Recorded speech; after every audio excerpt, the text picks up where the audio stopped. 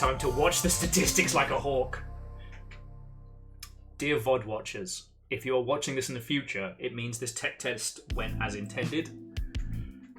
If you never see this, well, then you won't see this, which makes this a very strange message. But fingers crossed. I should have done a soak test yesterday, but I just didn't have it in the tank. Everything's been so much. How are you?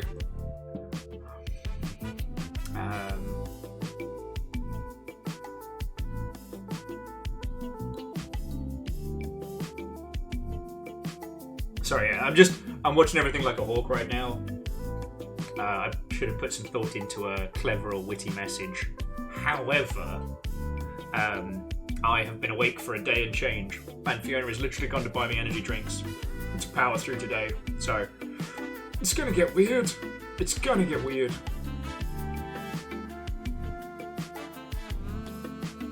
Okay. Not seeing any drop frames. Wraith Watto and welcome!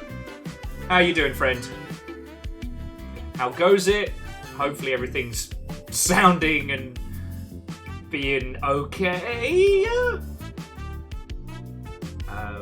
Greybeard, Watto and welcome. Hello, hello.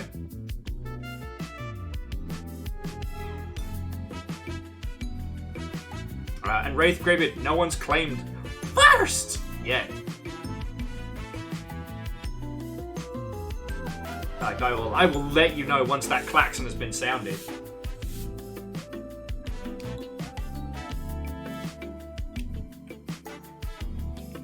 Oh, sorry, yeah, if I look really nervous, it is because I'm still trying to make sure that we are 5x5 stream-wise. Also, friends, if Orchazini or Silvos pop on in, I need to say an extra special thank you. Because despite telling them not to, during the sad Friday night drinking stream, well, actually no, it was a fun drinking stream, but I wasn't able to say thank you because I didn't see any of the things that went through. So Shitaru Watto and welcome, and I will tell you my tales. Never has there been a tale of more woe than of this fucking ginger and his, I don't know, Bronio? I've got nothing. Chessen Inc. Watto and welcome. Save me from my attempts at a Shakespeare joke that are falling extremely flat. How's it going? And you know, we'll wait until some of the rest of the squad's got in, but the TLDR is that I have been awake since yesterday. But for good reasons. Like, my sleep pattern has been awful, and this is a well-documented thing, but TLDR, and I'll probably end up saying this a whole bunch of times, friendo had to go in hospital. And so I got a phone call, you know, like ring, who's this phone call, at 4 o'clock in the morning after I just finished Cyberpunk. And they were like, Will, can you watch my kid? And I'm like, yeah, I can do that. I'm awake. I'm not sleeping anytime soon. I'll sit on your couch and play Zelda.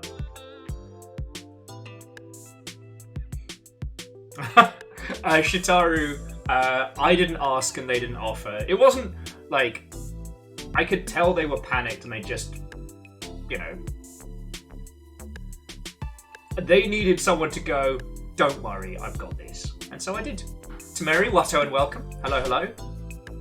Everybody's slowly filtering in.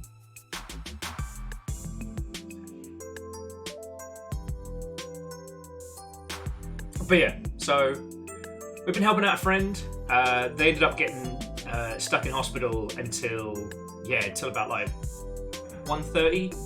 So when Fiona awoke and got the dags out, came and was basically my backup, brought me coffee, like restoring my life meter. I'm not good with kids. I'm not good with kids in the best of days, and thank the hecking gods that this kid is a ginormous nerd. I am feeling a little bit proud though, because we tried out the games room as our new apartment complex has a little it's like a games room and laundry area. So like for the flats that don't have in-unit washer and dryer, you can basically put your laundry on and then play old arcade games or air hockey or just watch telly. So, yeah, I got my arms handed to me at air hockey by a hyperactive child as I'm there just like, brr, brr, oh, another point to you. Love this for me.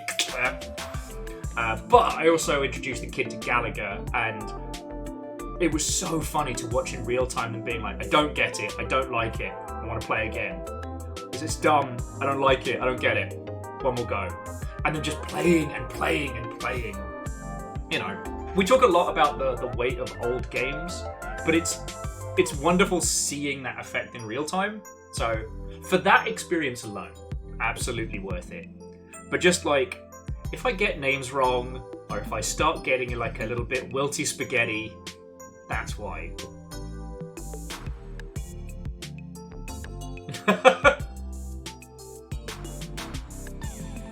Yeah. Well, shoot. So Wraith, these were friendos in the local area. I don't want to go into too many details. I don't want to dox myself, but Angel Kalina, Watto, and welcome. But yeah, my terrible sleep patterns are well documented, and yeah. But these are definitely neighbours that have had to hear "Starboard guns ready!" at stupid o'clock, and they've forgiven us. Because our last apartment, for all that it had wrong, it had one great thing. There was no noise that travelled up and down.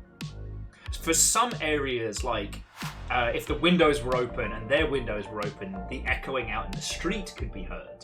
But like stomping around and yelling was totally fine, so long as we had the windows closed. Oh, Jamami, Watto and welcome. So yeah. Legend, Watto and welcome. Yes.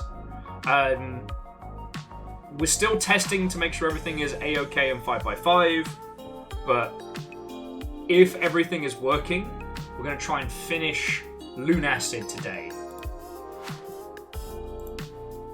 So.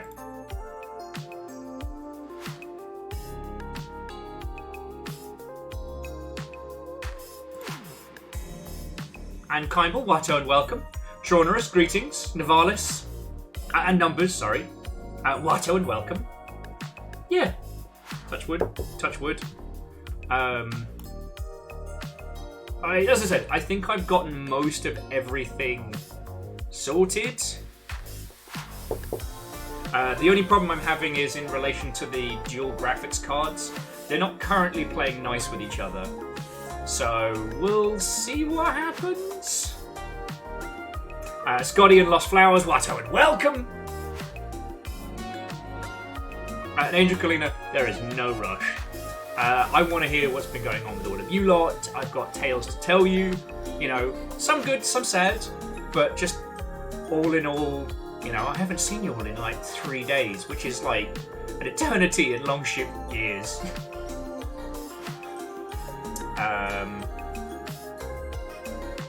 But yeah, I have tales to regale you with.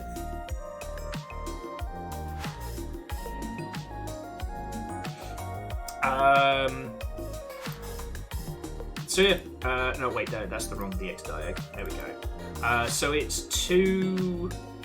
Reactor online. Hey! Sensors online. Weapons online. All systems nominal.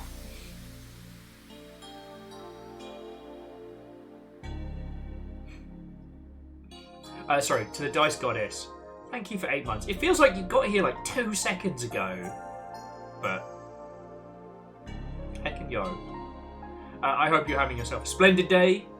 I hope you are doing wonderful. And Vanderbeest, Watto, and welcome, House Order! I've had my coffee for the day and will soon be switching to Red Border. Okay, so let me quickly repeat stories. So 1, if I look sleep deprived and haggard, it's because I am. I have been awake since yesterday, but this was not for bad reasons. TLDR, one of our friend neighbours had to go into hospital last night, and just literally phone call rang me at 4 o'clock in the morning and went, "Can you look after my kid?" Because I was one of the few people that know that's guaranteed to be awake at 4 o'clock in the morning, which I was. I refinished Cyberpunk, but yeah, I have not slept. So my goal is to stay awake until like 10, 11 o'clock tonight, and then reset my sleep. Midnight if possible. So that should put me on a good footing for the rest of the week. You know? As long as I can keep it down.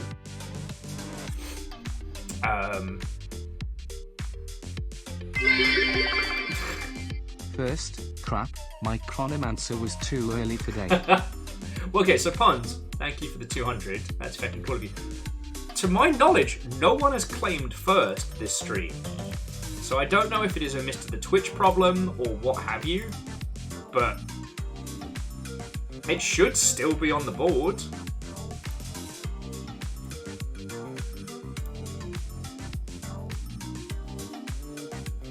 It still says out of stock, huh? That's so weird.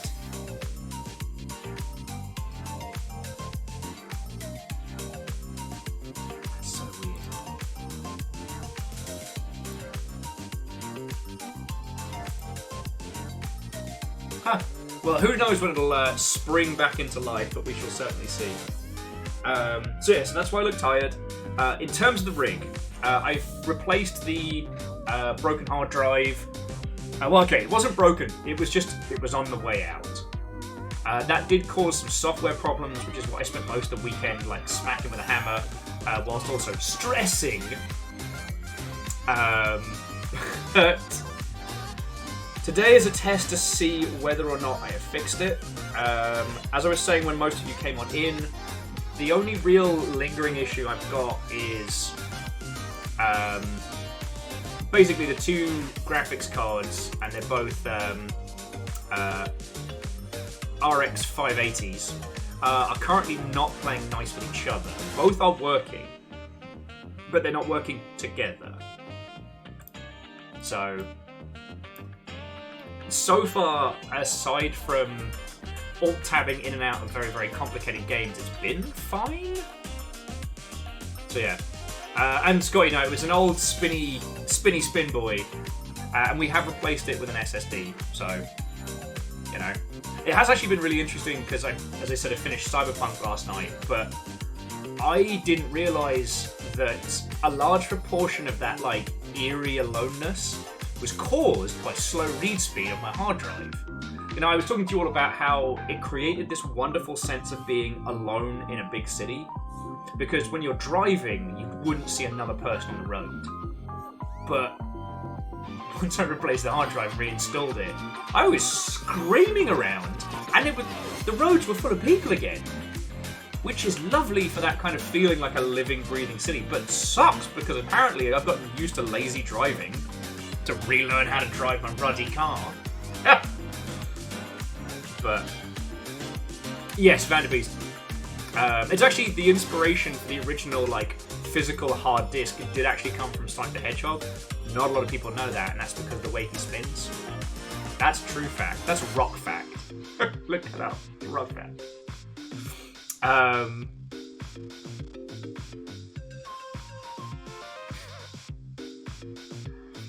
Puns, for a second there I was reading that, I was thinking wait, should I skip the talking and just go straight to Lunacid? I respect that. And Dustin, Watto and welcome.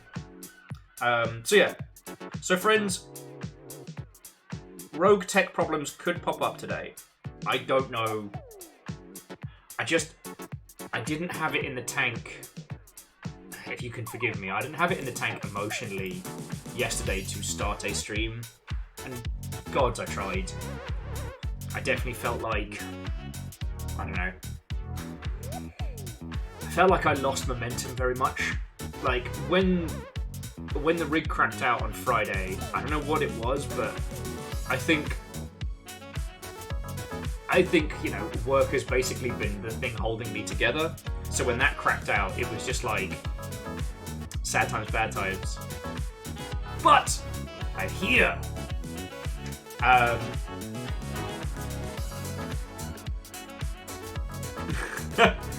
Ray says Rogue Tech problems are better. Are Rogue Tech problems better or worse? Rogue Tech Problems is a great pop band name, and it doubles as an explanation of why they suck.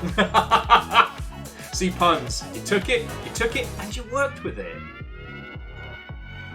And puns, thank you for the 200. And I didn't say thank you to Van Beast for working very hard to fill the pint glass. Thank you. And Jessening, like, it's lovely to say.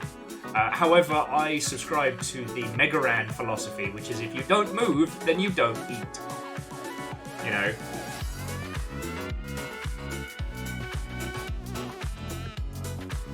So, yeah.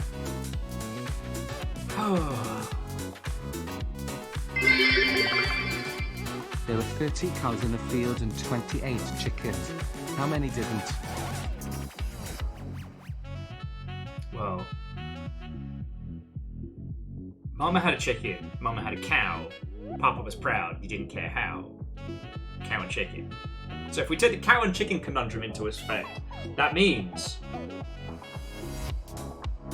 that there are 2 chickens unaccounted for. What hope, Snipe? J Post, an honourable goal, but it seems like Numbers cheekily knocked the chair out from under you before you sat down.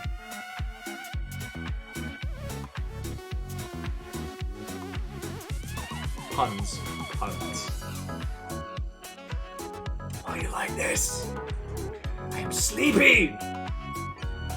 I am tired. You are not allowed to bully me. I had to play my no bully card.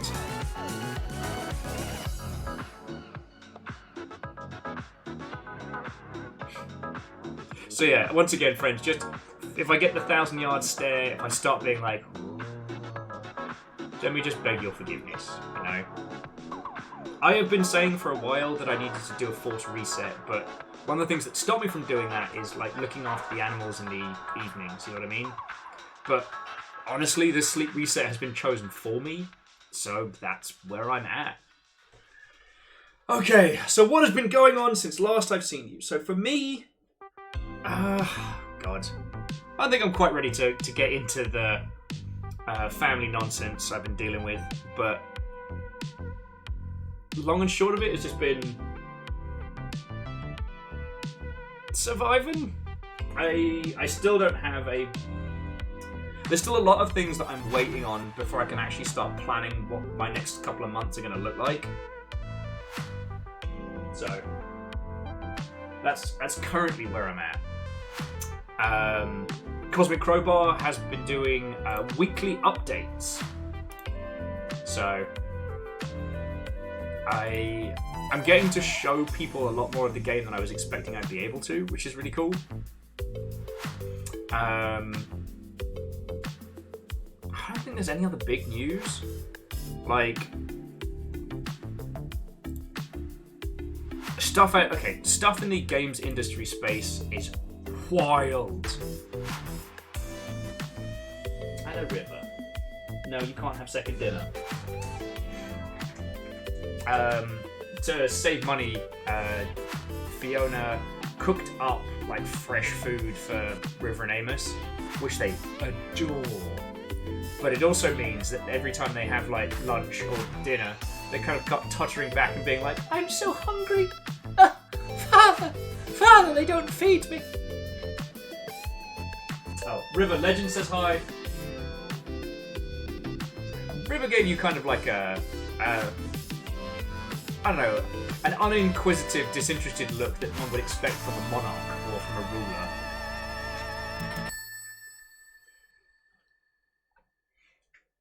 I did not know it was 19-cent burger over at Dick's. And that is always a win. Okay. I want to just snapshot very quickly how fucking wild things are in the games industry right now. In that, there is a gentleman who shall remain nameless, who has been wanting to work with the Longship specifically. Wanted to do a sponsored stream, possibly involving some, like, repping a charity, which is real cool. And in the time it took me to, like, get up get my brain on, have a cup of coffee, and sit down with them. Between like the first, I'm awake, I shall get myself ready, and then when I was like, okay, I'm at my desk, that poor person's team had been dissolved, and the program that they were using to reach out to us, the outreach program, had been wholesale killed. I was like, shit, like, it doesn't matter about me, are you okay? So, that was so wild. I don't think we need to dwell too much on the continued layoff again, but it is wild out there. OPM, one of the oldest video game recruiting agencies in the United Kingdom, shut down their doors today after 26 years because they were citing that there are no jobs for us to hire people for, and that's our business model. There are, 10,000 displaced games industry workers. Like, holy feck. And the Pal World, I don't even want to call it controversy.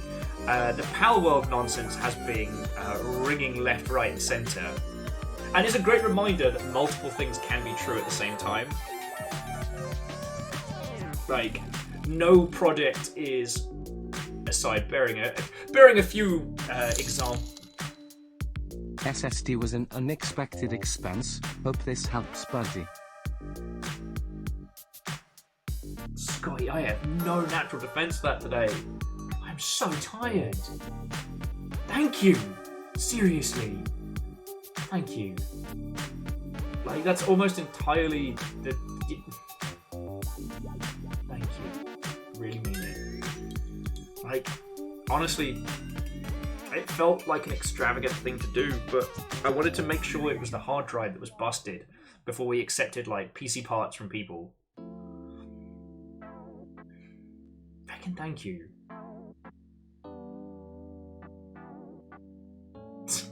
Okay, it was necessary, huh?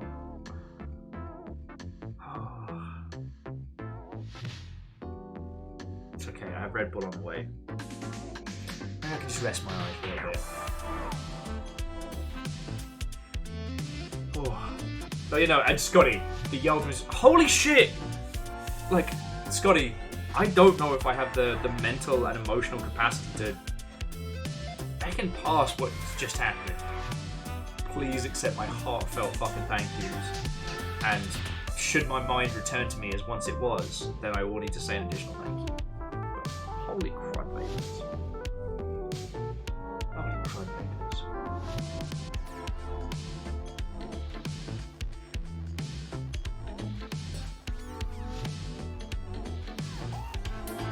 Scotty, that makes me worry.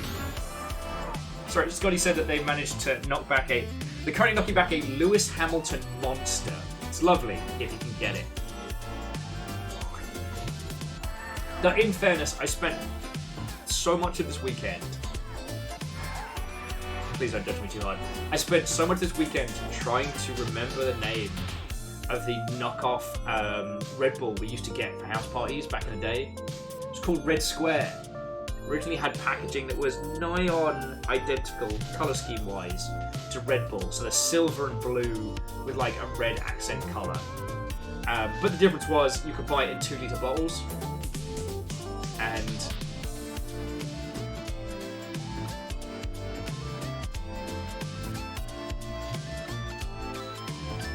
ooh, of course now the fucking sleepies are kicking in. Ugh. This might be one of those days where I have to rush up to throw water on my face. Not because I'm sobbing, but because, like, I am exhausted.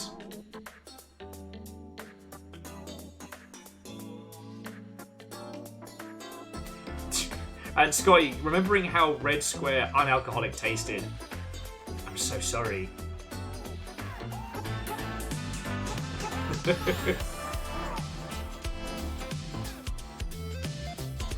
It happens to the best of his friend. It happens to me literally in my day-to-day. Sorry, I'm doing the big blinks. And for those of you who are wondering why I am refuting sleep, it is because I had not intended to stay up all night. And for all the reasons one could have, You know, helping out a friend, looking after their kids, pretty wholesome. Was gonna try to steal the Jotunn, then Scotty beat me to it.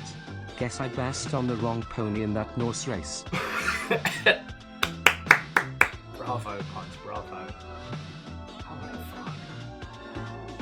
Scotty, that is going to hit me like a ton of bricks, probably after the stream or at some point. So just, like, all of you, thank you for everything you put in. It is still so wild that you lot like me enough to keep me alive and around.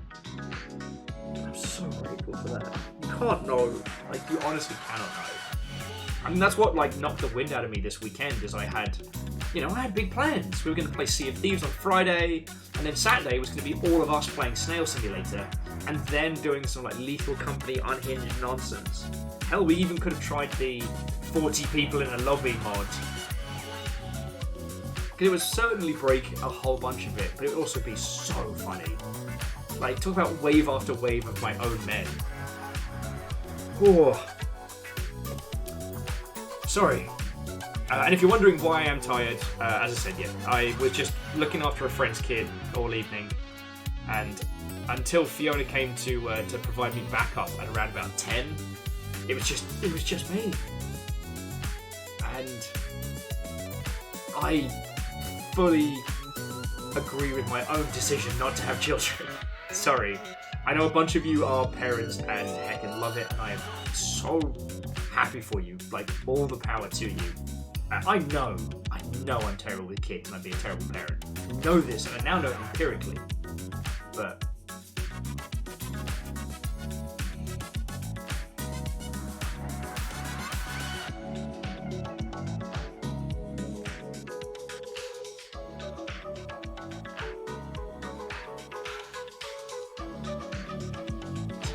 and Lost Flowers, it's just me. There's no random child hanging around in the background. Their parental unit returned back from hospital, and I could drop him off and then totter away on my little leggies.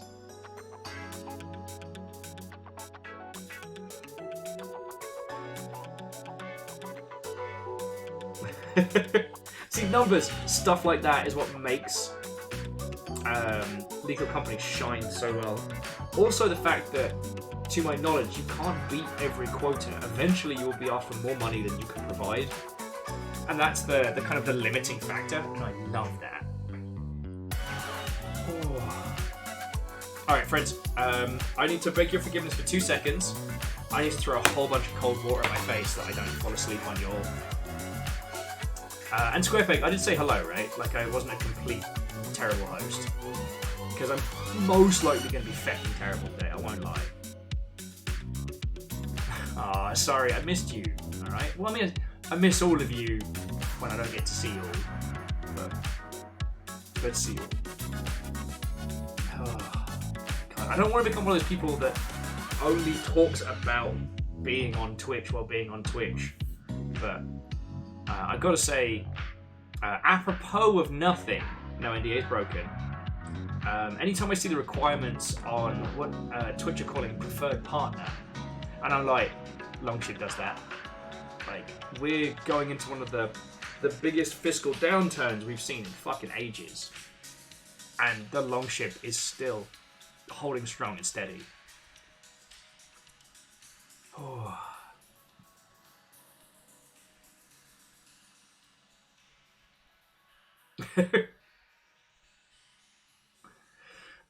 Jamami, working retail in an area that involves children reminded me that sometimes it's okay to encase a person in a block of cement. Sometimes it's okay to do that. They can't all be winners. They can't all be bangers.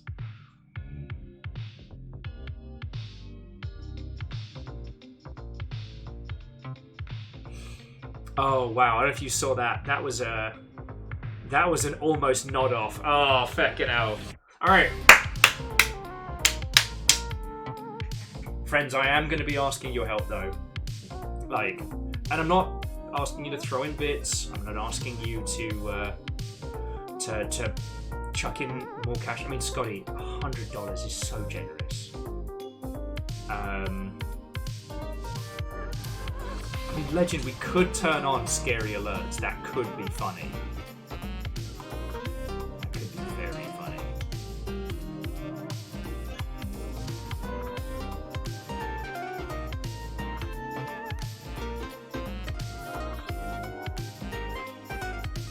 Oh, and on the subject of big thank you, by the way. Oh no. Okay, just to quickly re-answer questions. So, what was up with the rig? The non-OS hard drive was keeling over. From chatting with SquarePeg and some other peoples, it seems like the game that we ran on Thursday was very hard drive intensive and may have stressed the hard drive to the point of breaking down. The kid and the neighbor are both doing good. The kid was, honestly, for the most part, really well behaved. But because the kid's a nerd like us, right? All I had to tell him was like, "Oh, I went to the first Minecon," and he's like, "Oh!" I was like, I was regaling him with stories before the success of Minecraft.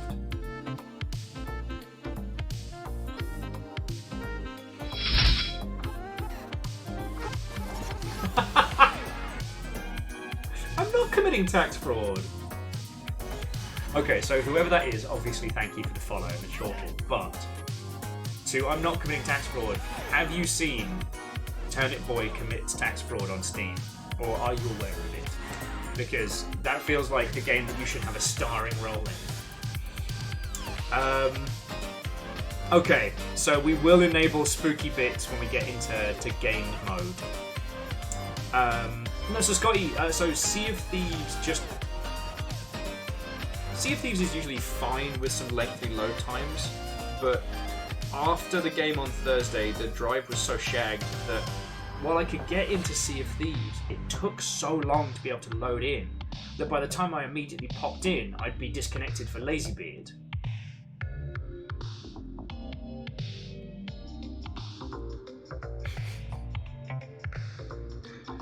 Oh yeah, Wraith, I haven't had a chance to put hands on with Turnip Boy Robs a Bank, but I've been hearing very, very good things.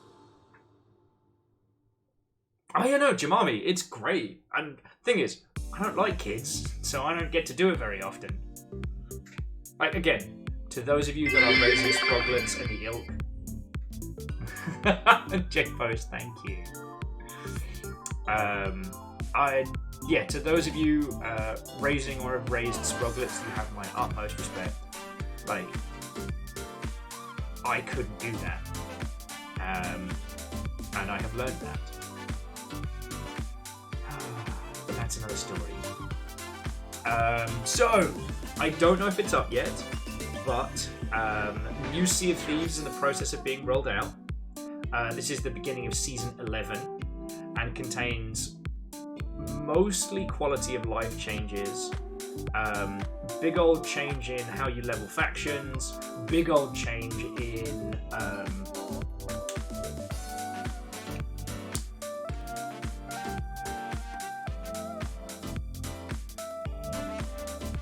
loot.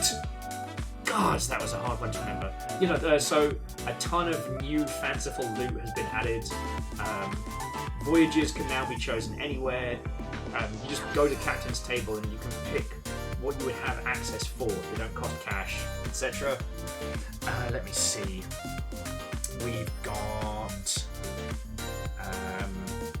the two spicy ones that I didn't know until I saw the notes today proper was one, you can now hand in your emissary, or that is to say, you can now proc emissary quests, specifically in the Devil's Reach, to then get specifically like Ashen themed adventure.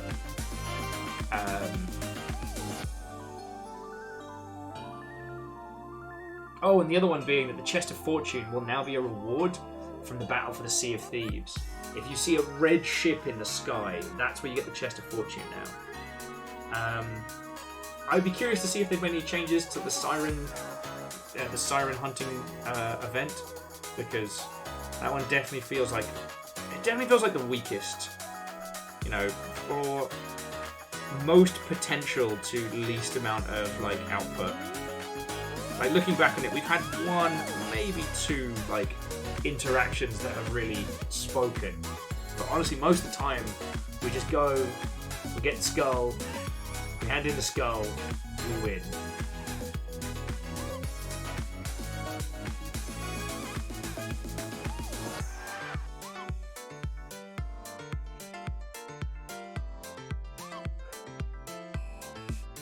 Sorry, I have seen the trailer for the Simon the Sorcerer remaster, but I haven't had a chance to get stuck into it proper. Sorry, I haven't had a chance to look into it proper. Okay. I'm gonna get some water, splash that in my face, because as I'm sure you all know, when your goal is to stay awake, your body is like, you know what we love right now is sleep. When your goal is sleep, your body's like, whoa! It also means I have to pace my caffeine intake. Because if you haven't done like a 48-hour stint before, if you chug too much caffeine too early, the combination of exhaustion and crash means game over. And then predominantly usually game over at the worst time. So I have to just survive. And cold water and physical exercise are going to have to substitute for chemicals in my blood! Blood chemicals! Beware the old blood! Red square.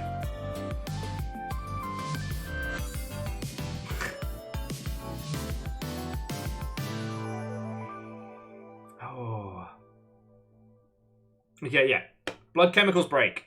Alright. But if you lot really want to do spooky alerts for the end of Lunacid, like, I'm down.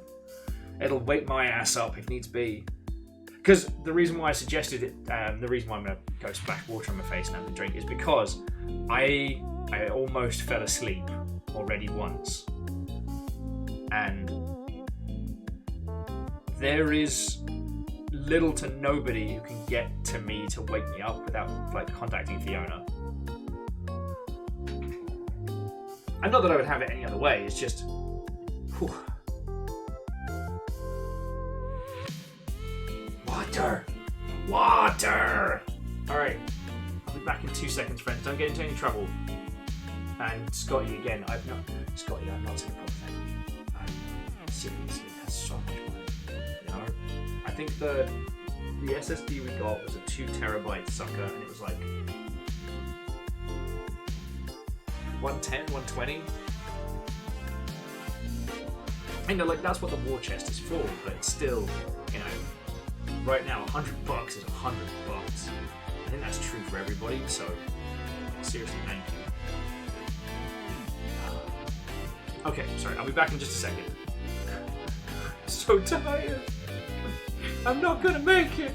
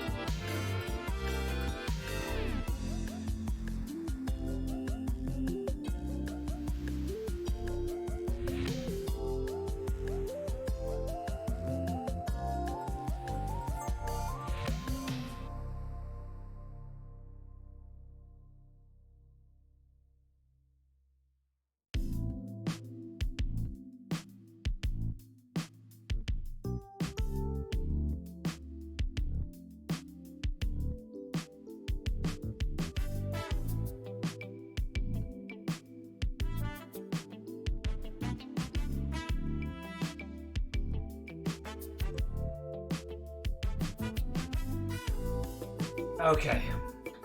If things get dicey, I just open the fridge just to stick some. Hey! Sneaky bits are best bits. Taru, thank you kindly. It's really fucking cool of you, thank you. You're being so fucking lovely.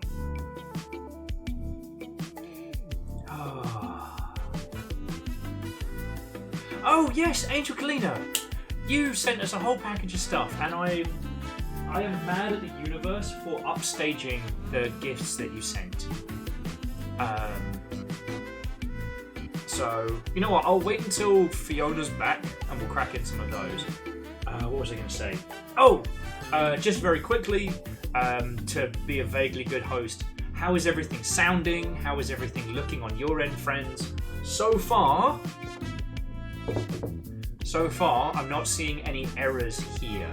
So what this means is that in the event that this rig can't handle video games and streaming, I can talk to you all. We can hang out. Like, we're not gonna have a bad time.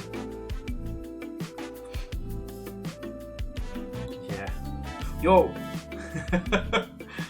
J-Post, yeah, going back 1,000 years.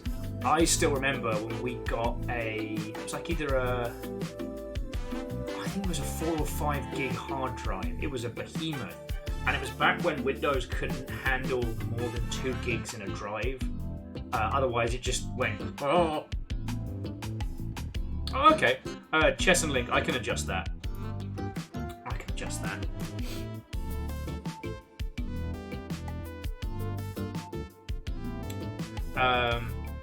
Okay, so there has been a whole bunch of video game news. I don't know if you'll want to talk about that. The drama llamas are all about Power World at the moment, which is not to say without reason. Like, I don't think anything's going to come of it. Like, but there is a very, very, very high chance that the Palworld models are all based on export rips from, I forget which specific Pokemon. It might be Arcturus.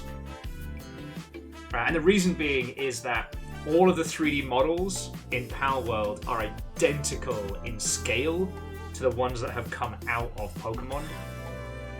But yeah, no, Dustin, Drama Llama is one of the Christmas pins that you gave to Fiona, along with a tiny face hugger.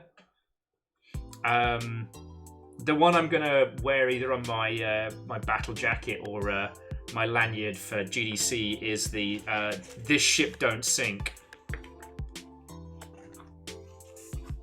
Oh, sorry, don't give up the ship. That was it. Although this ship don't sink, also good. Yeah, legend, tiny face hugger. Don't worry about it.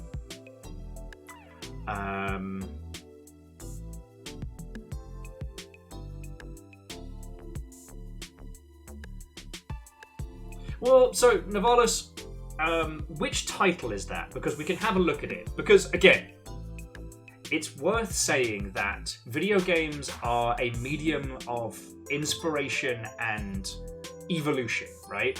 That you can take the aesthetics from one game and the mechanics from another and smash them together and make something brilliant. And even if you wholesale copy someone else's concept, you still have to make it for over 3 years, right? You know, the Hollywood mentality of like the cheap, quick rip-off in our space is the low-cost asset flip. Reactor online. Sensors Hey! online. Weapons online. All systems nominal. Unitax, thank you kindly. 63 months. Numbers has a problem. Honkai Star Rail is releasing too many waifus. I feel you, but there's a certain beefcake lass with a shield from Arc Knights that has stolen my heart. And that's another story. But yeah, so jumping back, Dice Goddess saying like the Lycan ripoff, yeah. As the Dice Goddess is saying, one of the Pal World models was laid over the top of an asset that was pulled from a Pokemon title, and it was like scale for scale, beat for beat. However, I don't think Nintendo is going to. I don't think Nintendo is going to do anything about it, because even selling like millions of units over a weekend, Pal World is still tiny potatoes comparable to Pokemon. In Pal World's world, they want to stay small and scrappy, so they don't draw the ire of Nintendo. But also, like, I'm not saying that I'm okay with people stealing each other's assets, but the Nintendo company was never going to make a craft and survival game where you could eat human flesh and, you know, train Pokemon to work for you. Yeah, no, Scotty, don't poke the dragon, right? You know, like the whole Steamboat Willie thing, the specifics of what you can actually do with Steamboat Willie are very, very specific, but Disney as a whole won't start whacking people unless they become wildly successful and have to set a legal precedence. But yeah, if we have to choose between things like Pal World, let's say being inspired by Pokemon, or the Nemesis system being a copywritten system, or that weird one where you weren't allowed to have mini games in loading screens, like,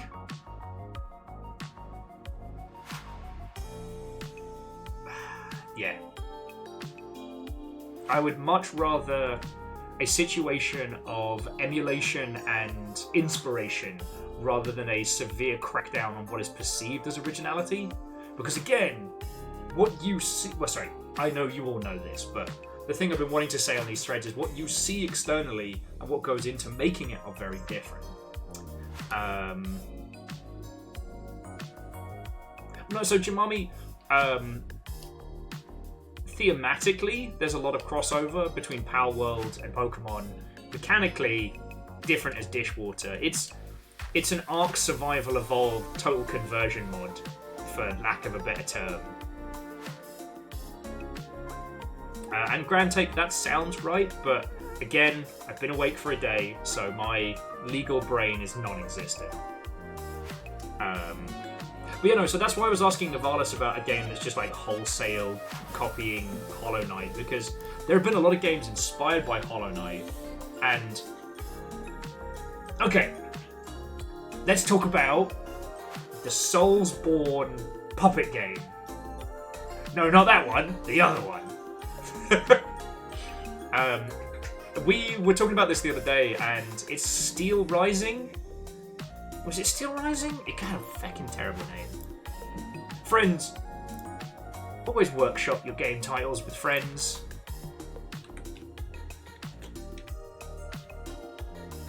Yeah, Steel Rising, all one word as well. Blech.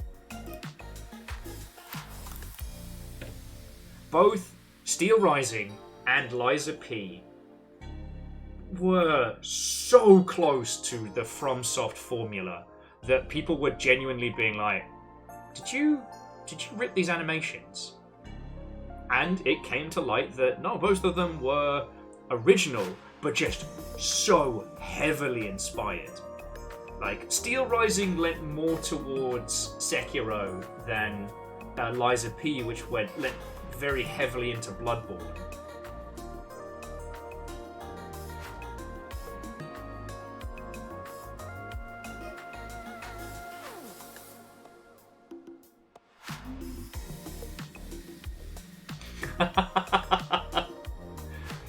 So Bacon Avenger, hold that thought if it's in need of a home. But as I'm sure you know, like, swapping out a graphics card can be a crapshoot, lest it cause more software issues. But thank you. And the thing is, the card isn't dead. It's just not talking to the other card right now. So both are functioning, but yeah. So basically, like, The secondary card stopped outputting. So whereas I'd usually have one card handling stream and stream and one monitor, and the other would handle gameplay and 2 monitors. Now, one card is handling all 3 monitors. The best part of starting a new job is that all 4 of my grandparents are alive again.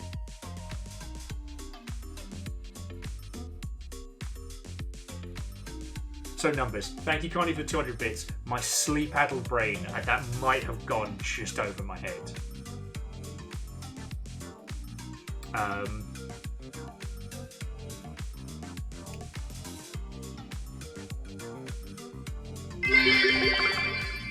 You'll just need to encourage those cards to kiss and make up. Wolfgrad, that's the plan. That's the plan. But no, so the reason why I'm bringing up the whole, like, Steel Rising versus Liza P is because they're so similar in their intent, and they're so similar in what they're aiming for. But, you know, one did alright. And, you know, Liza P has done very, very well. And that comes down to, at least in my mind, like, understanding of the source material, and how Steel Rising is very determined to be a very story game. You know, it's trying to be this very, very alt history, like, the vague premise of Steel Rising is that the French Revolution is being quelled by Louis the Many-Chinned, or what have you, because he has an army of, like, unstoppable clockwork murder machines. So what happens is the story ends up being very, very, like, history and character focused, but when it comes to the FromSoft style, it works well because of the disambiguation. Like, that you learn about characters sometimes just through reading about them. You know, Bloodborne is a great example of how there are so many hugely influential characters that you never meet and never see, right? Or, like, later on in DLC, you'll see their, like, twisted, changed form. Yeah. Well, so Scotty, Dishonored is first person and really, really well put together with that in mind. See, in that regard, the immersive sim space forces you to take it slow and listen to guards and get that story and world building. But yeah. Anyway, my TLDR on it is just like,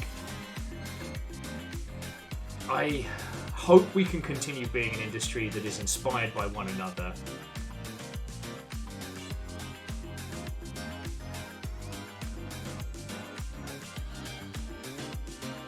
Oh god, well, Wolfgrad, I'm glad it wasn't worse, friend. God.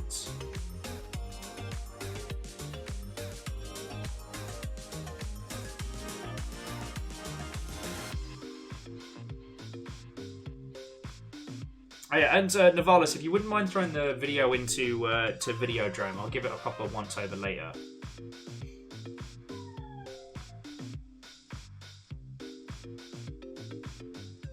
Actually, you know what, Scotty, thinking about it, I know I didn't finish the DLC for Dishonored 2.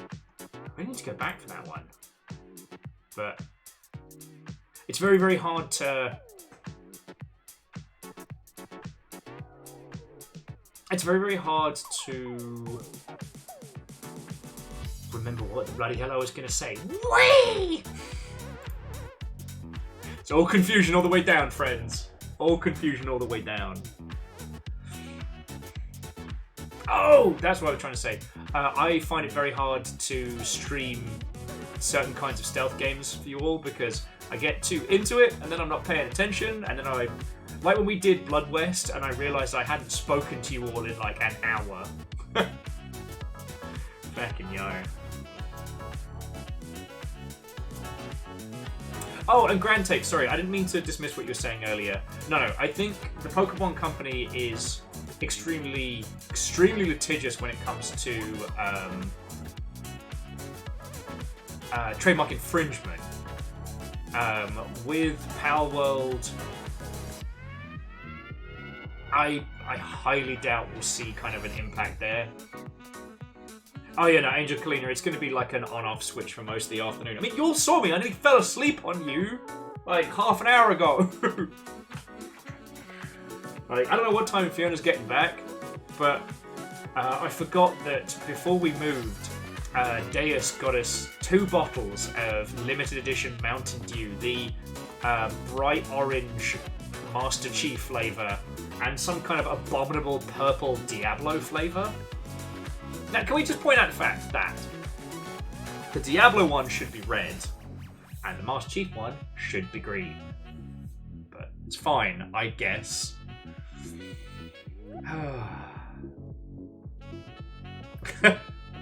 No, Wolfgrad, you're entirely fine. Like...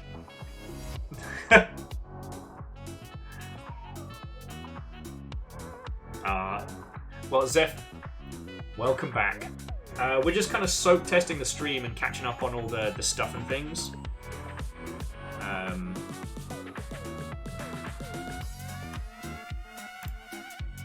I do want to say, like, the Power World discussion does have some interesting snippets in, which is, one, a good reminder that translations don't always translate directly, so we can't take all of the quotes being said as gospel, but... Amos, what's up, buddy? Pop chart?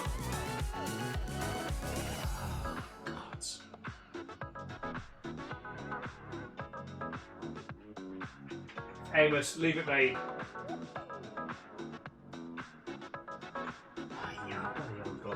What's up, baby boy? Want to come say hello? You come say hello? Little Lord Conio? My coned lad? You okay? Wait, leave it. God's alive. Yes, hello. Yes, hello. Yes, hello. Sorry, no, I'm ignoring all of you lot talking to the dog. God's friends, I don't know what you put up with me. Oh.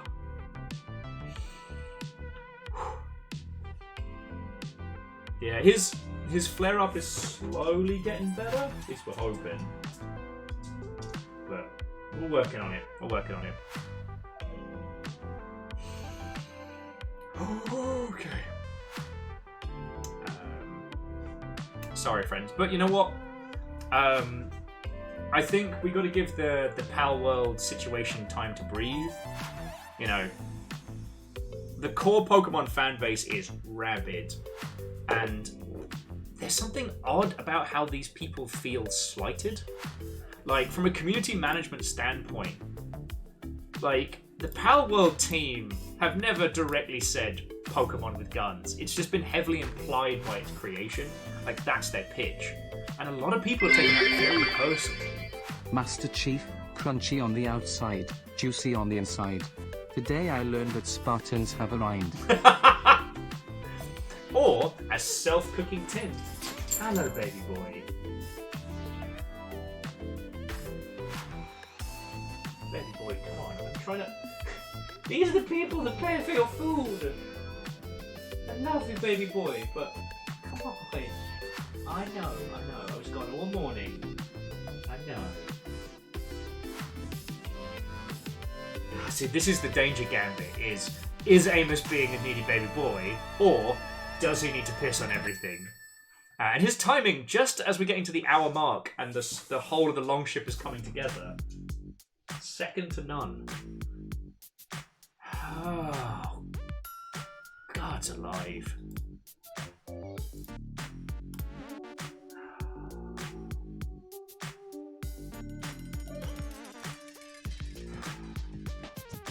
Friends, I'm so sorry. Bear with me 2 seconds. I'm hoping at some point Scotty or somebody will be able to put together like a little video I can put on. Just, friends, I'm so sorry. I'll be back in just a second. So sorry. You lot put in so much time and effort, and then I'm like, hello, and then feck off almost immediately. Alright, I'll be back in just a moment. I do apologise.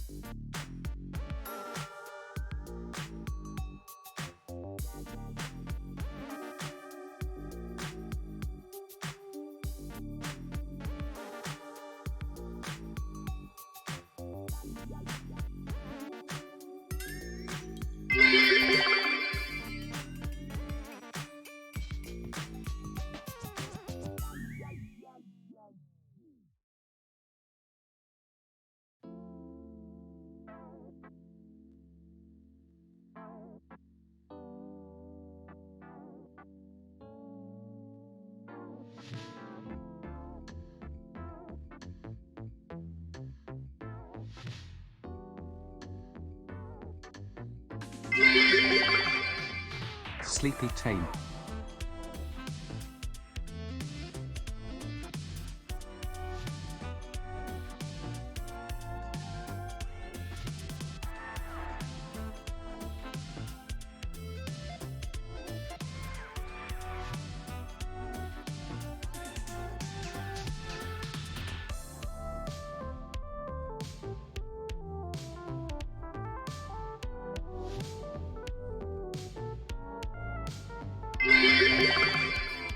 I rolled a nat 20.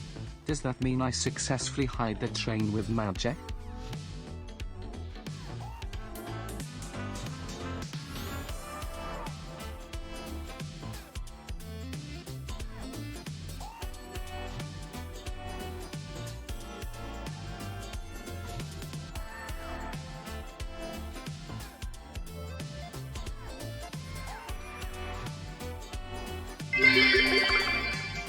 Cone of shame is the worstest, poor papa.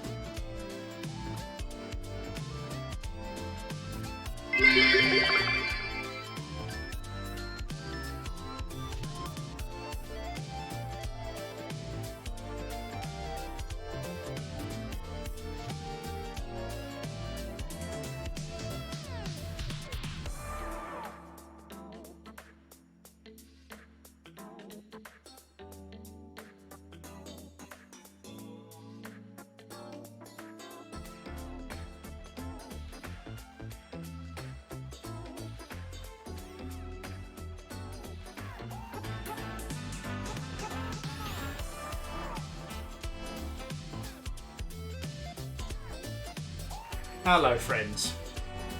Sorry about that. Cheerio, old chap. Word. Everything happens so much. I am just one man. But you lot have decided it's officially train o'clock. What are you doing? Well, Bacon, Kimami, Zeph, Quasi, Wolfcrad, Scott, yeah, like all of you, thank you. You're right, your train has been discovered. BAM! I have returned. BAM! And I hope you're all doing splendid. BAM! Okay. Sleep deprivation and dog wrangling specialist Will Overguard returns. Okay.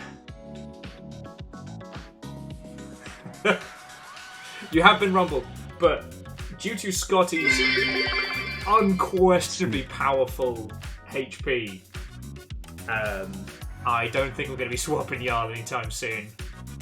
No, Quasi, it is good to be back. And forgive me if I'm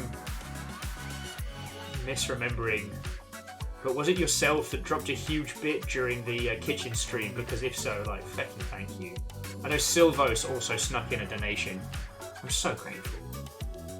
Like, I'm tired beyond words, and I may lack the ability to. It was Quasi, thank you, Kitty. I may lack the ability to properly express my gratitude, but I bloody feel it. Thank you. Thank you. Oh, you don't know what I'm talking about? Ah, you know what? Must have just been that winter woolly brain. You know, that sleep-addled mania. I'm so sorry. You know, I've got a case of the vapors. Or whatever one of those, like, made-up Victorian ailments. Bicycle face. It's okay, this train is sleeping cars. Oh god, don't. The idea of snoozing is a powerful one, but I must fight it until at least 10 o'clock. So I got 6 hours and change to stay awake. And I can do that. Though to those of you who have just joined us, there has been the suggestion of turning on spooky alerts so that in the event that I fall asleep, things can be done. Yeah, what was Zeph? Caffeine is on the way. Fiona is very kindly pop into the store and hopefully bring me some Red Bull. Because I fucking love Red Bull. I gave it up. Well, I should say I switched to coffee. That's what caffeine's still in Texas. You can do it! Yeah. On the plus side, though, friends, unlike a traditional 24-hour stream where you just watch a person slowly unravel and just melt into drool, I haven't seen you all for 3 days, so I have the fervour of a child reunited with their best friend after the summer holidays while jumped up on sugar, with the mania of sleep deprivation.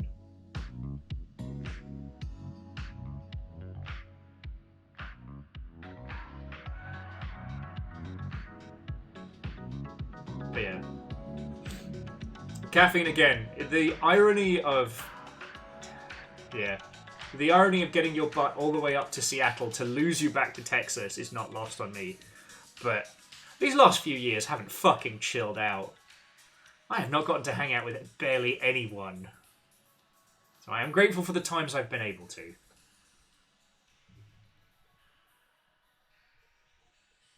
But that's another story. Sorry, wow, that was a 1,000-yard stare there. Okay, as the train has nearly concluded, just friends, thank you. Alright? You know. You lot do not make me feel like I have to push my body beyond its limits. But I know you lot understand why I have to reset my sleep pattern. Because I can't be awake till 5 o'clock in the morning every night. Every night. It is killing me. I mean, it makes late night Sea of Thieves dead easy, let me tell you. But that is it. That is it.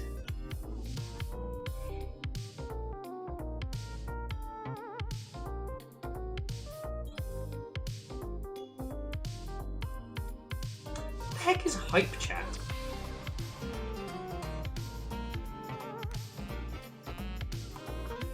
Sorry.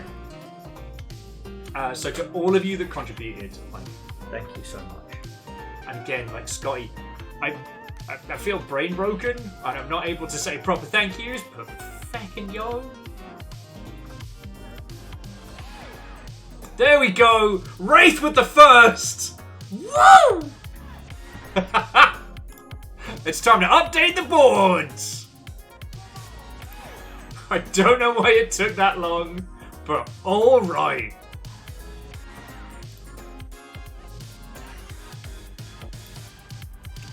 So currently, just to let you all know, Bacon Avenger is in the lead again with 5 firsts. Then Orchazini with 2, and everybody else has 1. So the pack is real sticky here.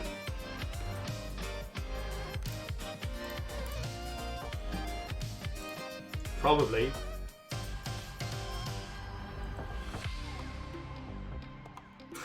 Dust rigged, fixed. I blame Bacon. Yeah, no, this was definitely Bacon Avengers doing. Definitely. Lost Flower's like, I've got one. I think resetting it every month though is a good idea. lest a certain someone not scream too far ahead.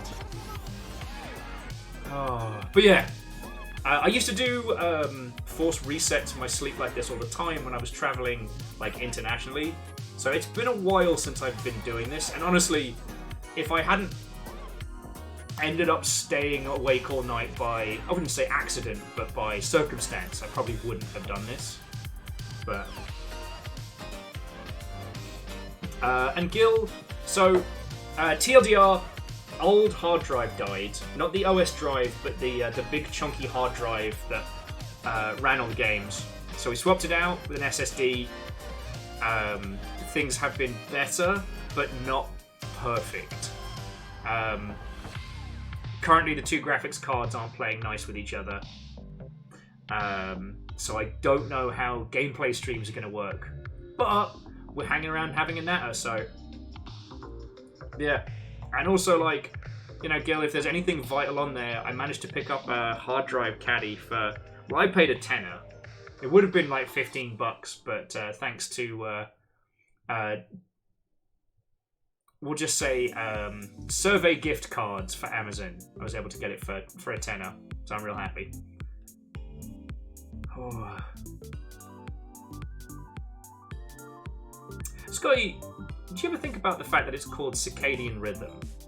But cicadas are known for sleeping weirdly for years and then waking up and just screaming. Do you ever think about that? I think about that. Well, Hookshot, as you well know, I love chatting with you lot, and sometimes we play games that are really, really good, but more often than not, the games are a vehicle for banter.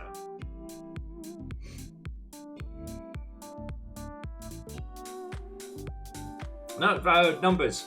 Circadian is to be like a cicada. That's a rock fact. That's a rock fact. Cicada's entire existence is a mood, right? Sleep for years on end, wake up and scream. Ah! Sorry. I came out way louder than intended. Oh. But yeah. Oh yes, no, you're right, Dice Goddess. The scream is specifically for going down to Pound Town. Which, haunting, but... so one thing I will say is, and I don't want to go into too much of like the real life stuff because some of it's quite sad. And despite having the loopy, crazy sleep deprives about me, I'm in a good mood today, you know? I feel... I don't know. I'm good at self-destruction, and I've used my self-destructive sleep patterns for the good of my neighbours, and I feel good about that. But I would like to do a damage to your sleep in the same way that I've done it to mine. If I haven't shown you this, this is Frost Train. You could call it a demo, you could call it a proof of concept. It is a standalone game that is free. That took me... God, how long did it take me to finish my first run? It took me 4 hours to finish my first run of Frost Train, and it is excellent. It is a deck-building train game where your goal is to drive the last train ahead of a super winter that is encapsulating the planet in ice. And you draw cards, train carriages, from a selected pile and try and get them all to synergize. Your main resource is happiness. So the more carriages you have, the more happiness that they generate. But as you progress and it gets colder, like the amount of happiness that it takes per tick increases until, like, you know, you're battling these ridiculous numbers. It is fun, it is frantic. Oh no, Zeph, no, it's Snowpiercer if Snowpiercer was a drafting deck game. But it has a little tinge of that teamfight tactics / ooh. The actual etymology is from Circadian nuts. I'm sorry, but I think Jamami just took you all to school there. In fact, yes, you are right. The real etymology of cicada comes from Dissonance. DTF! Sorry, I had a family member that used to love pointing out anytime you'd be out in the woods and you'd hear beautiful bird song, they'd nudge you in the arm and go, you know that's because they're down to pound, right? This is just the, does anyone want a bone? Does anyone want a bone? I quite like it. Kind of changes bird song for you. Yeah, Jamami, just it's like Batman. You know when you need it. No, and also, seriously, thank you for the bit, all of you. But yeah, Frost Train is a wonderful, wonderful little card game that I adored. And like I said, it took me 4 hours for one playthrough, and 4 hours of incredible gameplay for the cost of no money is brilliant.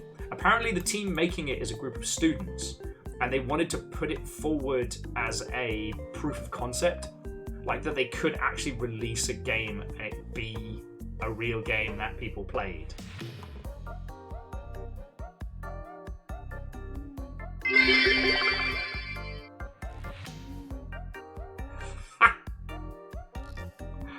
Oh, Alnus, you're putting jokes in with Latin. Sorry, alright, I'm going to give it a shot, Alnus. Hopefully I don't butcher your joke. I do dislike people mistaking entomology and etymology. It bugs me in a way I can't put into words. Now, I may have killed the joke there with my sleep-addled brain, but we all know it's a good one. But yeah, I cannot say enough good things about Frost Train, and it blows my mind that it's free. Like, it gave me the same feeling of playing, I think it's called, was it Dream Quest?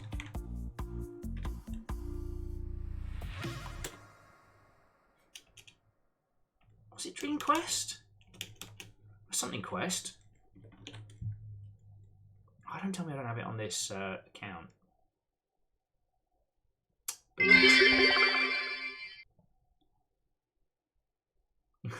Almas, thank you kindly. It's nice to have your own encore. Sorry, Almas was just saying they threw in the rest of the joke bits. Let's get some more chill jams going while we're kind of soak testing. Plus, I haven't spoken to you all in 3 days, and I didn't have the emotional fortitude to hang out with people on Discord. So it's good to see you all, is what I'm trying to say.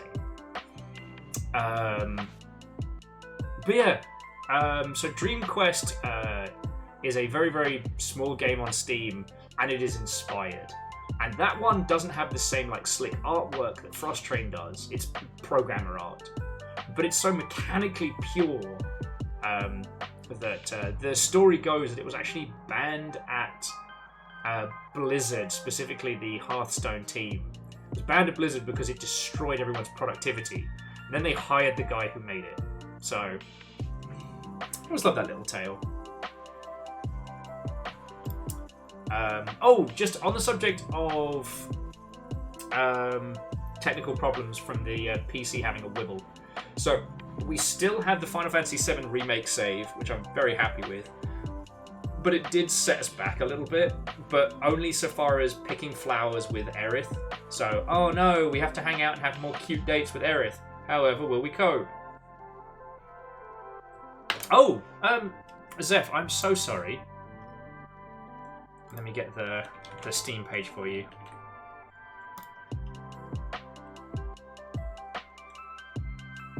So yeah, this is Dream Quest.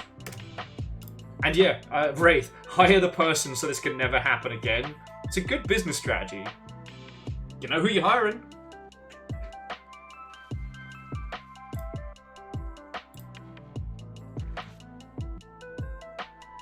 And see, don't talk to me about the remake of The Last of Us Part 2. I don't give a heck.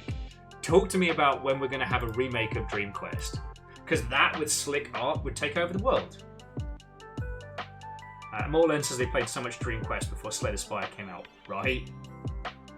Okay, no. I agree with you. I am lucky enough to know people who also did that. I don't want to pretend like I'm really good at that game or Spire or what have you. Jackie's still waiting on that Habbo Hotel remake. Isn't that just Second Life? But some of the sad losses. So it is unlikely that we'll be able to finish the no VR version of Half-Life Alyx. I don't see a way in which I can recover what we have lost, and I am sorry for that. I think that's the only non-recoverable game that we were streaming. And it's like I said, if we didn't finish over that week, we weren't going to finish.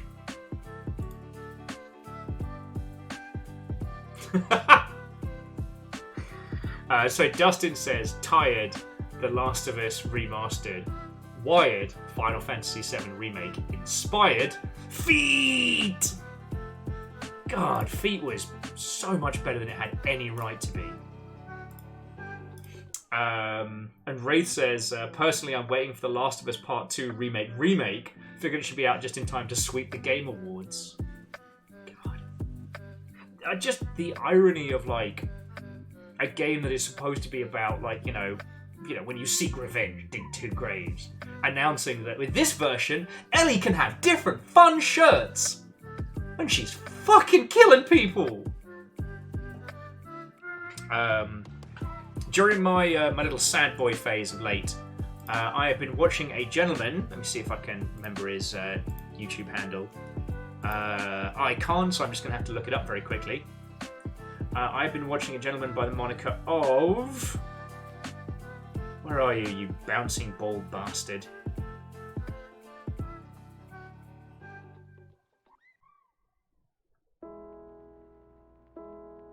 Let me pop into my history real quick. Hold that thought.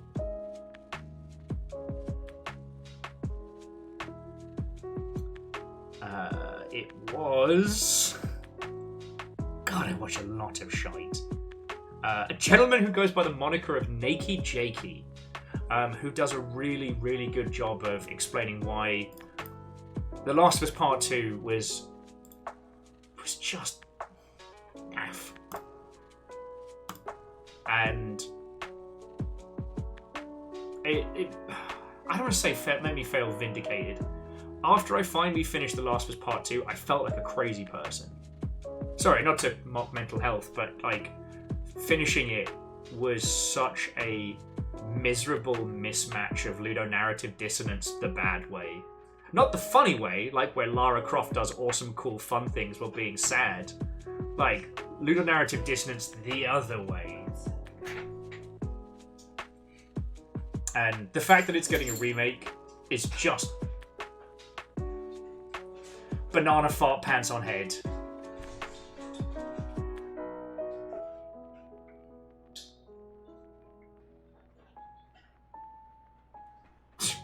Edwin says, in hindsight, the Chronicles of Riddick Escape from Butcher Bay remake coming out only a few years after the original. Just them getting ahead of the curve. Also, Butcher Bay was, what was it, like an Xbox OG? I can't remember if it was an Xbox OG or if it was a 360 OG, but I know it did not get the coverage it deserves. Angel Cleaner, that is a Fiona.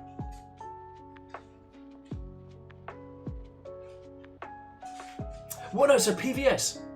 It's because it says, this character just did cold-blooded murder for 3 hours with no choice. Don't you feel bad. Not for them, but don't you feel bad. You're the baddie now. God. So mad. And I don't know. I think it's going to end up going the same way as Bioshock Infinite. Not in the... in that sense of, like, it is a well-made game that feels really good to play, like, the action bits, but everything that it says as a piece of art just makes you go, Gah! Well, Angel Kalina, I'll ask Fiona It might be a tomorrow thing, but I don't want to put him on the spot, you know. But we do have a package, yes, which I was going to open, and then the PC died, and then I was a sad fart all around the house for like 3 days.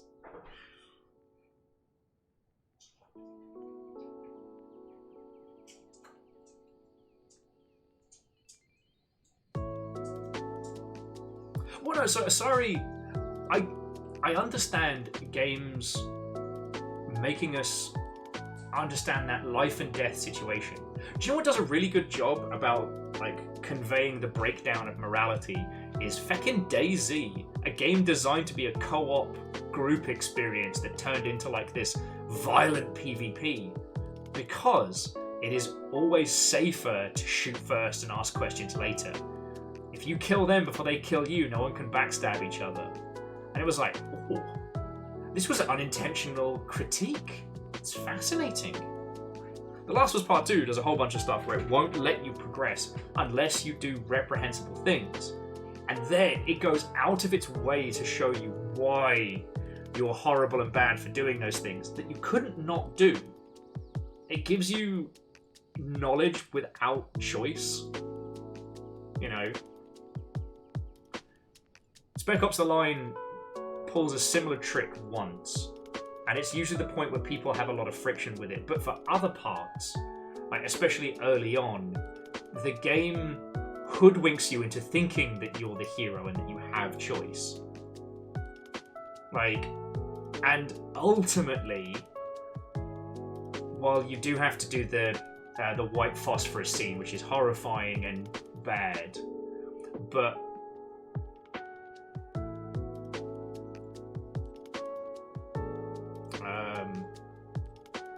well, okay, so PBS, the reason why the Spec Ops example seems so much less grating is that if you're playing it like a late 2000s third-person shooter, you don't even stop to think, right?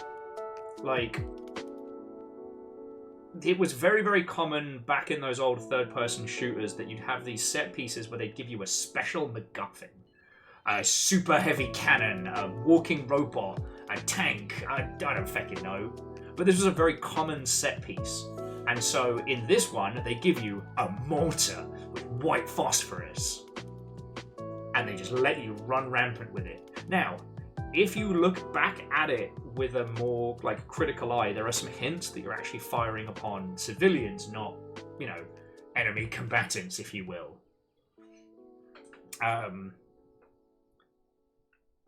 But yeah, so that's one of the things that people find the most grating about Spec Ops is that one bit you can't make a choice. Because in other places you have the illusion of choice.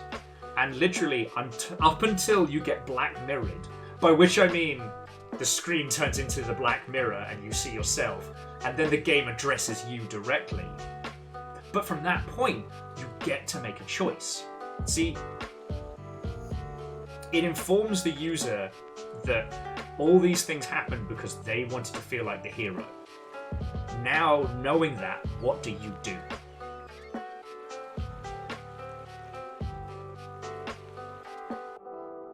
Yeah. Well, so Scotty, not defending it, but the goal of no Russian that was COD 2, right? Is to show you just how awful the people that you are with. And yes, you can get through it without doing the thing, but the thing still happens regardless. With the white phosphorus, you have to pull the trigger on firing awful things on people, and then you find out that they were just civilians. Like it. Red Burning Dragon, Watto and welcome. We're going to meet the moon. Although again, I don't know how the rig is going to handle gameplay and stream. Plus, I've missed you all, so I want to talk about this one.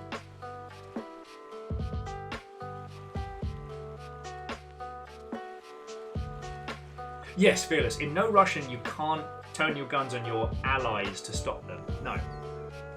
Ultimately, your character is chosen to, you know, maintain their cover rather than do the right thing. Oh, you know, sorry. It is the choice is an illusion trick. But the reason why I give The Last of Us Part 2 so much heck for it is that it goes to so much lengths to show us the consequences of our actions. then gives us no choice, and then points the camera back at us and says, "Look at you, aren't you bad? You ruined it." It flits between Ellie being the person that we embody and also this uncontrollable force of rage. So, Spec Ops: The Line is fascinating in that it also does some very, very fascinating little tricks. But ultimately, the point is you had a choice from the beginning, and the choice was whether or not to play the game.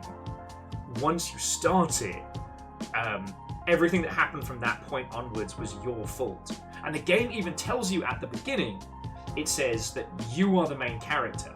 I believe it says that you play as the lead person. And it literally tells you, like, this is your story. This guy's just a feckin' vehicle for your nonsense. And then, yeah, the big kick in Spec Ops is when you are told, this is all because of you. Like, this didn't have to happen. If you'd never played the game, if you'd never started this wouldn't have happened. Now, knowing that, what do you do? And Spec Ops' multiple endings are fascinating. You know, there's ones where you lay down your arms, you surrender, realizing that you are the horror in this place. There's others where you just continue with the facade. Your character sees it as like a psychosis, but ultimately you choose as the player to just be like, daka, daka, daka, daka, daka. And if you then daka, daka and win, like, the madness continues outside.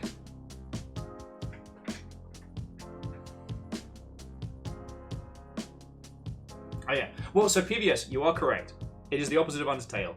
The thing that Undertale does so well is that if you have knowledge, you can make a choice. You can't do that with Spec Ops, and it's not till the end. And you absolutely cannot do it in The Last of Us Part 2. And it's the worst. And it's so bad because, like, mechanically, like, The Last of Us Part 2 is so fun. It was one of the things that Neki Jakey put so well in the video I was discussing, is that, like, he described it as, was it like goopy goblin brain or something, but when in combat encounters in The Last of Us Part 2, it feels good. That team has tweaked everything to feel just right. So how are we supposed to take that, you know? Oh, and Captain Stephanie Barneswater, and welcome! Hello there! This fake PSA reminds you that you should never handle sharp things naked. I mean, unless you desperately want scars. But Akira Zero, thank you kindly, and I hope you're doing well, friend.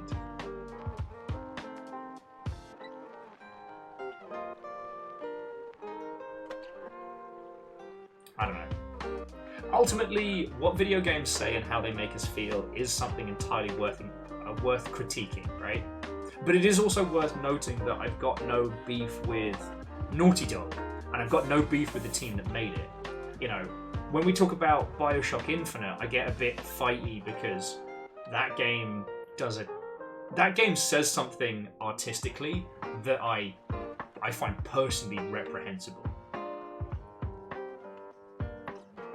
The Last of Us Part 2 doesn't say anything that's gross or bad or awful, right? It's just, it grinds me the wrong way. It's constantly trying to say to you, look at all the bad stuff you did, when it's the one making you do the bad stuff. It gives you knowledge and a conscience and no way to act upon it. Like, honestly, it would have been better if they'd split it into 2 games and just done that. But trying to... anyway. I just had Wendy's for lunch. Lovely! Yeah, and in case you're wondering, just very quickly, the reason why I hate BioShock Infinite is that BioShock Infinite has the audacity to say that, you know, those oppressed by racist fascism are just as bad if they got into power. No, fuck off. Fuck all the way off. And when you think you fucked off, fuck off even further.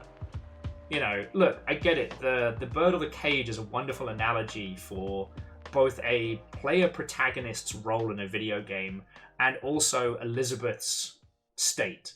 Elizabeth is simultaneously the most powerful entity and also is trapped in a gilded cage, right?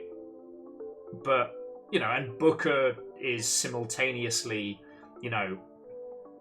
the agent of change, this force of violence and shake-up, whilst also being trapped in a damned loop. But don't come at me and then be like, you know what? You know how we showed all these people being really racist and bad? Well, the people they were being bad to would be just as bad if the tables were turned. No! How can you sit... Yeah, no, fearless. Burial at Sea was definitely worth it. And, throughout the whole series, there are some bangers. Like Burial at Sea, what's the other one that's so good? Minerva's Den and stuff like that.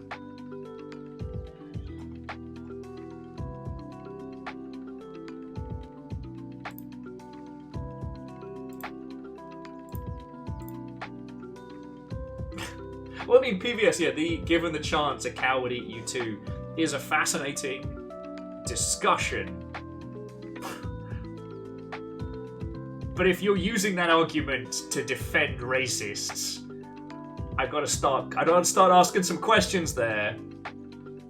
Ken, buddy, Kenrol, Levinian, Lev, we've gotta talk. We've gotta talk about your old video game. And this is why sometimes you gotta... I don't know. Anyway, sorry, we don't need to go down that path. It's a lot of banter lies that way. Okay, Shot Chaser. So I told you all about Frost Train, and I love it. Since getting the new hard drive installed and everything, Sea of Thieves plays just fine. Whether or not I'll be able to stream it is another matter. We're going to take this week as it comes. But currently, it plays loads better.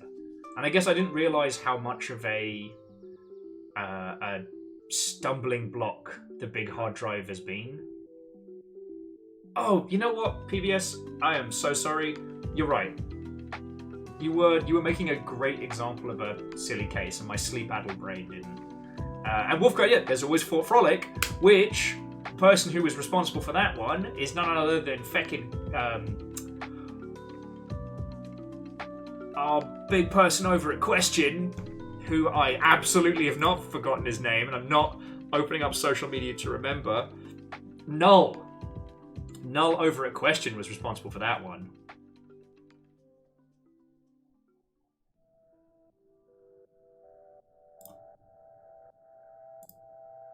So... dense and sleep deprived. Welcome to the Longship. We're sturdy and we could all use an extra nap. Long pig. Thank you, Edwin.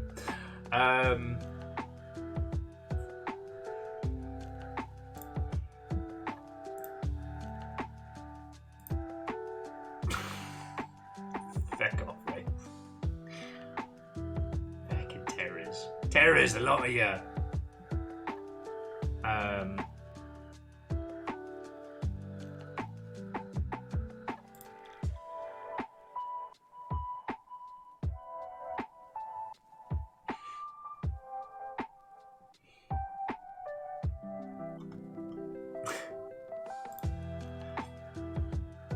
So what else has been going down? Sorry, I'm trying to...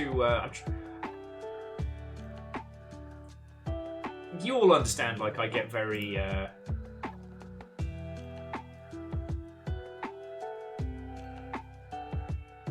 get very overexcited when it comes to this topic because I think that, player agency and what games actually say is something that's always worth discussing.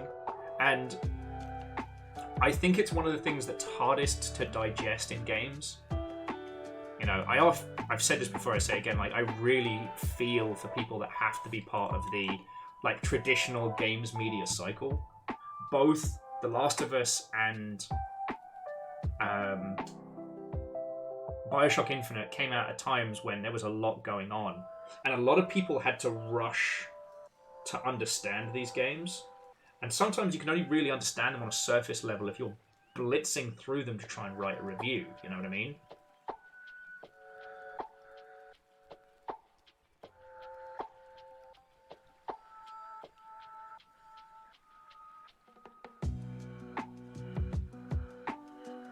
Jamomi, do you want me to pause the track so you can find out where the wind is coming from? Sorry, Fred shouldn't pick my arms. One thing that a lot of people don't really discuss is how, like, Bioshock Infinite got nothing but glowing reviews across the board. And, you know, The Last of Us Part 2 was nothing but, like, critically well received. And I kind of find that fascinating, you know? Because if you're just looking at the visuals, right? And the combat and, like, the technical wizardry that goes into, you know, both of those games as they came out, you could come away being like, no, that was a really good game. You know, it's not until you stop and breathe it through. Anyway, I think the TV series is going to be feckin' brilliant, and I can't wait to see their adaptation.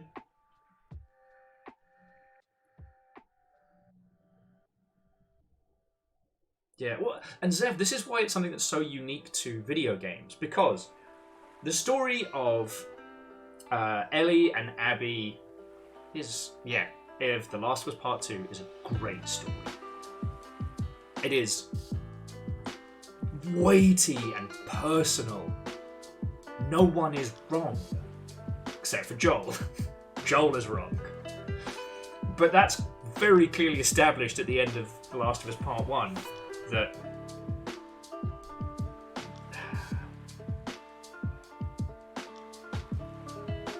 Joel did the wrong thing for personal reasons, and it feels right when it happens.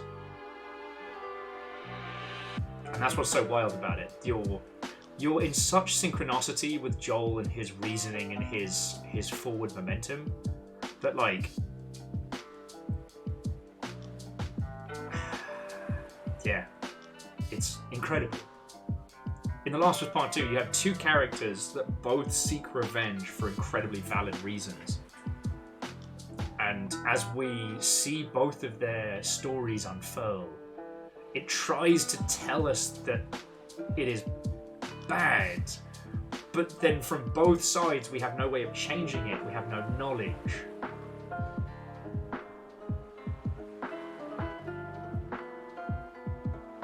No, I feel this. That's completely understandable. But it's kind of like... So, Subnautica is a game about not using guns to kill things, right? Trust me, I'm coming back around. I promise you I'm coming back around. In Subnautica, there is no benefit to killing. You can do it. Like, there's no guns in the game, but if you want to, you could freeze something in a sphere and, like, punch it with a prawn suit, or even just wail on it with a heated knife until it dies. And when it dies, it drops nothing. It gives you nothing. You can't even scan the dead body, as you would be able to, like, a frozen live one. That's it. Mechanically, Subnautica is saying that murder does not benefit you. Even when it's something big and scary, there is no benefit to you. Right? With The Last of Us Part 1, Joel can sneak past so many sections in that game without harming anybody. But he gets nothing, right? At a strange fundamental level, we are incentivized to get into Joel's mindset. Joel's not a psychopath. He doesn't enjoy the things that he does. But it is how he expresses himself. And he finds justifications. You know, it's the difference between, say... the difference between, like, the lead character from Far Cry 3, the person you play as, and, like, the Joker. You know? Joel sees violence as a means to an end, but he is so angry at the world, almost seeks out justifiable means to express that rage. And, you know, throughout the first story, we see him soften as he gets to know Ellie. And it makes everything make so much sense.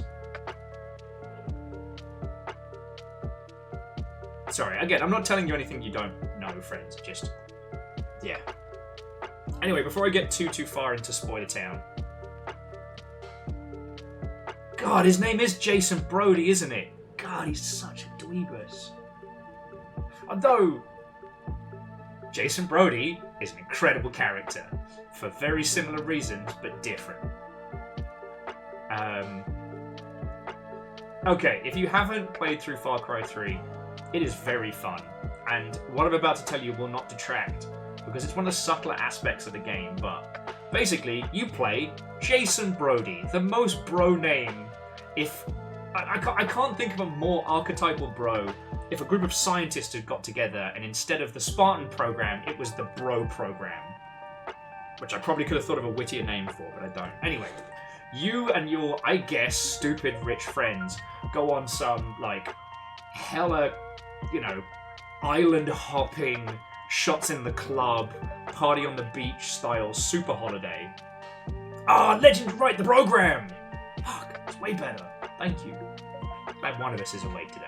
Anyway, so you and your friends go on a feckin', you know, gap year, frat boy, feckin' trust fund baby party holiday. And when you are told, don't go skydiving over Pirate Island, you specifically hire someone to take you skydiving over Pirate Island. And would you look at that? Do you know what was on Pirate Island?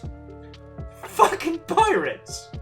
So you and your friends get captured, and you're going to be ransomed off or sold for spare parts or what have you. Now you, as protagonist Jason Brody, you escape. And you make it out barely. And so the local village gives you the start of a sleeve tattoo, a machete, and point you in a path of vengeance. Right? Well, no, I should say less a path of vengeance, more a path of, you know, of self-discovery. You're going to discover your power and you're going to save your friends doing it.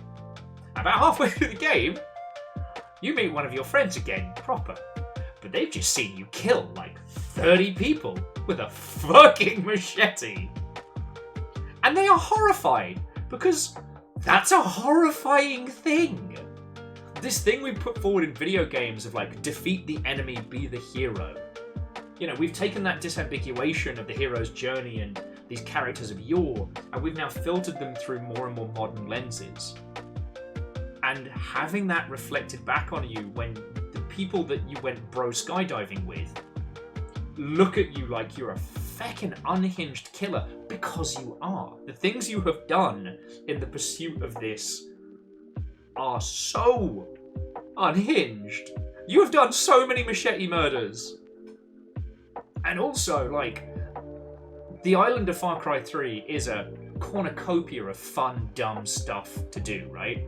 Like, if you're like me, a dirty sniper, machete-wielding lunatic in-game, these arms don't wield anything. But what I would love doing is shooting the cage door off a tiger cage and watching him just shred through this camp of pirates. I don't need to do that.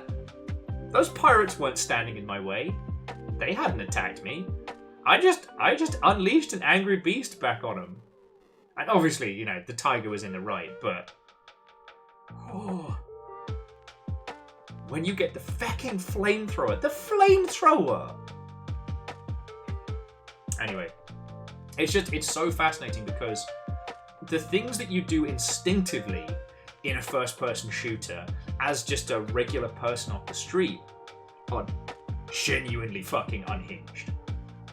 Like, and to have the game acknowledge that and, like, put the mirror up to you was just inspired.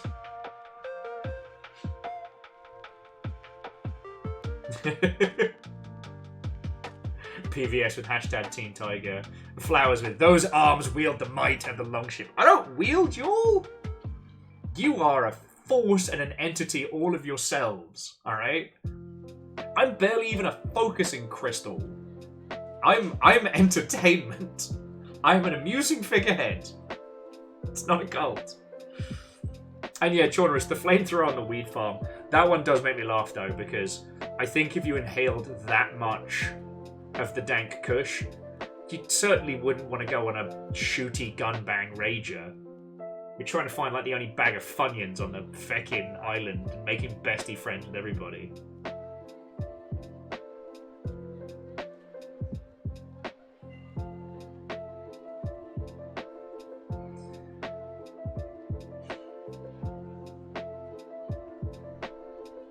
So Immortal, I've been thinking about this since our Christmas playthrough, and like, Gordon Freeman's a fucking lunatic. I don't know where we put Gordon on the spectrum of like justified to unhinged loon, but so far as we know, like, Gordon's an MIT graduate. Like, to our knowledge, he has not served time in any military or armed forces or anything like that. Like, he just does that in a feckin' super suit. Like,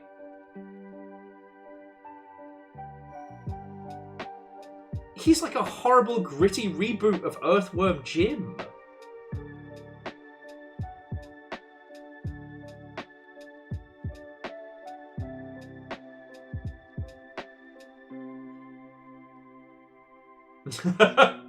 Yeah, Orzine. Deep, deep nerd rage was hidden within Gordon the whole time.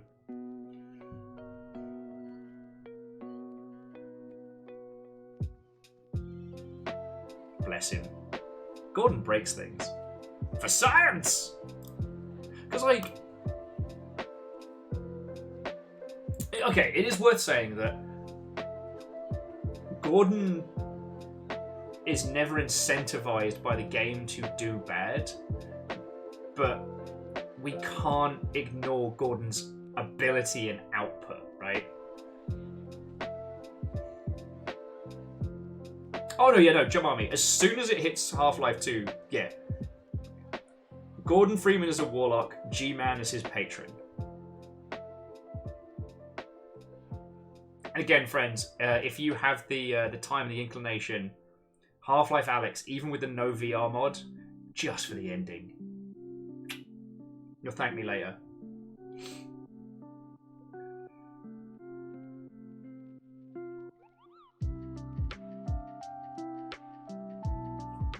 Now, Orzine, that's also a very, very good point, is that Half-Life doesn't give you the opportunity to do good things. It does incentivize you to rescue your friends because they will unlock caches of weapons and goodies and things like that. So there's a certain incentivization around Gordon, don't gun down your co-workers. And like, the aliens, even though we find out later, like the Vortigons and things like that, are basically a slave race to giant baby mind or what have you. They are still attacking you. You've never seen them before. If an alien race shows up and starts vomiting, you know, green beams of death lightning at you, I think it's okay to defend yourself. And then the soldiers that are sent in aren't sent in to help, they're sent in to just kill everyone. So, I don't know. It is sad that some of the creatures that attack Gordon are only attacking him out of fear and out of being in a weird and strange land they don't understand.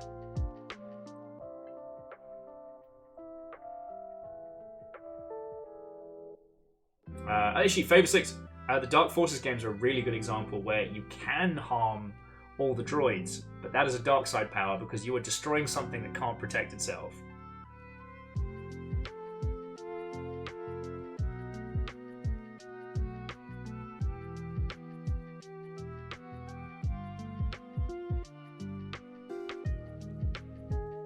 Okay, Orzine, that's a fascinating thread.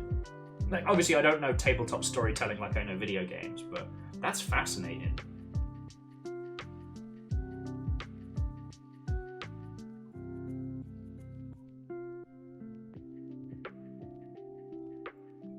Okay, sorry, I'm gonna I'm just going to see what the status is of varying energy drinks, because I just I hit another wave of exhaustion, and I need unhinged chemicals crafted by human hands to continue through this, but in a legal way. And just don't throw anything in chat yet. Have a think about, like, if I say, like, what protagonists are justified, like, what springs to mind? You know? What springs to mind? Yeah, legal wakey chemicals. Alright, friends, I'll be back in just a second, okay? I can remember failing a mission in Skyrim for trying to protect people, failed because I didn't use them, called in my dragon and soloed the fort.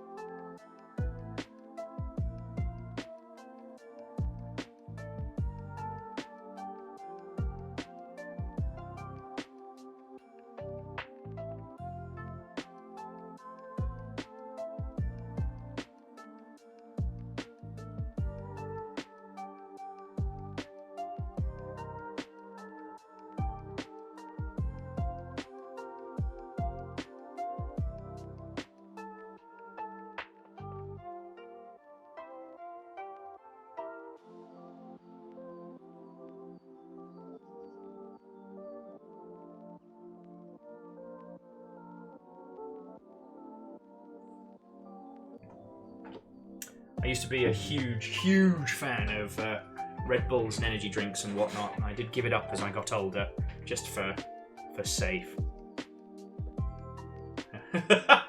Wolfcat says, justified? Sure, but I do know that Deus Ex Human Revolution's Adam Jensen didn't ask for this. Whoa. Do we want to talk about how proper immersive sim characters get to choose whatever they want?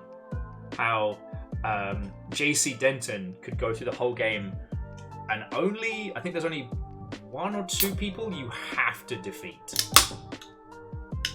There's only like 1 or 2 people you actually have to fight with. Or how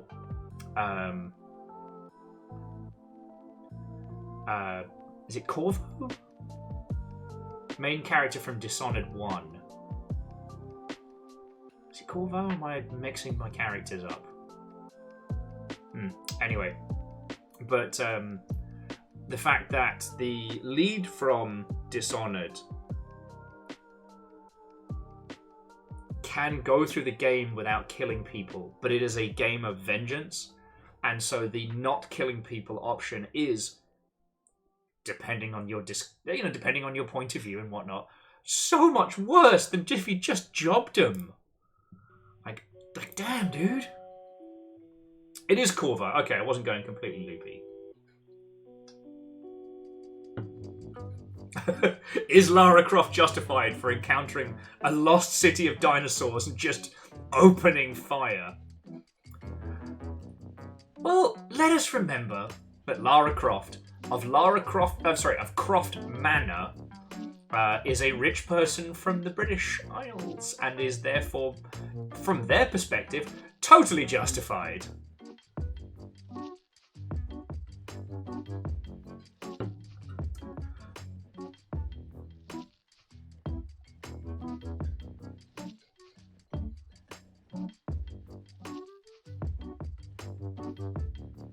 Shots fired in game and out.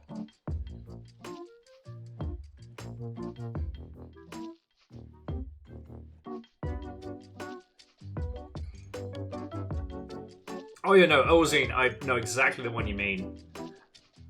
And yeah, the guy who is branded basically an eternal slave is feckin' awful and all.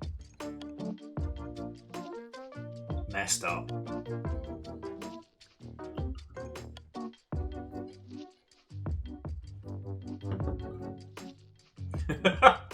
You know what, Ray? That's a good point. Lara never got anybody else killed thanks to an island full of dinosaurs. Hammond! Okay, sorry, so justification is a weird one, but I think we need a way to judge how...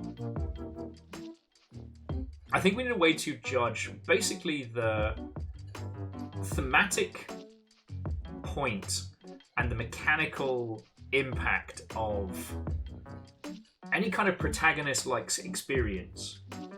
And that's where, like, the magic happens, right? Okay, sorry, that was a weird nonsense fart of a sentence.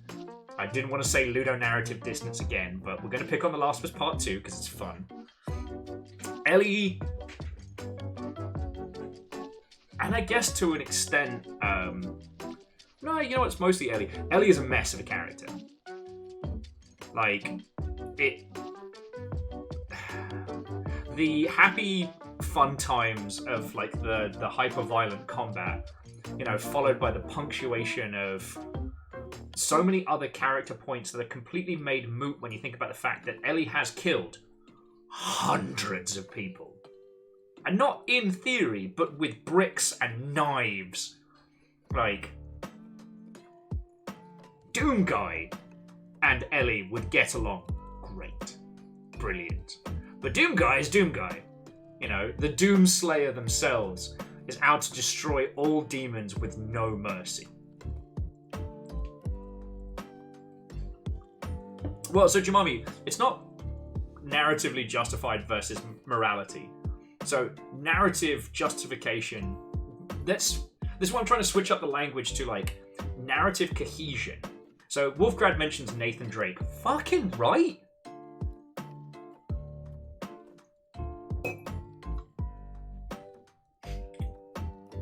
And yes, Favor 6, the OG reason for Doom Guy was taking revenge for the death of his pet bunny.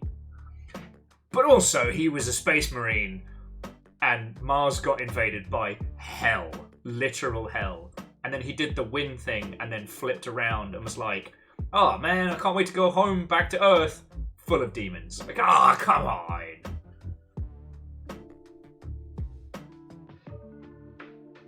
So Fearless, only to an extent.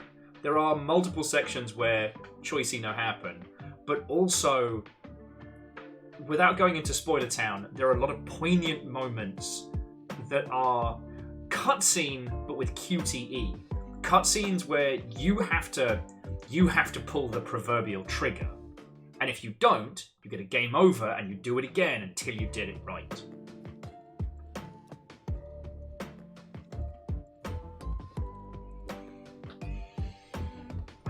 Favourite 6, I'd rather not think about that.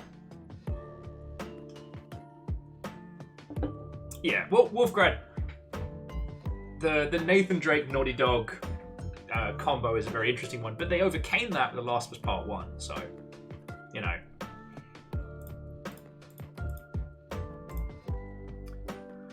But no, it's just, when the gameplay and mechanics line up with who we're supposed to be in this world, I think that's where it really, really works. See, Favor 6 mentioned earlier that it is possible, aside from like one or two moments, to get through the entirety of Cyberpunk 2077 without killing anybody.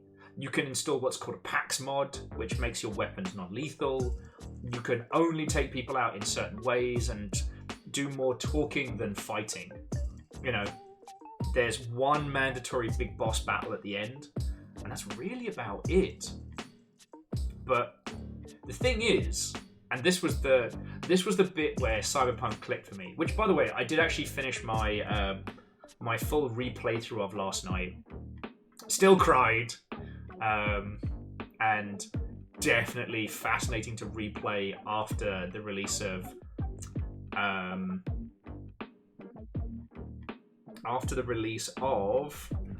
Phantom Liberty. But so Favor 6, Here's the thing. You play as V, and V is you. Alright? V is the character that you cook up. Their background, their personality, to an extent. But their methodologies, their personal philosophies when it comes to the things that they do and why they do them. That's you. The story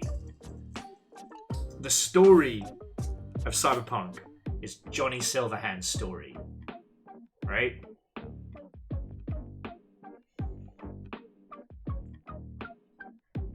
And that was the moment where that game just clicked for me.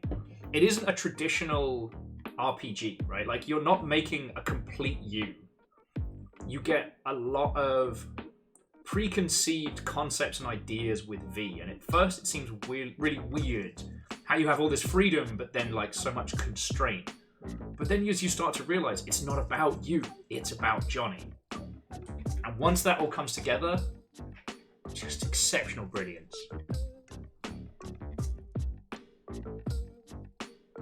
So yeah, I don't know. I've reviewed a lot of my thoughts and feelings on Cyberpunk, and one person did point out something to me recently. I think it was an article, but honestly, my brain is just jello at the moment. That if we put the release and subsequent post-patching support for Cyberpunk here, and then we put Anthem there, there's a world where that could have been so much worse.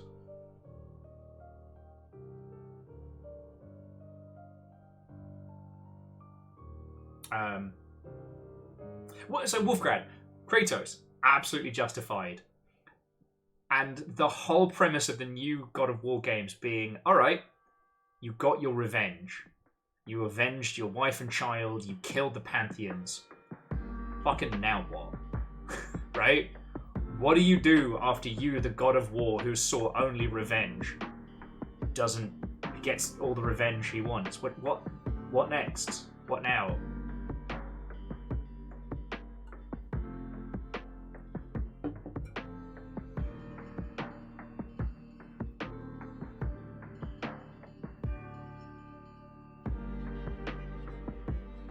Yeah, PVS, exactly. Sorry, PVS were just saying that a great way to resolve the imbalance is when we need the main character to do beat X for the story to work out, and the player can choose anything, so they might not do X. Well, then don't make the player character the main character of the story. Make them a vehicle for change. Do you know what's a fucking great example of that? Rainworld. Rainworld is not the story of the Slugcats. It's the story of Moon and Peps. But the Slugcats are the vehicles of change. If you want a really quick shorthand example of that, like a great POV character in other mediums, is Max of Mad Max. Mad Max Fury Road is literally Furiosa's story. Max is just fucking there, right? He has almost no impact on the story. And you can do that with video games. Yes, Fearless, thank you. I'm annoyed that I didn't pull that out of my brain earlier. But yes, the character you play as the most in Final Fantasy X is Tidus or Tidus or Tinnitus or whatever the fuck you want to call him. But he is who you play as. But the main character is Yuna. It is Yuna's story. Alright? You just get a cute little prologue with underwater basket football kickman and his dad, and then that's it. Zeph, yes, numbers, same deal happens in Final Fantasy 12. I feel 10's a much better shorthand. 12's got some really clever and excellent concepts in. Sometimes it's a little bit too clever. Yeah, well, okay, so Favor 6. You know what? 40k bolt gun is a great one to talk about as well, because you are playing as a space marine, a transhuman abomination that cares only for war and a devout, bizarre, pseudo-Catholic super religion. Like, the odds do not matter. What matters is what is right and what is just and what is true. And it does not matter who comes into contact. Like, you are dropped on a planet, All of your Space Marine brothers are dead. Doesn't bother you. Grab your bolter, get to blasting. And what's great about that is that the Space Marine's single bloody mindedness, no question, no thought, head empty, only Emperor and shooty gunbang, works so well with that, forgive the term, but for lack of a better one, boomer shooter aesthetic. Everything is either an obstacle or an enemy, and that is it. You are the meaty equivalent of when you are a hammer, every problem is a nail, right? Sorry, have a lovely rest of your evening. Sorry I didn't get to comment on some of the cool art stuff you've been doing, but it's really lovely to see. Sorry, I should say more nice things about the Peeps Rockin' Creation celebration. Lance's missus has been making some Legend of Dragoon boots. Dice Goddess has been doing some really cool character illustration. Sorry's working on some fun new stuff. It's fucking cool. You all are so ridiculously talented. Anyway, jumping back. That's a great example because Bolt Gun is a ridiculous game. It is ridiculous and dumb and silly, but it matches up. Your actions match the thematics so well. Right? And ultimately, that's kind of what it's going for. When people talk about ludonarrative dissonance, I think it's better to say it's like drift. The character action and the character narrative or the character intent have drifted too far apart to create this gap. And it isn't usually too painful, right? Like in a lot of games, if the story is just butts and farts, you know what? You just disengage your brain if you're enjoying the rest of it. Like, I think Hero to the People Dan Jones has either played through or finished Liza P, and was saying some lovely things about the story of it. Personally, I could not give a wet fart at a soccer stadium about the narrative around Liza P, but I was having a great time with the battling of it all. And sometimes, honestly, that's what can take you through. It's just when you center the entire experience around characters, not players, all there is characterization to bring people through. And when that doesn't match, you can't blame the user on that one. Whew. Man, it is high up here on my high horse. My soapbox on top of horse. Whew. It's getting a little lightheaded up here in the clouds. Sorry.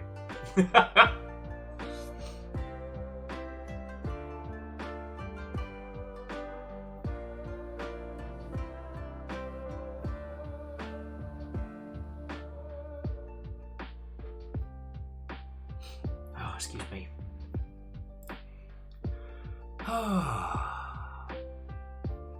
It's good to be back, friends. I've missed you all. Like, again, my mental health is not your problem. It is not your problem to solve. Alright? But I will definitely say that it's lovely to be back. It's definitely doing me the world of good.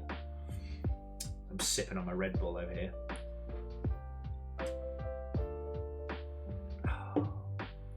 I don't know if there are any other protagonists or otherwise. So Fable 6, you know what? The Surge doesn't really present you with much of a quandary, right? Like, you're the only sentient person in a place full of basically crazy loopy bananas murder machines. Now, the Surge 2 definitely takes Warren as a character and unfurls him much better.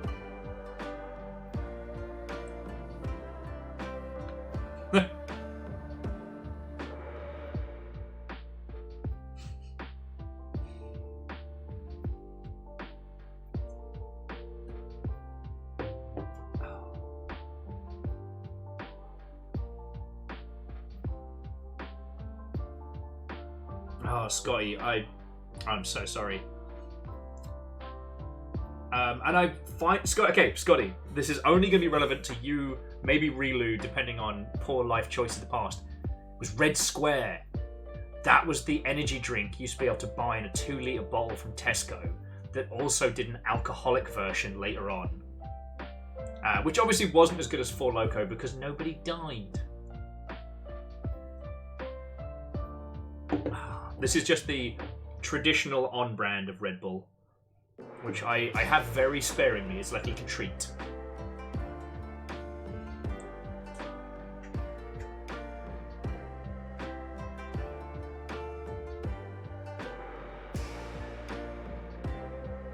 I mean, PVS, I wholeheartedly agree. I don't think we need to do the video game character chat again, because the last long banter we had on that one was so good. And it did just result in me once again pitching you the greatest TV show that I'll never make, which is the Hitman TV show. But yeah, it's honestly, yes, it is why a lot of television or film adaptations of games fall apart. God. I haven't been able to bring myself to hate watch the Halo show yet. I will. I'm going to give my liver a little bit of a break for the next at least few days. Johnny Hitman goes to Walmart. Okay, Orzine, but if I had to do that, alright, so let's say, hypothetically, we get our Hitman TV show, but one of our sponsors is Walmart. And they're like, we don't mind what you show, but Mr. Hitman has to go through Walmart and he has to show a positive shopping experience. I'm like, oh fuck, what do we do? I've got it. What we do is we set up the meeting of the gang drug lords. And one of gang drug lord, the highest, is like, head of security, come here. We have all the super high gang drug lords coming to Drug Island. What have you done to beef up security now that Johnny Hitman is on the case? I was like, yes, well, sir. Let me take you through all the additional changes we've made. So first up, we have state-of-the-art security systems and cameras everywhere. Then, we cut to Johnny Hitman just trundling through Walmart, and he takes 2 cans of spray paint and puts them in his bag. Next up, we have some of the best trained hounds in the business. We have imported these from Dog Battle Island. Then it cuts to Johnny Hitman, like weighing up different ready meals in the food section, ultimately choosing like a steak dinner or something like that. And then who we've got? State-of-the-art automated tracking turrets, and Johnny Hitman buys a bunch of squeaky balls or something like that. And then, as we're using the security guards bragging about the ridiculous measures, we can then later on show Johnny Hitman overcoming all of them with just a little bit of clever and a little bit of ridiculousness. And creating that juxtaposition of like down-to-earth solutions versus ridiculous, almost sci-fi villain problems. There you go. Walmart, fucking call me. Got you. I'll get you that sponsor money, Walmart. Where you at?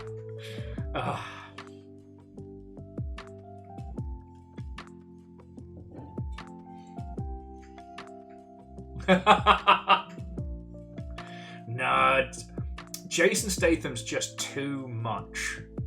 Because he's always got to be, do apples and pears, I'm Jason Statham. Oh, my heart's been replaced with drugs. I've got to zap it every 5 minutes.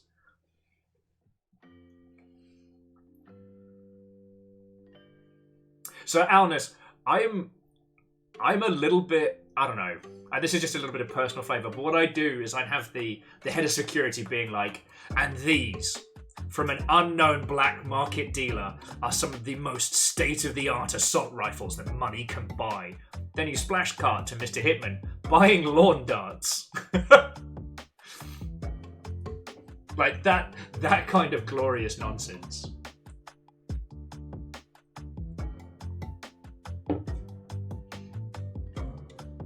Like, ultimately, the story of the new Hitman games is fine. Like,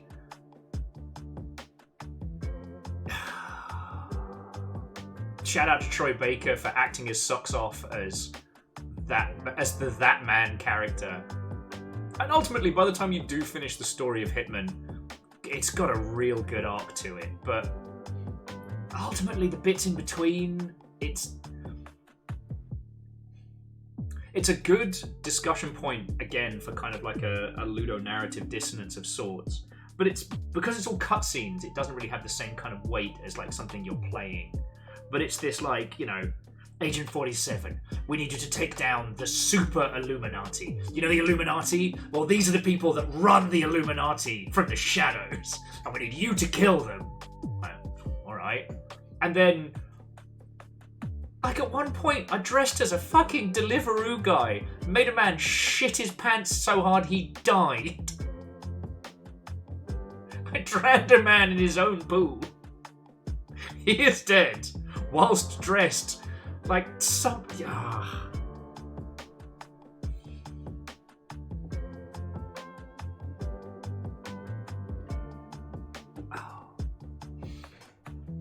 Sorry.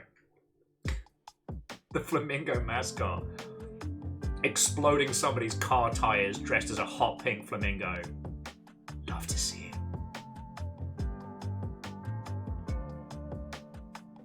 The Super Illuminati, who are still somehow super assassinable, but only by you because of... Oh shit, I had this written down somewhere. Oh yeah, because of reasons. But that's the thing, that's not why you're coming to the experience. I don't know. Okay. I do want to wrap up this conversation by saying that games don't have to always justify themselves. And the closer you focus in on the character and feeling like the character, the more the player will feel a weirdness. You know?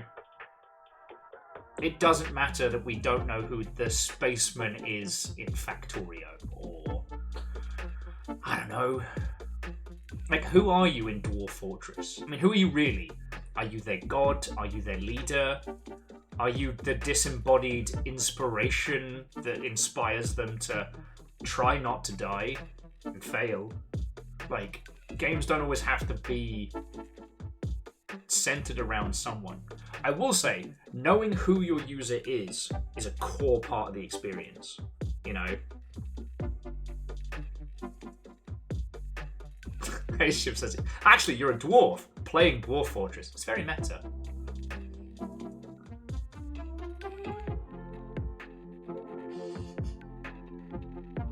Jamami, I have no evidence of this. What I put forward to you is Will's shamanistic theory that has no evidential basis in reality.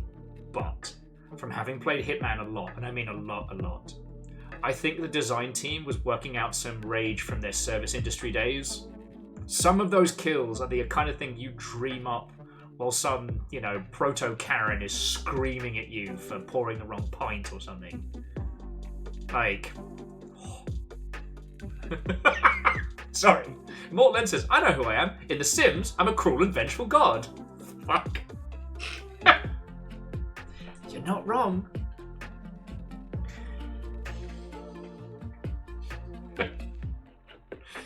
But yeah. Sorry, I didn't want to end this thread of banter on the every game must be a story game with a POV character and intentions. No.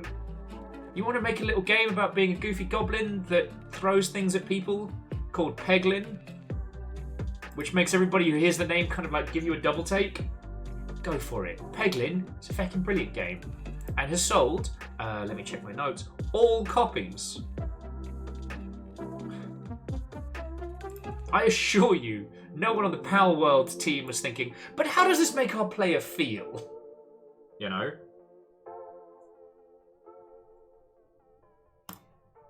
And that's okay. Honestly, friends, like, that's okay. Alright. I'm just quickly checking the hot sheets.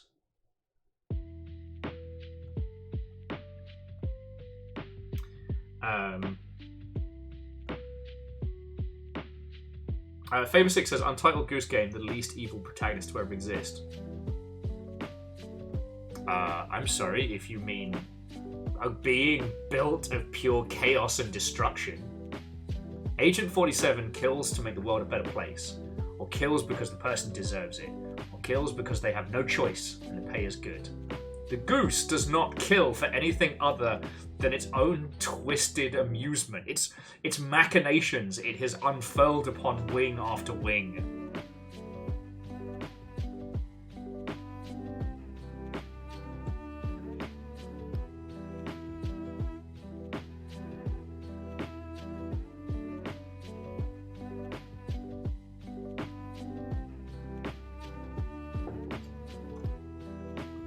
Numbers, just because we don't see the bodies. Just because we don't see the bodies.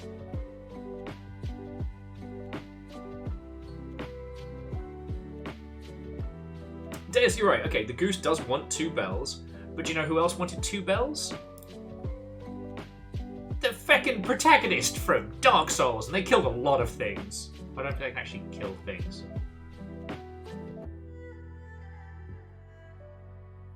Yeah, Jimami. Being the goose in Untitled Goose Game isn't cozy. It's fucking power fantasy. You get to play as the second most powerful entity in the United Kingdom. Second only to swans, because they have all the chaos of a goose, but they have a neck that can break your arm, and it is illegal to hit them back.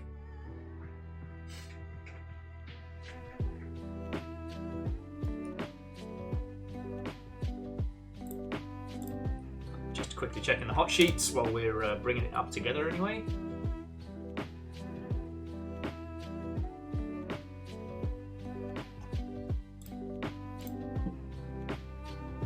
Apparently they're going to be adding Raiden along with Mr. the Solid Snake to Fortnite, which amuses me greatly.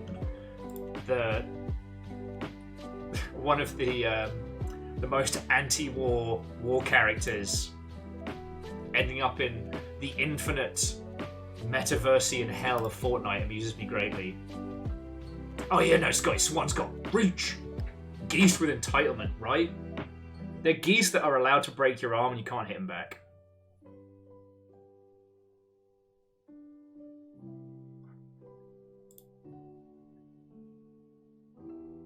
Okay. Alright, friends, so we're going to move on to stage 2 of our test.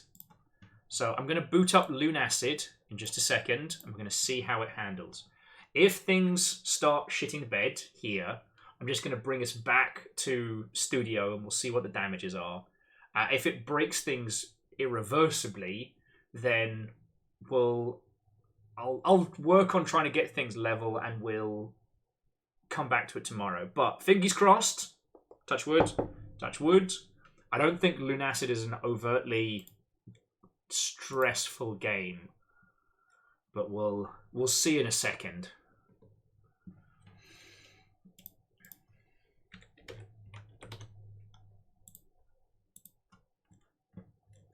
All right, and don't worry, friends, I'm going to be faffing around for a little bit just to kind of get my feedies back. So if any of you want to go grab like snacks and drinks and whatnot before we start tackling the boost. Okay. And as it currently stands, good old Viking blob.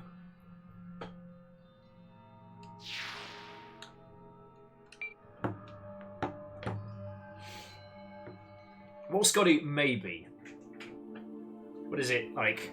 Assumption is the mother of all fuck-ups. Makes an arse out of me and you. Or is that assassin? I forget. It's one or t'other. But I do have to put my my hands don't break gloves on. So Orzine says they started a vampire playthrough. It's quite interesting how some things change. Oh, do tell. Do tell. Like, whilst we're hanging out in the hub world... Oh, excuse me. Scotty, that is a defense mechanism. That is your mind trying to protect you from things beyond your understanding. Blobby, blobby, blobby. Blobby, blobby. Sarah, you did this. Just in case they ever see the VOD. And also, as it's levels so far, to those of you VOD watching, be sure to say thank you to Scotty, who has been once again making sure the VODs aren't terrible and lost. Scotty actually went back and patched up some of the Sea of Thieves streams that went missing. and the Armored Core grand finale is now one video. So yeah. I used to live a block from a pair of nesting swans. They are vicious, merciless creatures even as far as birds go. Yep. No mercy. And so, Orzine, we are... Hang on. I'll show you from here. We have reached, I think, every area. And so now, I managed to kill unkillable, wibbly, numpty person. We were exploring the wind place, sorry. And I'm trying to save up enough money to buy the Jotunn Slayer, the big anti-giant sword. So we're, as far as it's been explained to me, we're not quite, but we're almost at the point where we can start looking at different endings. But at least according to Turtle, we can't lock ourselves out from any ending. So there we go. Sorry, and Zeph, thank you so much for the bits. I didn't say a proper thank you. Dice was saying the swan that lived... there was a swan that lived in a nest of wild ducks on the riverfront beach. The house growing up. We fed them all. Named the swan Honker.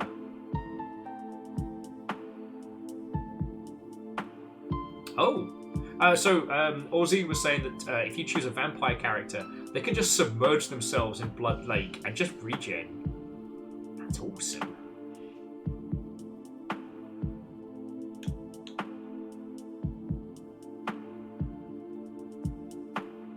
Oh, interesting. Ozzy was also... Scotty, that's really cool. You have spared Orzine terrible cheesy ads. That's very kind of you. So, here are the things that we've not succeeded in yet. We haven't managed to kill Death. We haven't worked out how to curse break. We also we managed to get up into the Grand Libraries, and I think we found most of the stuff there. And so yeah, I was just exploring the Labyrinth of Ash. We don't yet know how to get past the Wind Bridge. Oh yeah, no. Oh yeah. Also, we got this wobbly monstrosity. This is apparently the speedrunner's weapon of choice because you can zip backwards at high speed.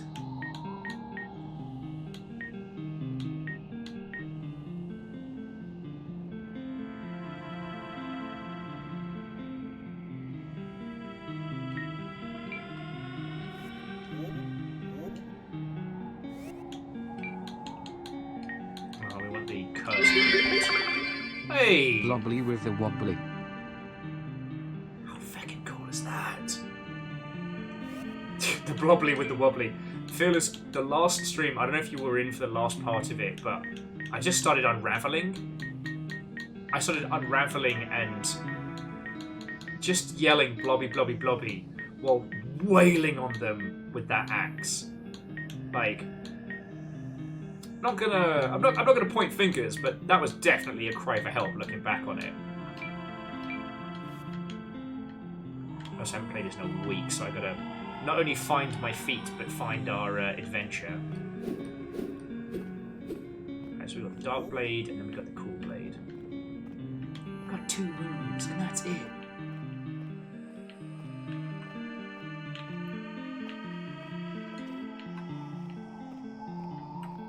Oh.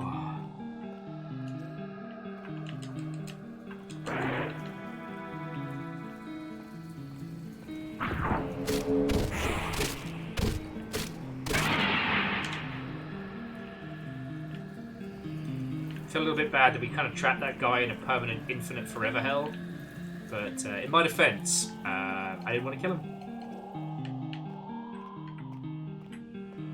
God. Sorry, Scotty says, at this point, I'm half expecting Mallet's mallet. Let sleeping Timmy Mallets lie, my friend. He knows the crimes he has committed. He knows what he has done. And he must stay in the past, where his shame cannot haunt others.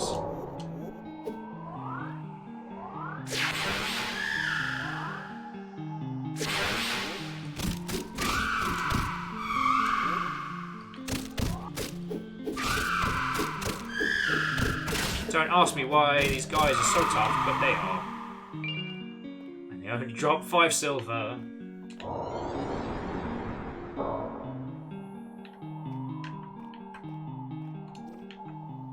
So Lost Flowers. Timmy Mallet was a British kids entertainer who was iconic for having a mallet. That's the extent of his bit. The mallet had like a little terrible haircut and eyes, and there was this ongoing bit about how the mallet had to take a leak or something. I forget. Anyway. Mini mallet, throwing weapon, magic effect make the target need to use the toilet. As much as it pains me, that is accurate. Anyway, so after his children's television career kind of came to a close, as with the passing of all things, so too did his career. He went out to the 18 to 21 club scene out in places like Ibiza and stuff like that. And there, I believe he stayed for quite some time. And it was really uncomfortable.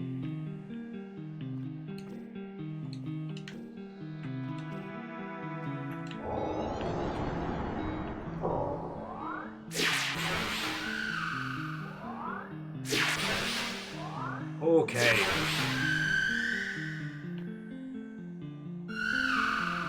Whew.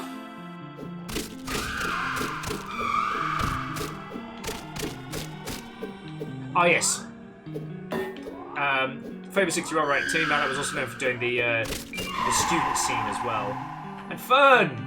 My own welcome friend. How are you doing? Feels like it's been a million years. We are getting towards the end of Lunacid. There's a lot of this I don't know how to progress immediately. So we're kind of on a working it out as we go along thing. How are you? I've been awake for a day and change, and it is definitely affecting me. So if I say something incoherent or weird, I'm so sorry. Okay, hey, I am honoured to be the background noise of Crochet Squad. Crochet. Anytime when there's words.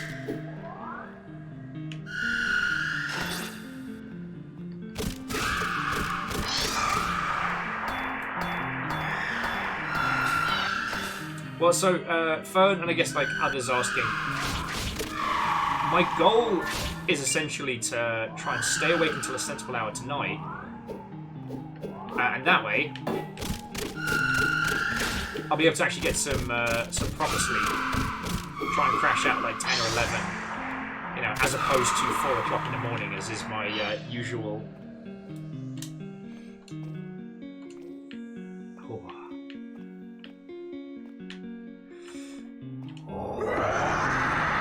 Here we go.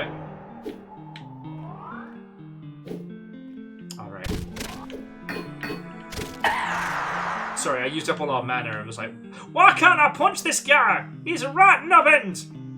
It's because I can't Hadouken.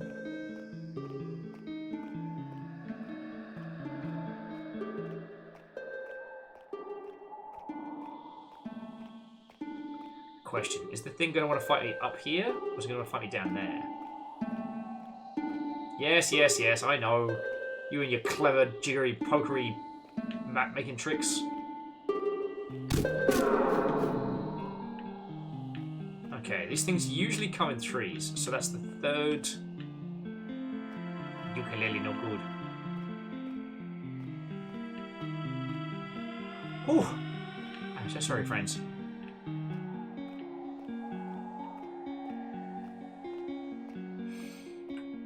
Oh no, I'm having the heavy eyelids again. I keep getting that wave of sleeping. I'm drinking Red Bull! This should be illegal. Oh, but anyway, sorry. To Fern and those who joined late, TLDR, one of our neighbour friends had to go into hospital. They called me at like 4 o'clock in the morning when, can you keep an eye on the kid? And I was like, yeah, alright, I can do that. So I did. And their visit ended up taking up a lot more time. Ah, no! Oh no! It looks like we're having technical problems. Oh, you're Jotunn, you're breaking up. I can't quite. Did that work?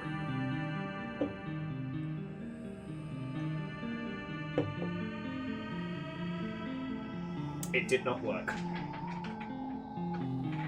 Feckin' fine. Feckin' fine. After all the things I've done for you lot, you come into this mass stream on this, the day of my guinea pig's wedding. Stop that incessant clicking. God, there's no space. Okay. No! Whoever that was. Shame on your house and shame on your cow.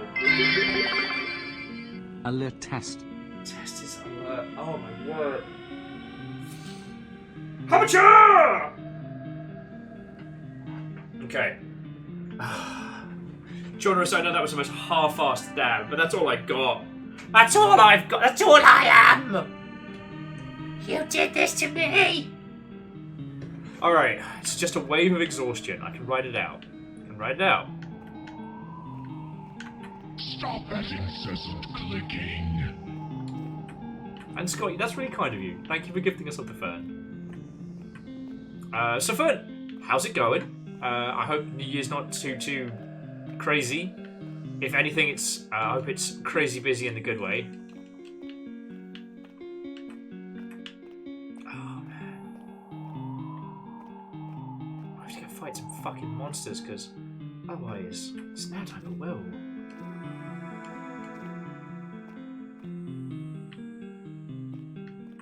So my body's doing that thing where it's trying to trick me. So it's trying to lull me into a quick sleep, so it can then start showing me pictures of like my fucking bad things happening to my dogs and whatnot. Oh, I'm so lost. Red Bull, why aren't you working? You got one job, buddy. One job.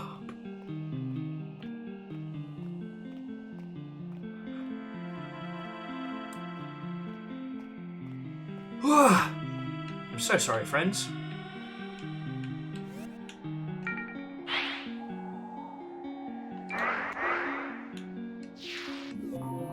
The blobby becomes even more unstoppable.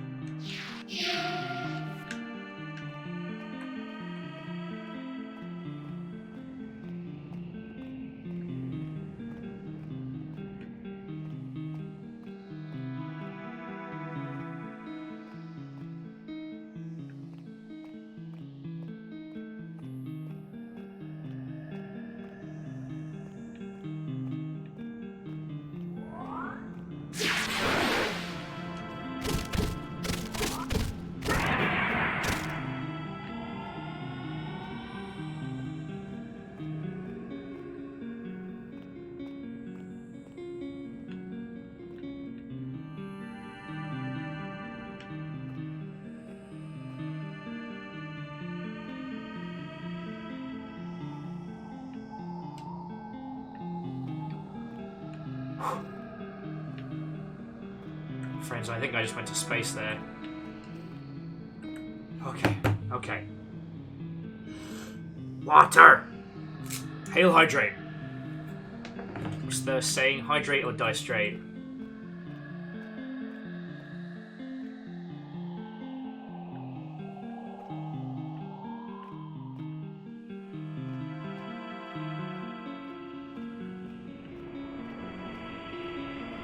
Excuse me, pit of multiple screaming souls. Do you want anything from the kitchen?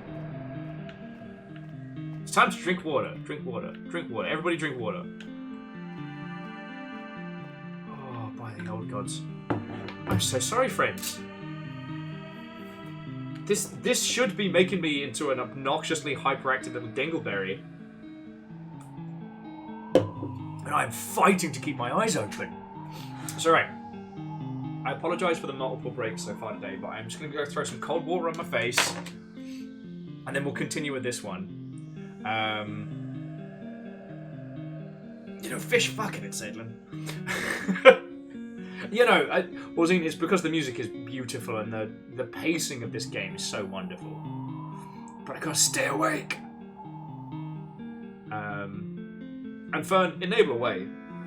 The amount of people I've gotten into Gundams and Gundam-related nonsense, I don't feel too bad.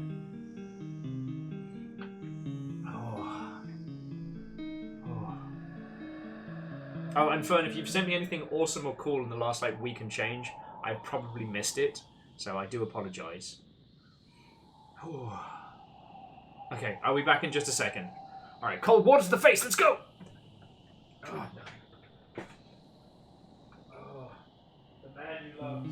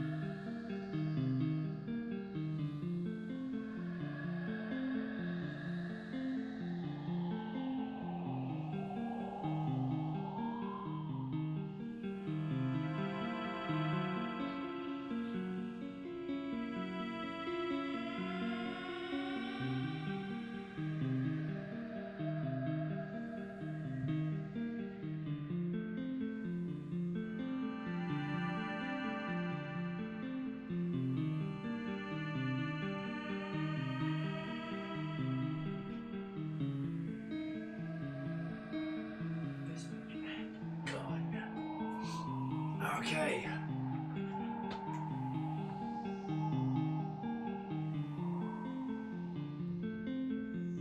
I am back. Okay. Wait, did I roll credits? Fuck. I was supposed to mute it. Wait, so you heard me being all like, Harpershaw? Did you hear me quoting Power Thirst? Because I was just thinking to myself is that there are a few times where I have looked at the Power Thirst commercial and gone, quite fancy that. But there aren't many at all. Today might be one of those days. With all new flavours such as banana, fizzbitch, rawberry, and gun. Power Thirst!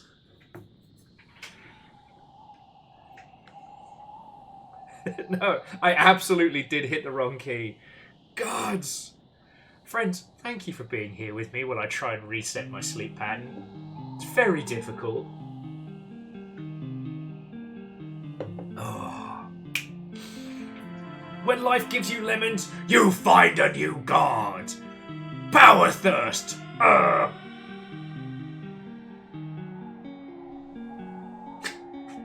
Flavours such as chocolate. Look, I'm not going to say that Power Thirst is one of our great seminal works and is without problems. But it definitely inspired me. No, also, friends, I have been really trying to get my sleep back under control, and like the two things I'm trying to do right now is get my sleep at a sensible hour and get my drinking back under control. And well, the drinking only time will tell, right? But for sleep, that's something I can make an active change towards now. Okay.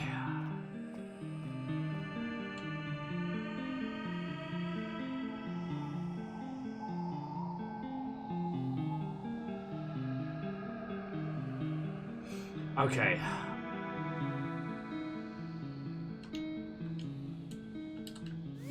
Alright, so we did just... Hang on, we did just save it 2 seconds ago, so I can stop trying to use magic to get us through this.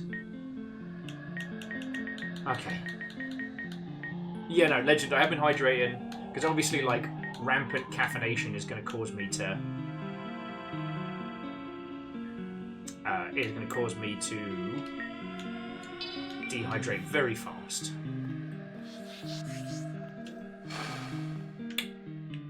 That's one. That's two. Wind Mage! Power Thirst! Ah!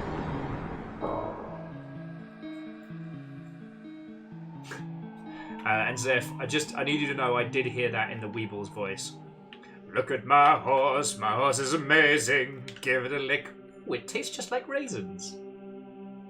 But the one I constantly quote is Magical Trevor. Oh, this sounds like I'm in trouble, doesn't it? Alright. Who's ready to fight God?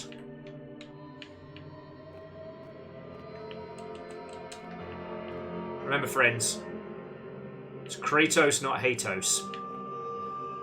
No, you know what? Actually, that doesn't work.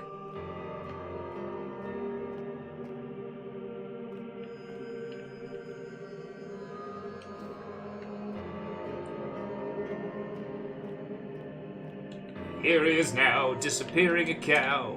Look at the cow, disappear right now.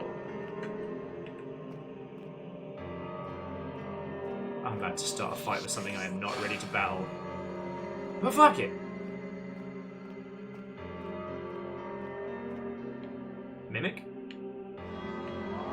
Mimic? Oh, not Mimic.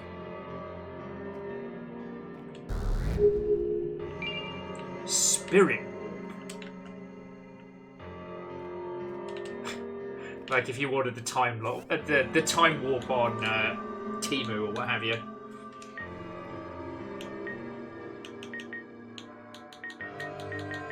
That's a good ring. Wait, Legend, are you saying that chests that don't bite your hand off are false mimics? Alright, Spirit's Warp. An advanced magic that warps the user to Wing's Rest, created by the banished holy monks, so unfortunate souls might be given some respite. Yo! That's just a go-home ring! Oh, I'd love to see it. Not a gone-home ring, which is very different, but does come with a funky tape recorder.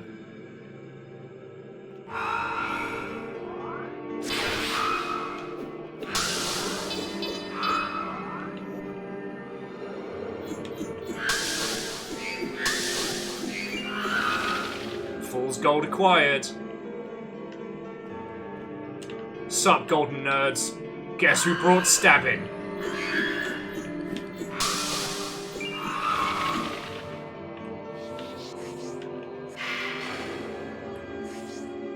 Coffin!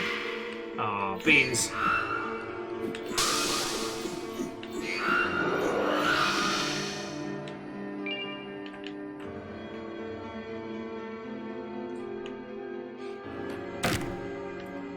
I always mangle it when I'm tired, Dustin, but my favourite quote from Power Thirst is, "You'll win at everything! You'll win at running, swimming, weddings, irony and art." Darn it. Curse my stupid jelly brain!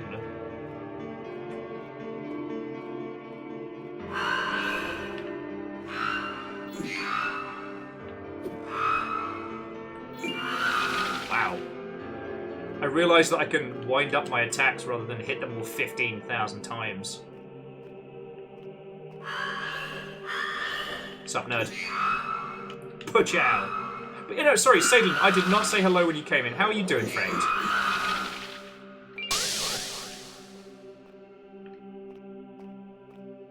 I think I'm just kicking ass here, but...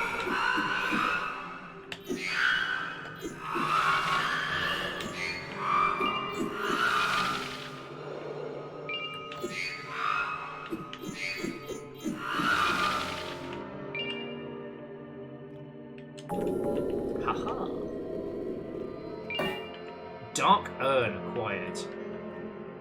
Who's Bill?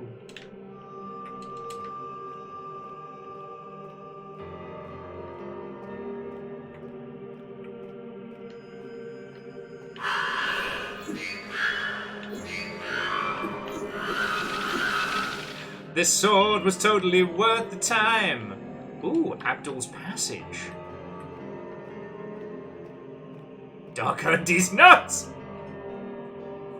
First, games put me in a pathologic kind of mood. Yo! Gods, I've been meaning to stream Pathologic 2 for like 1,000 years. Really gotta do that.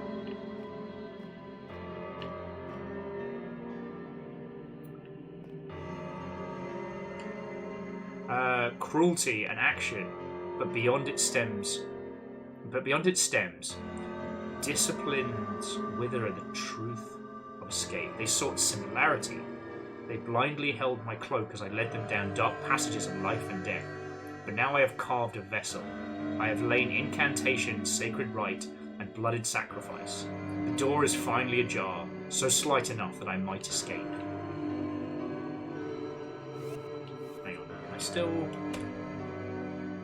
Okay, so I can still take screenshots. Oh, there's another book. For passage, 30 tokens of spite must be held by the traveller. They are given by the unnamed primordial god of cruelty whenever a deed is done which delights them. In my lifetime, I've come upon several, which I will list. Replace a prisoner and an angel. Slay a giant of magic. Transmutate animals into a mass of humanoids. Use potion to give separate wills to the brain and bodies of followers. Disrupt the flow of souls in the afterlife. Transplant the fingers of the left hand to the right. Desecrate a shrine. Sever a follower of yours into different planes of existing. Oh, gods. Yeah, Legend, I'm not ready to do multi-will.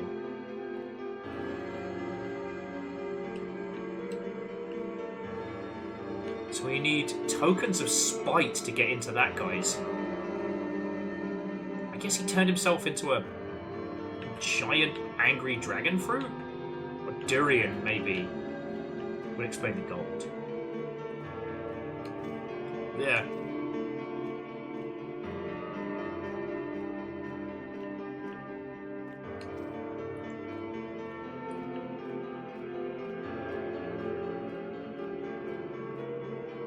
Was it Unnamed God of Cruelty? Sorry. My reading is going to be even worse as we get further and further on. Alright, so the glorious golden Univax Hard. Please accept our humble flesh. We who carry your golden essence, bathe us in radiance. We shed this tainted skin in your name. Cool. I hate that.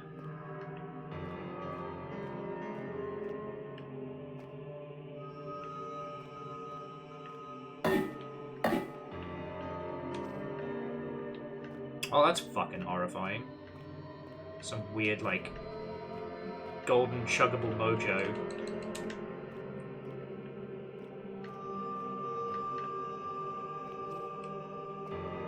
So basically, Abdul wasn't cruel just for cruelty's sake. Abdul realized that they could amuse the god of cruelty, and by doing so could potentially find a way out. That's pretty powerful.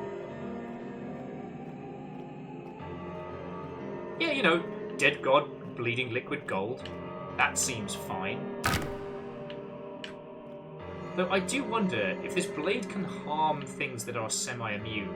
Could this blade stab up budget patches?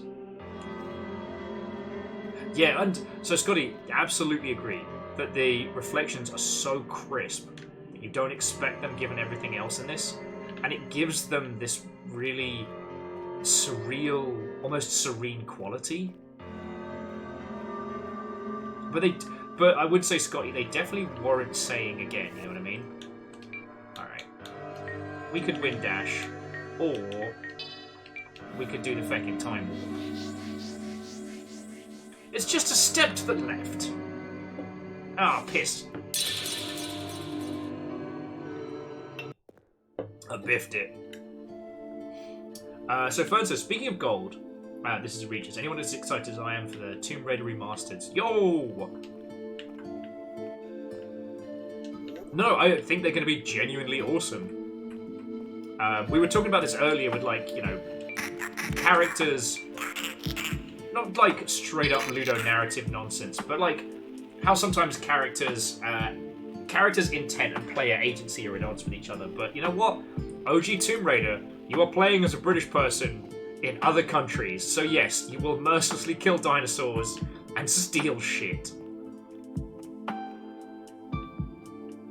And you know what? That's okay.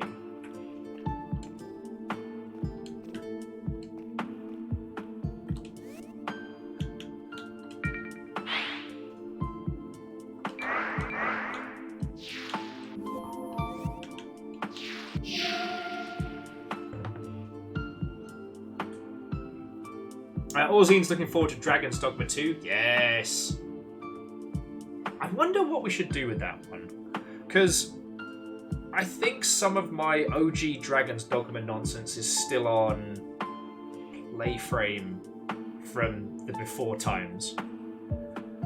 Back in the day, it really felt like Dragon's Dogma was this underloved, underappreciated, like, Capcom title. I think Dragon's Dogma is going to do regular people numbers. So I don't think it needs our help. But if it's something we want to dabble in.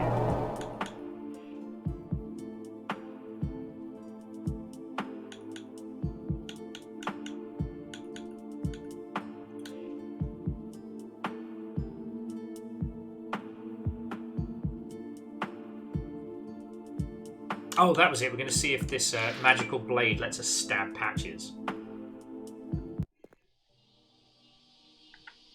Alright, Patches, we got a cursed sword, nothing else to do. Let's fucking go. But first, I'm still saving up for the Will wants a giant slaying sword.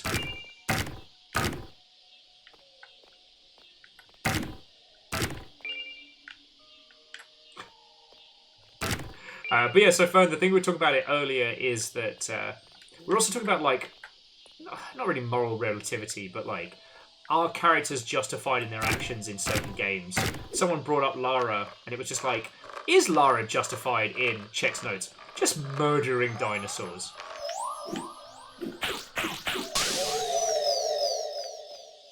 Obviously, we're not going to talk about what just happened. We're not talking about me here. We're talking about Lara Croft today. Like, I'm not on the.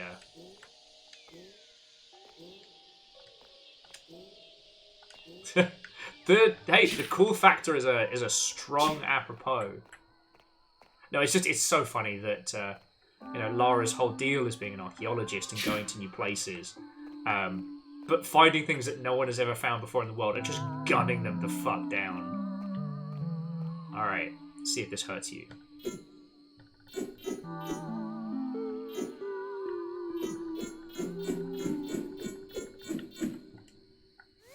It does not hurt them. What do you mean bully? They bullied me first!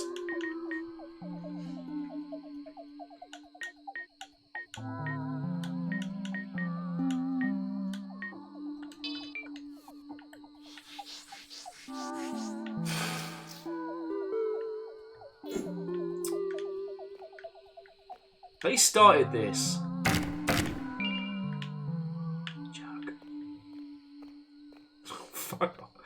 Yeah, the $1 health potions, which, much like the Jack in the Box tiny tacos, they're so cheap. What could go wrong? Okay, no, you know what? You know what? Sometimes, friends, the best way to stay awake is to start throwing intellectual fists. So, I mean no malice with what I'm about to dish out. I mean no disrespect, and I mean not to cause strife lightly, but why is it that Taco Bell has this reputation for being a guts rearranger? When do you know who the real criminal is? Jack in the Box. That stuff is heinous. And what it does to your insides is greasy and wrong. I have nightmares about what happened to my innards after the Jack in the Box tiny tacos.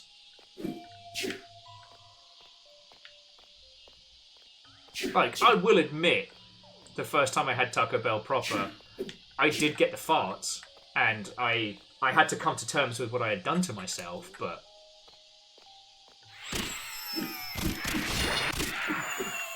far from the villains.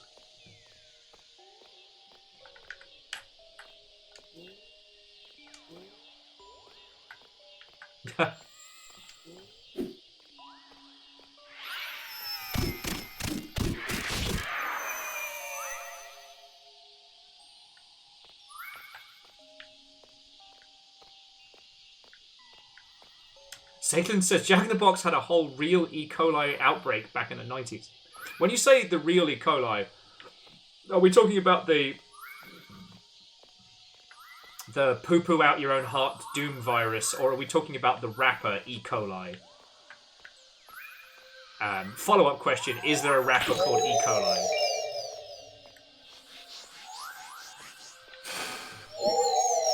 Ice, ice, baby. Okay, doom virus, alright.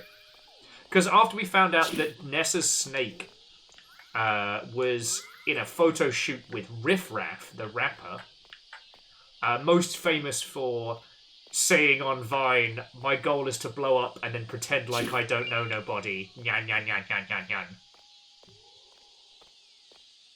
That is a correct transcript, by the way.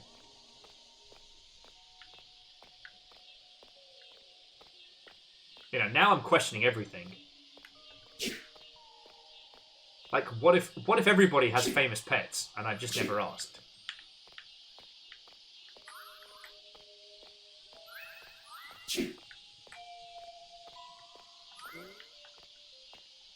Man. Okay, so the one thing, right? The one thing that Turtle told me throughout this playthrough is that there's no way to lock us out of any specific endings, at least so far as I've been told. You know what, Flowers? I guess so. Like, River has been in, probably... River's likeness has been in more video games than mine. And that doesn't count mods, obviously.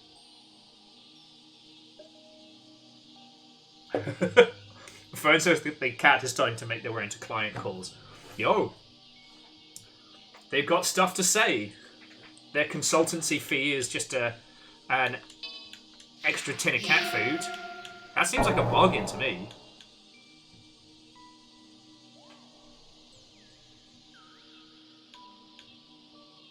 Waffles the dog is also famous. And the guinea pigs do run this stream, so it all comes together.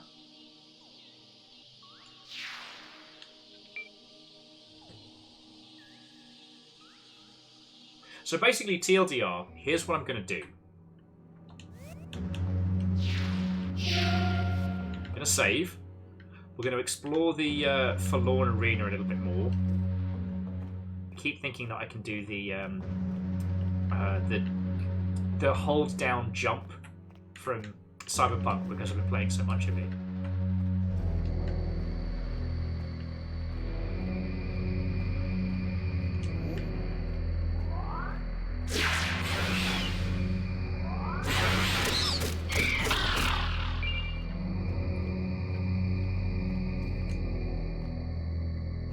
But it turns out I can't.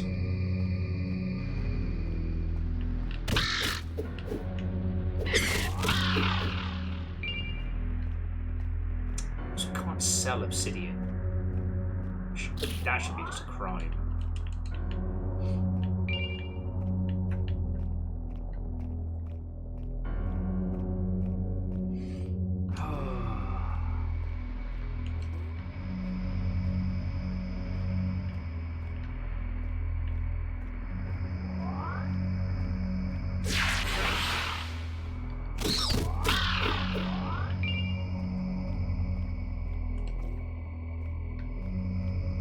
So one of these ways was definitely the way we went to yeah. So up.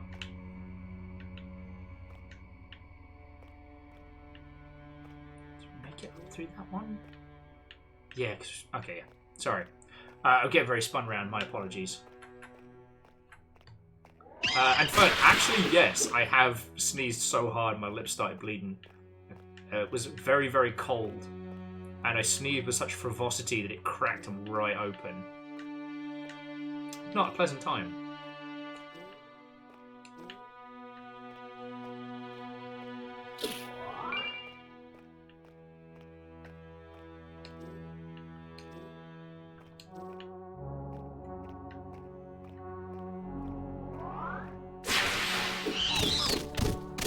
Completely missed that guy.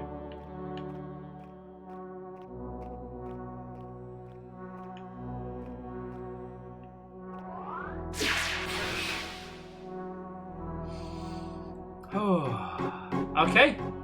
Well, caffeine, settle in, friend. I'm going for one of the obvious endings, but I've been told by Turtle that, unlike, say, Dark Soulsian type nonsense, that we can't actually lock ourselves out of any of the endings, so should be alright.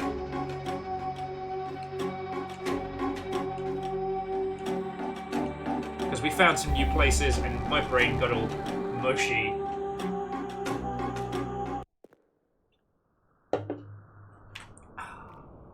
Chamber of Fate. Well, we killed that one guy. We killed him so hard he died. The end. Mr. Immortal, not any fucking more. Oh. Our wounded friend seems to have continued on. Or given up, I'm not quite sure which. I should keep an eye out for them in here.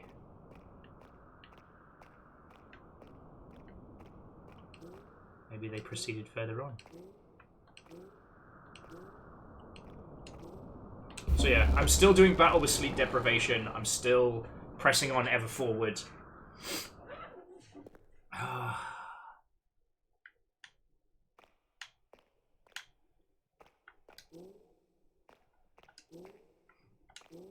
I will say, friends, like games industry-wise, or even like industry musings, I don't really have a lot to like chat on at the moment. Who's that? That's our friend.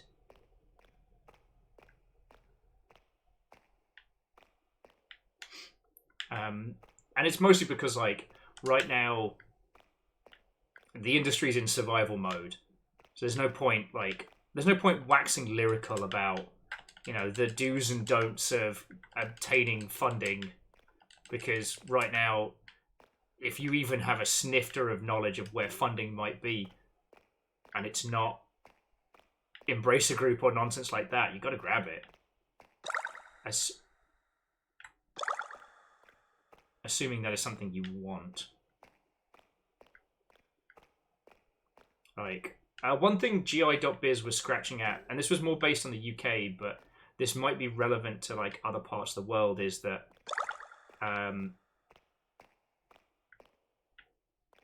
currently there's basically like a, I think land grab is the wrong term, but there's a bit of a rush on of lots and lots of devs in the UK all desperately trying to get their tax breaks early. And I don't know what that means for the rest of the industry as a whole, but... Alright. Oh, there's the...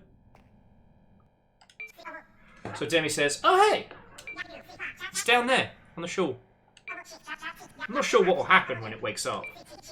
All I know is that The Great Well and era created by it will all be brought to an end. There's no going back once it's awake. At least not as this world is now, but sometimes the end is just a new beginning.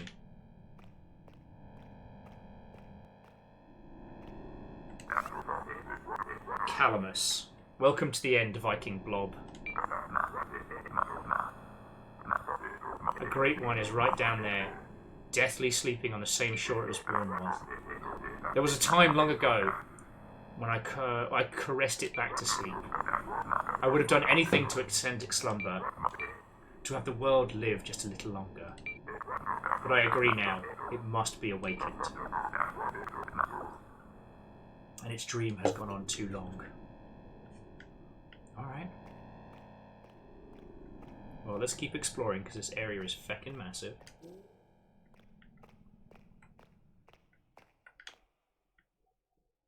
Oh, yeah, no, Orzine... It's another one of those great examples of people...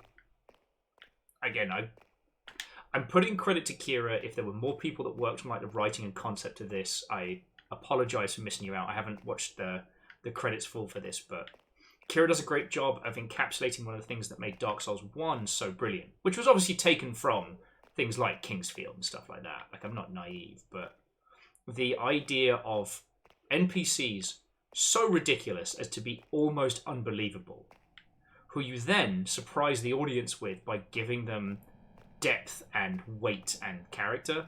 You know, the feckin' skeleton at the bar just chugging health potions. The weird alchemic witch just kind of hanging out. Like, that character is a witch. They have a little pointy hat.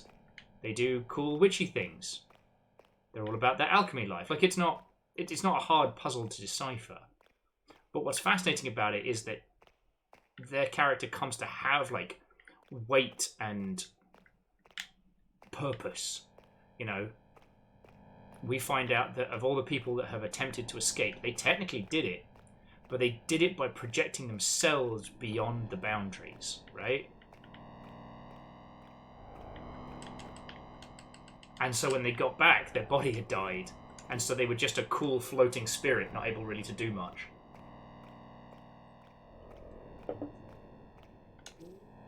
I mean, Vanderbeest, 1, I agree, but 2, we might not have seen all that Demi has to offer.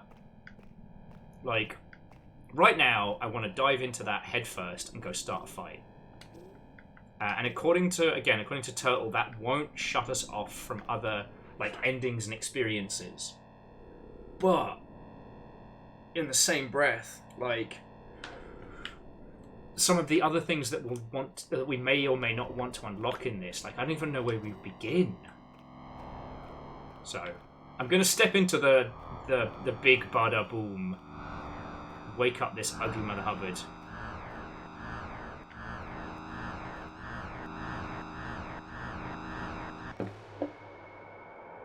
What's up, nerd? Oh, God! What in the luck dragon fuck is that? The moon!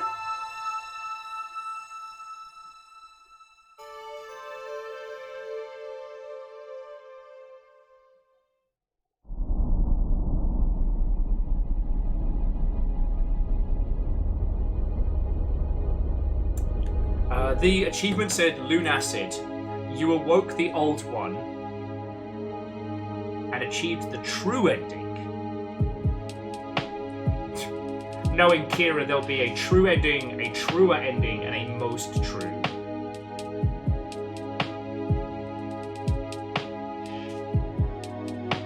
When a dreamer awakens, what happens to the inhabitants of the dream? Or the world that was traveled? Or the pain that was felt? The experience will linger sometimes, and the dreamer will remember. Some aspects of the dream will travel the veil and live with the dreamer in the waking Tale of swords and sorcery, eternally retold. Credits here, because this isn't the end. Newest of the fallen, take up your sword and fight. Like IRL?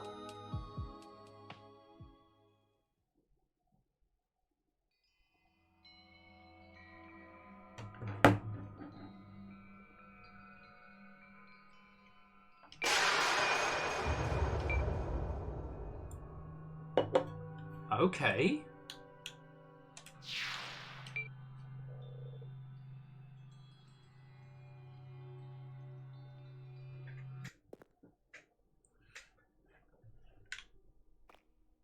Forlorn Arena, that's where we last saved.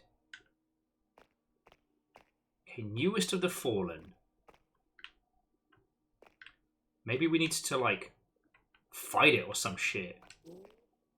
So, Orzine, aside from taking up the blade and learning to LARP, how much of the varying endings have you experienced? Do you feel confident kind of guiding us one way or t'other? Is that something you'd be interested in?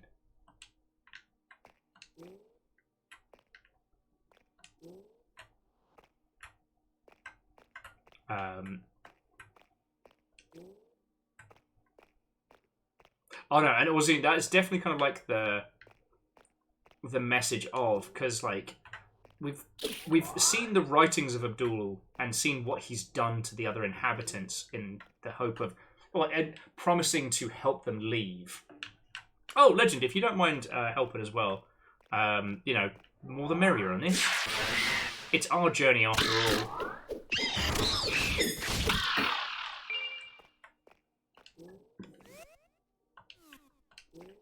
Okay.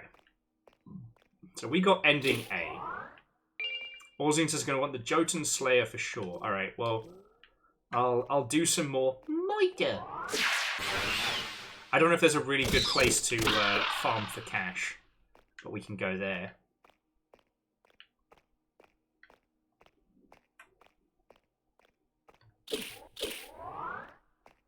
Oh, yes, the library. There's loads of things to murder in the library. And the tune slap. So, yeah, let's go there.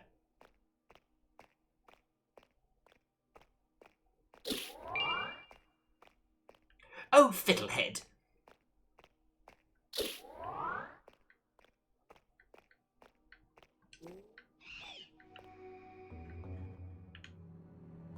Which of you bastards just hissed at me?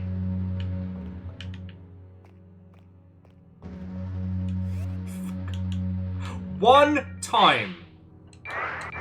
One time, you're the guy that buys the budget healing items to try and save some money, and then suddenly it's all...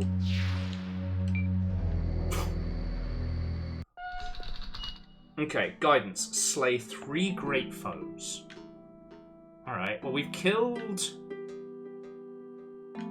Mr. Invincible. Thanks for the sword, by the way, Dingus. Who have we got left on the docket to Moida?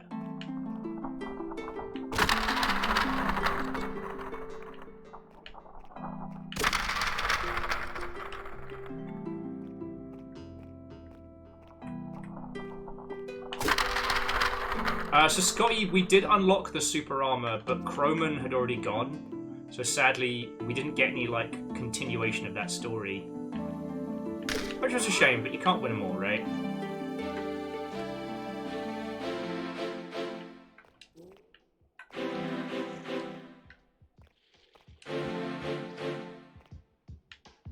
I do think to myself, like, what I would do if it suddenly turned out we had to go back and replay this all again, what would I do?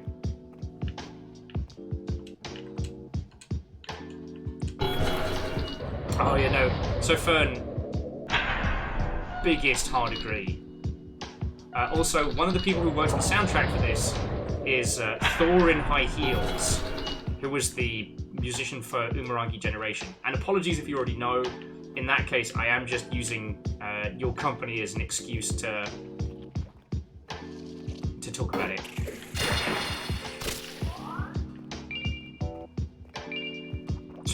No money. Watch me get the snail ring, finally.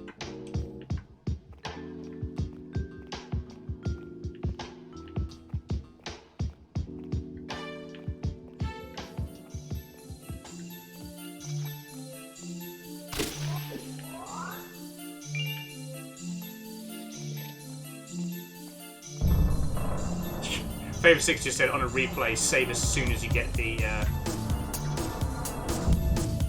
Yeah, what's down here?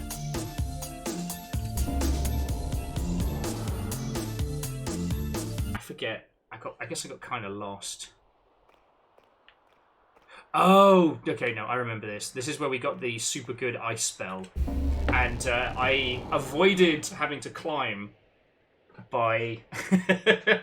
I avoided having to climb by stacking coffins up the side of the mountain. I was the most unhelpful mountain climber to date. And to date, by which of course I mean... chronologically, not eligibility. Snail! Snail!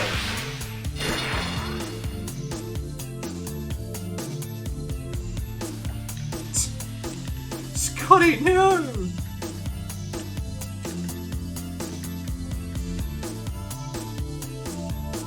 Scotty, you want some real curse knowledge? Let me...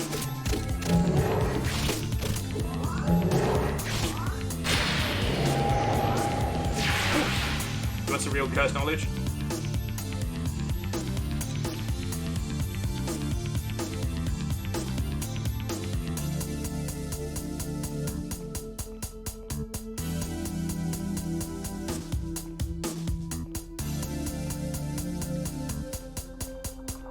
Books!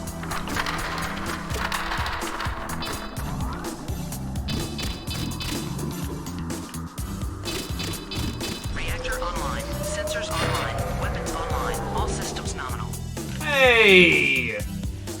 Too long. Too long indeed, friend. Watto and welcome! We're testing out the rig after I fixed the broken bits. It seems to be okay. How are you doing, friend? Oh, what, Zeph? I hope you feel better, friend. And to be continued. Yeah, Tobias, I hope things are going good with yourself, mate. I have accidentally been up for over a day now. So if I'm a little bit loopy bananas, that's why. Basically, our neighbour friend had to go to hospital yesterday. Well, technically 4 o'clock this morning. Very early. Well, those guys that try to put the goatee Manta core together are going to find their funding pulled. Yeah, they're not getting another. They're not getting another grant.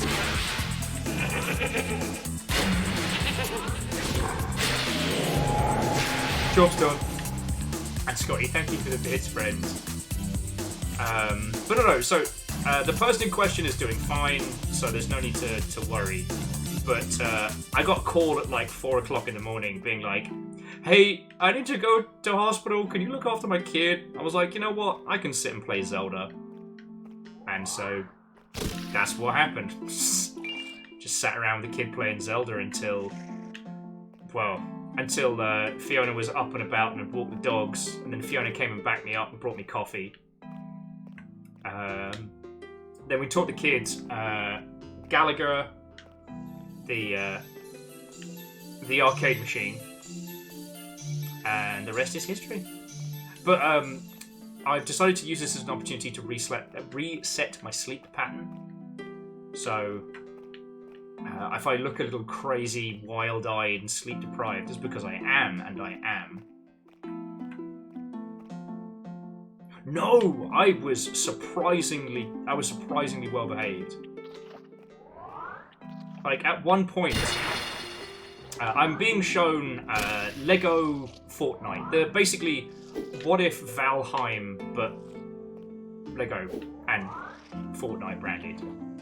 And they're explaining to me the islands they've built and, like, the little community they've built for all their villager friends and whatnot. And it's adorable. And midway through, apropos of almost nothing, they come out with, why do we have money? Why can't everyone just have what they need and we just get rid of money? And I deserve I deserve a gold star and an ice-cold pint for not teaching the child to scenes as a means of production on a feckin' Monday night. The fact that I didn't leave them with a tiny communist manifesto.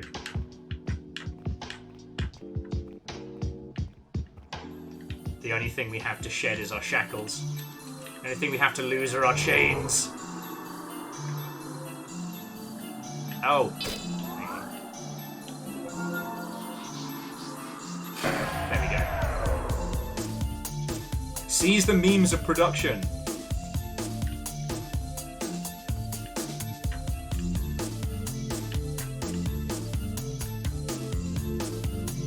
But my actual answer was, it's very complicated, but it would be better if we didn't. And I did not extrapolate further.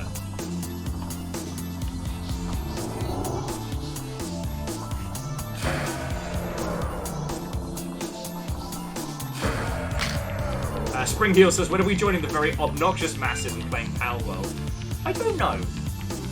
Like, I'm not too intrigued by it because I understand it, right? Like, it's an Ark Survival Evolved total conversion mod.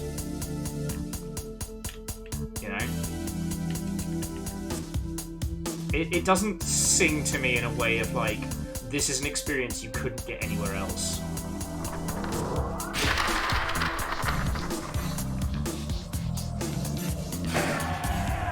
But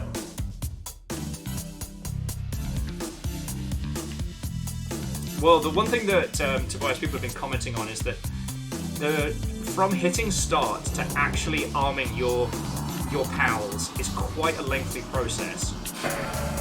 Double kill. Like, it takes a long time to get to the point where you're actually like giving Pikachu an AK. And up until that point, it's Ark. Well, it's Ark, plus you have a Pokeball you can put anything into, including people. There's nothing stopping you from peopling. Oh, shit, did we try the ring of, I'm just not going to do this anymore? Did we try that?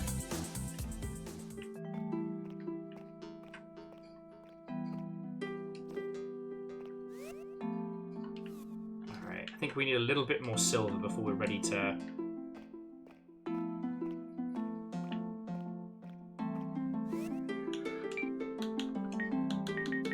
Yeah, hang on, let me get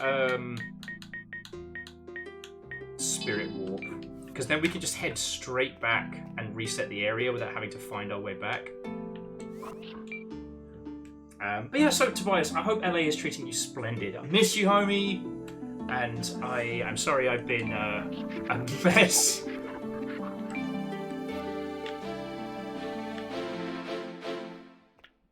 But yeah, I hope it's all going good out there.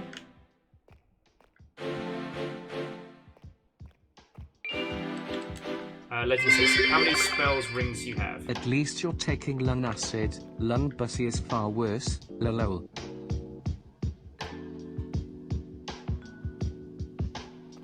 Spent over $2 American to inflict that upon me. You could have said anything in these hallowed sacred halls. And here we are. Seize the means of production, bring the chest aboard the ship. Feckin' you! Do you want to see a cool thing I found? Yes. Check it out. Dusty crystal orb. Found it laying in the bottom of the well in town. I think you should have it. I couldn't find much use for it. Also, I'm glad you decided to stay a little while longer with us. You'll always have a place here, Viking Blob. Ah, blobby blobby blobby. Oh, sorry, and game-wise, Legend was asking how many spell rings do you have? I don't know how to find that out easily. I just have to manually count them. Oh, yeah, no, Orzine, Cheryl the Crow is amazing. So, okay, for spells, I've got 1, 2, 3, 6, 7, 8, 9, 10, 13, 14, 15, 16, 17, 18, 19, 20, 22, 23, 24, 25, 26, 26. Yeah, no, caffeine, go have fun. Like, you've done the hard bit. You know, the great thing about interviews is that once you've done it, there's nothing else to be doing. Go have a bevy. Hotel bars are weirdly one of my favourite places in the world. Alright, you've got 26 of 36 spells. Oh, I was so close on Jotunn Slayer. Okay, so there's a lot of areas I haven't been to if I'm only at 26 of 36 spells.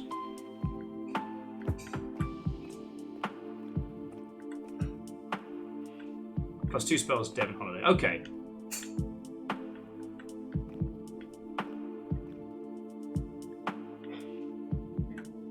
Summon Snail has a 3% drop rate. Oh, no! Oh, shit, Skelly's back! Did I ever tell you about the wicked king of rats? Yes, you did. Oh, heck. Let's see if we go back to where the crow was. So, hang on. Save data. Well, you can upgrade his strength! And then we do the time warp over here.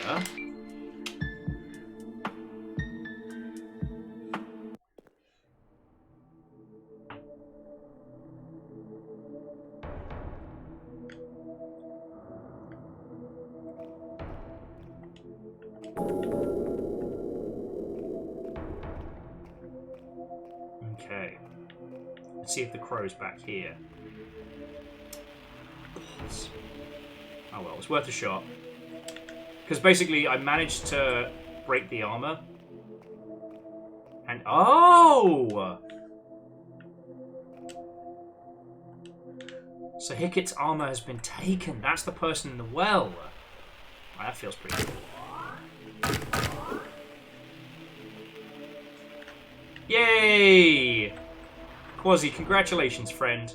And remember, whatever you build with it is one step closer to... Whatever you build with that is one more video game in the world. And for that, we are all richer. But not Richard. Different story. Excuse me. Alright. So the armor did get taken, so that's good.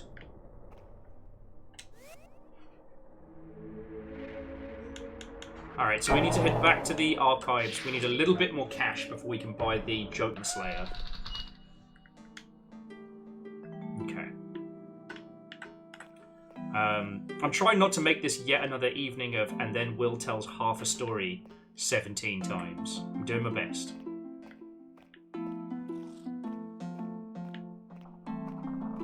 But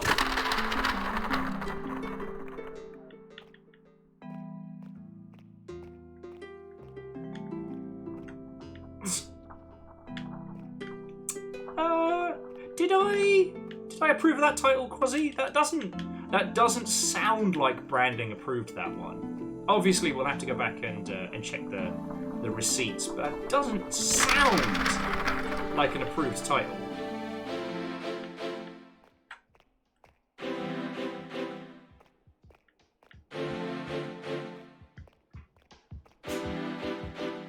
So,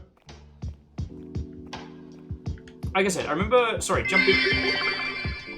To quote William of Overgard, there's one time at QA camp. You can take the man out of QA, you can't take the QA out of the man.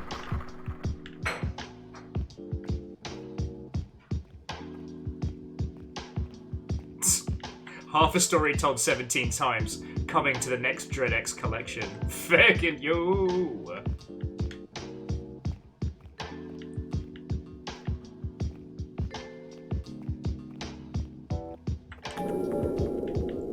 Here's the guy who had the Ring of Exploration.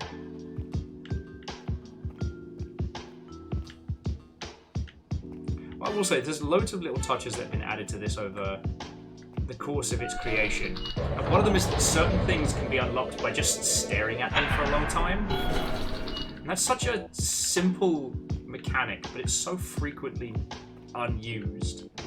Love to see it. Love to see it. Right. Snail!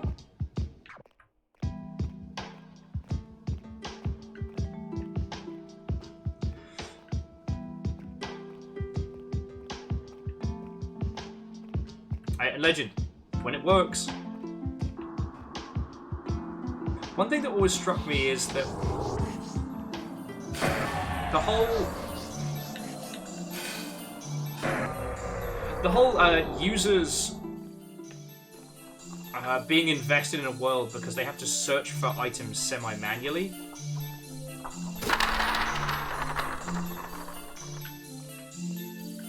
Oh, that's an ending hint, staring at things randomly. Well, we did get the wobbly axe.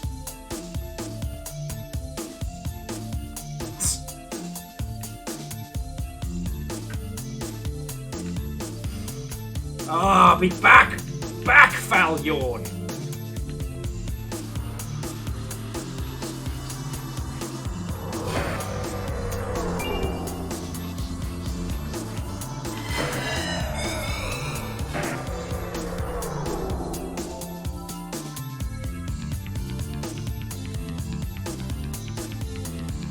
Honestly, if we continue to murder, we can just beefcake our Lunacid.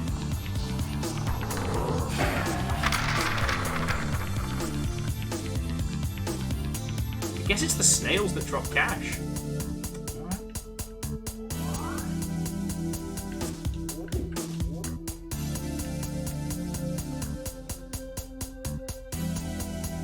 I know it's a very, very simple style, but Thor in High Heels wields this, like, glorious PlayStation Dreamcast era tunage so well. Ah, here we go. Snail!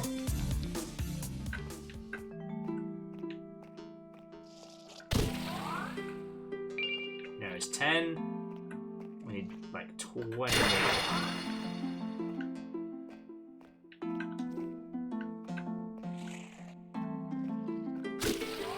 And then we go and fight a giant.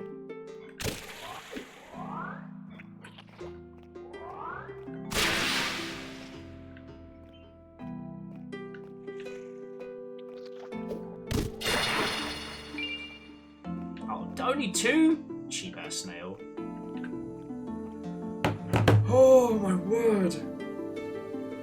I still got 4 hours on the clock before I can crash. And everything is bad and terrible.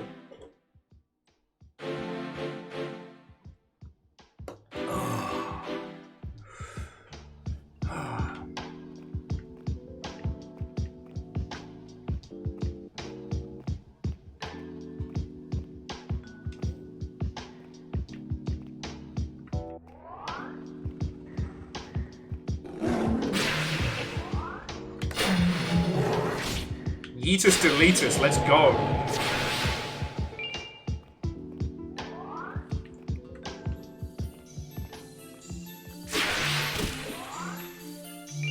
There we go. Alright. Brilliant. We now have enough for the magical super sword. Alright. So friends, I'm trying to think of conversation topics to carry through for banter, but I'm the one distracting me. To quote Less Than Jake, I'm my own worst enemy.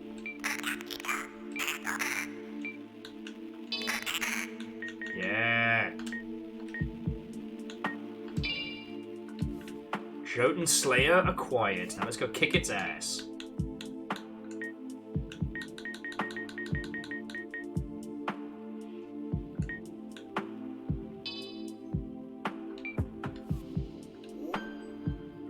Big blade.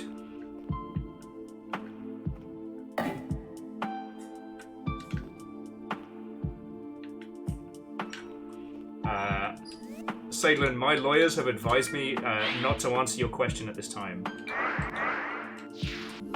Or you can upgrade your strength. Alright, to the Lake of Blood! Blood Lake!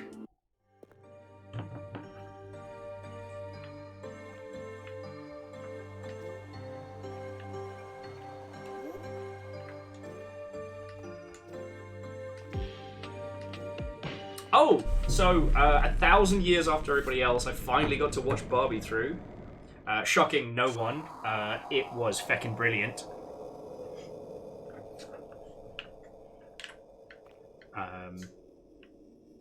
Although I've not kept up with the Oscars nonsense today because it's just not my wheel well, but it did make me laugh that it had a similar situation as with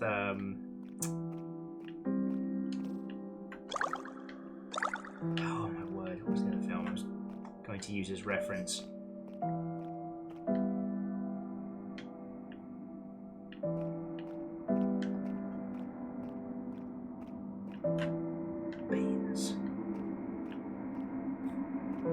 There we go. Alright.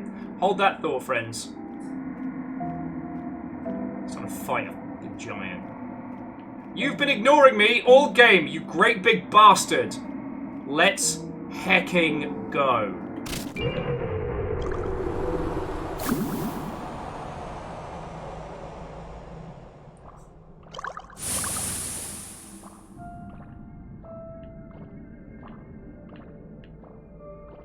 I have fucked up now. I have fucked up. Oh god.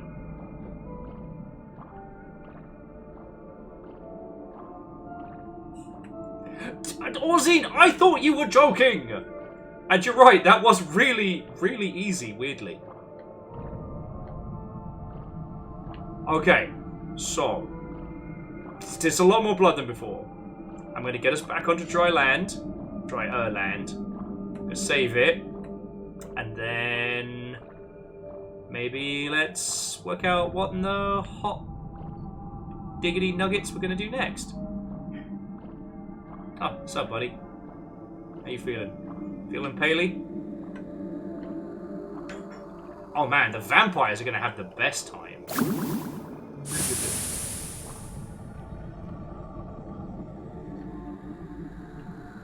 I made it worse! Worse or better?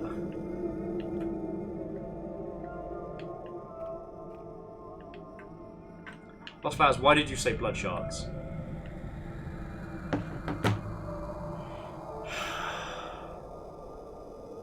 Thanks, I hate it.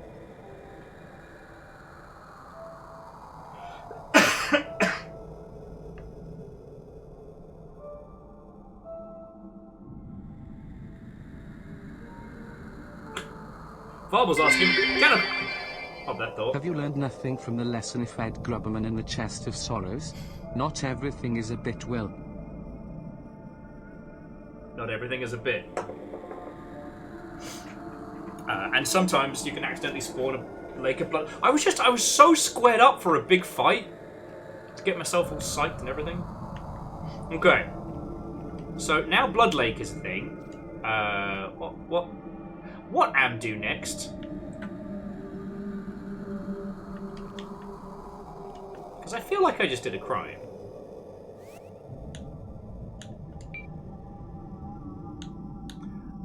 Lost Spell says, what did it drop?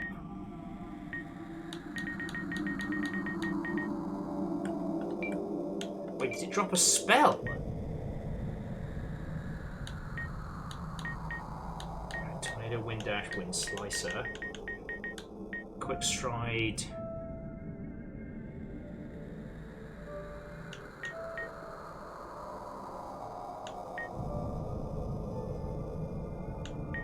Oh, we just doing like the list of cruel acts. God.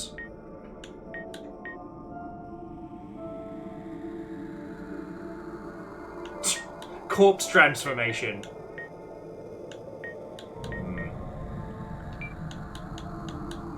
Maybe a sword or something? Serpent Bang, Skeleton Axe, Circadian Dagger.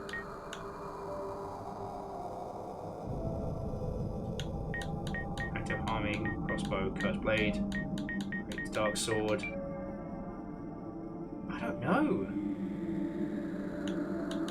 I should have dropped some interesting coins.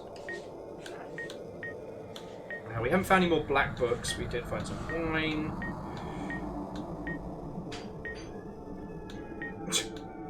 Oh no, it's the purple!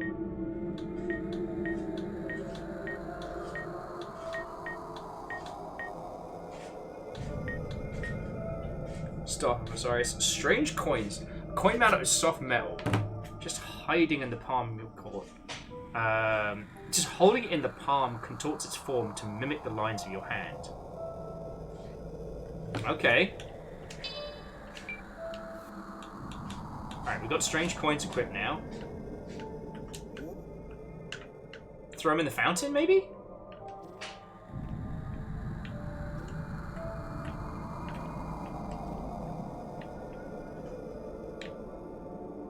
Of 30. Okay. You know what? Orzine, legend, feel free to be a little bit specific. I'm just standing up just to... Oh, try to wake up. Oh.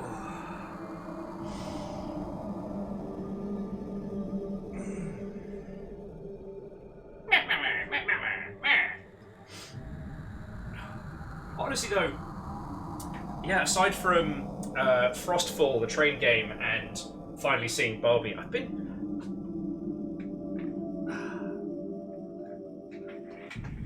Okay, so the coins are to pass through...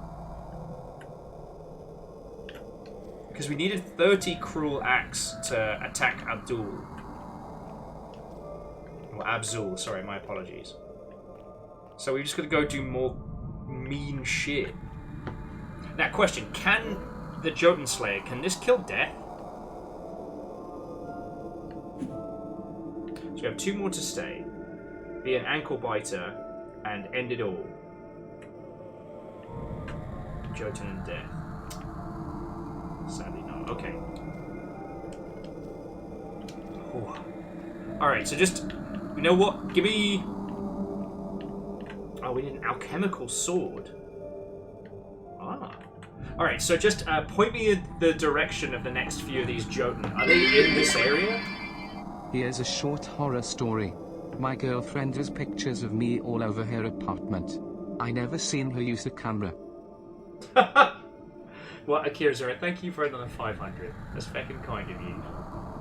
And maybe that's really sneaky on the quick draw. Tell me what to stab, my friends! I'm very sleepy and my brain is very dumb! Like, it does look like we'll get more than one more stream out of this. If there's a laundry list of things to accomplish. Alright, the Temple of Silence! Go to the Temple of Time.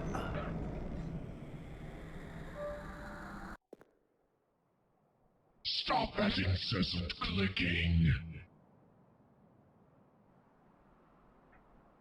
Jackie Fox asking... Jackie Fox gifting a sub to Blood Shark. Feel ruddy proud of yourself for that one. God, for a second there I was like, whoa, is it darker here?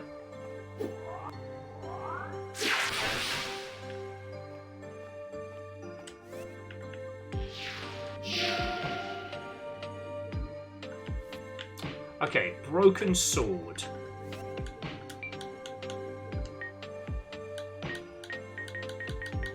Is it just called broken sword? Because the only one I haven't been able to get so far is the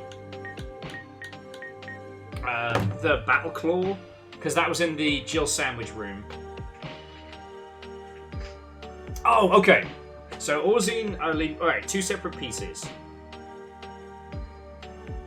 Okay, may not be... Oh, so it could be under materials.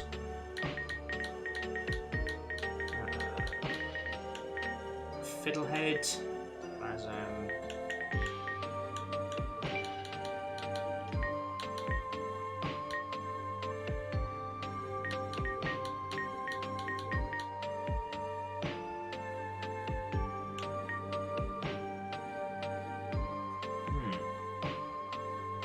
Broken sword is fiddly. Okay. I'm hoping I haven't missed it, right?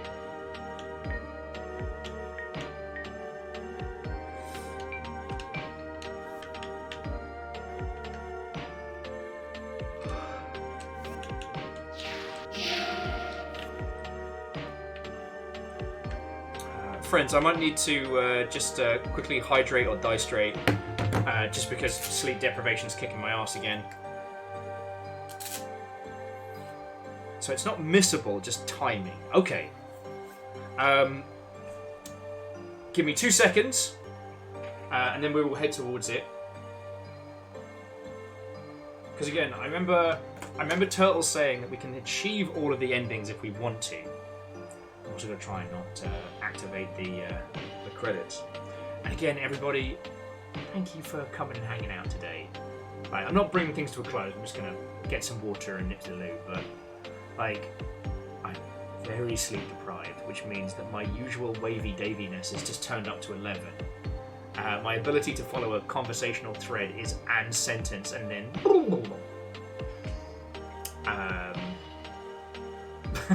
Fern, thank you. Go get the sleeps. I've got under 4 hours before I'm allowed to snooze. I can't wait.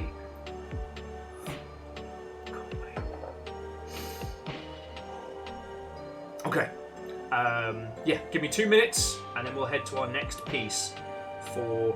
Because I don't know how many endings there are, but I'm happy to head towards... Oh, okay. Legend, Wazine, I will let you both coordinate. I will be back in just a moment.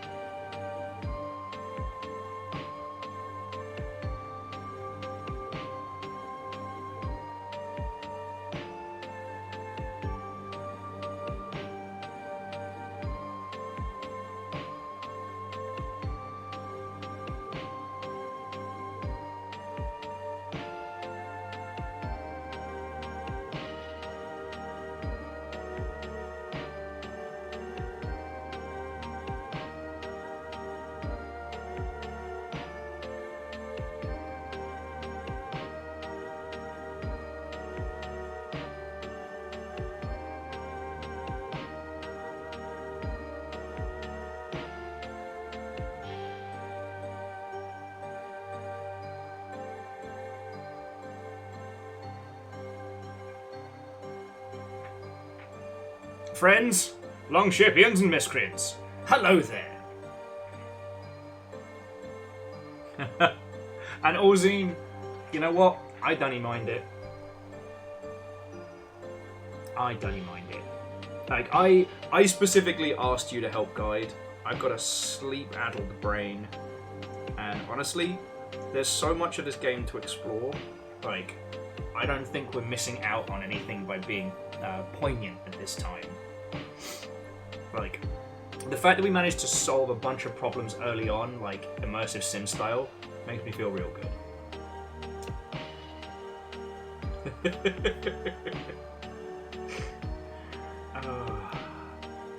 But yeah, Tobias, I'm looking forward to hearing your tales.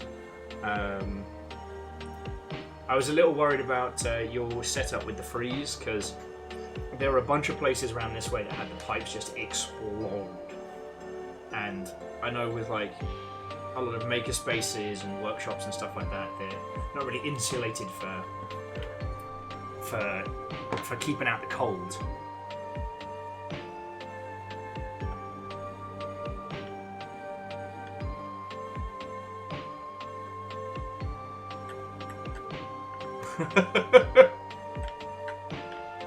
Not your memories! My word! They were your greatest feature! What will you do now? Ha! Long shot. Oh, God. Oh, Zine. There.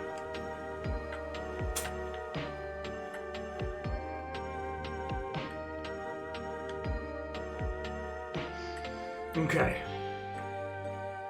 Oh, God. Legend has like 3 or 4 in the driveway. Fag. We got a real lucky dice roll with ice.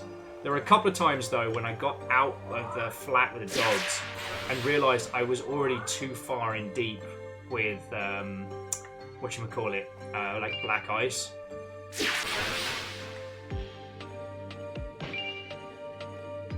So it was this moment of, like, I have to keep going.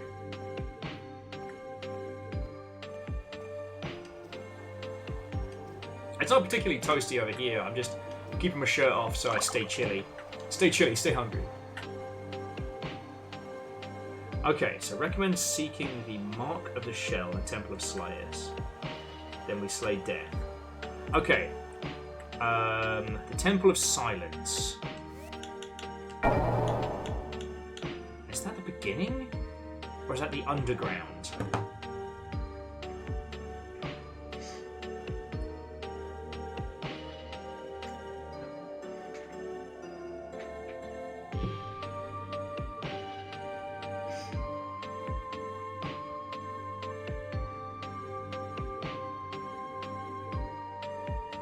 Which one was the Temple of Silence?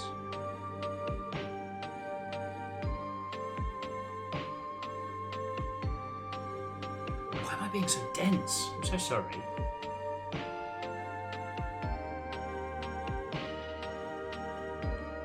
Temple of Silence is past the living door that needs a key early on. Oh, the underground with all the people with the dodgy faces. Full of brainless men. If I want to see a large number of brainless men, I'll get wasted and see 5 of myself in the mirror. Ah, but I love the soundtrack of this area, so I'm happy to waste time here, friends.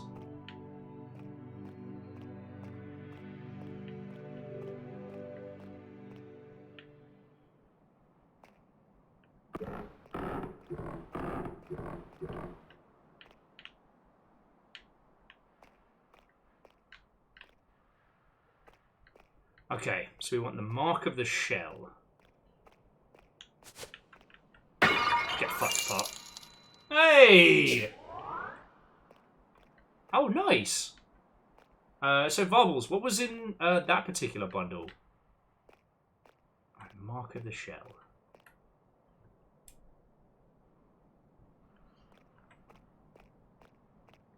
Time to defile an altar. I love doing that! That's like one of my top 5 things. Like Control-Alt-deleting some of these poor mummies. I might just use the Jotunn sword just so I don't have to eat up my mana.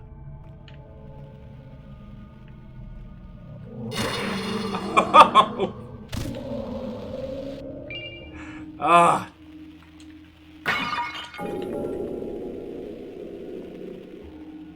Control-Alt-D's nuts!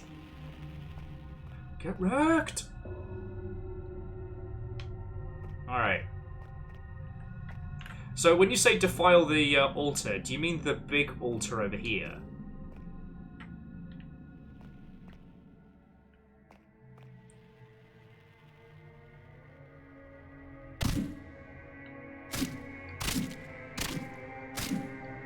Big Shell, right. I know where Big Shell is. Are we just gonna bust it open with this thing? Hadouken!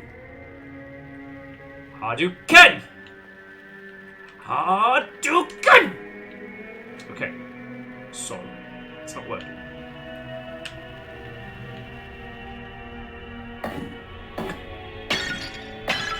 Pack your pots! Pick your shit! Big Sword sends their regard!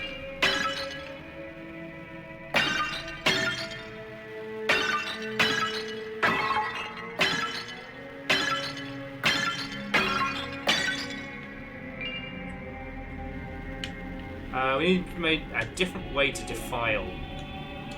So what's going on our spells? Alright. So what have we got in the defiling? So we've gotten a fairy.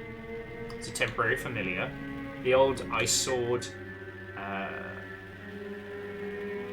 Tornado, always handy.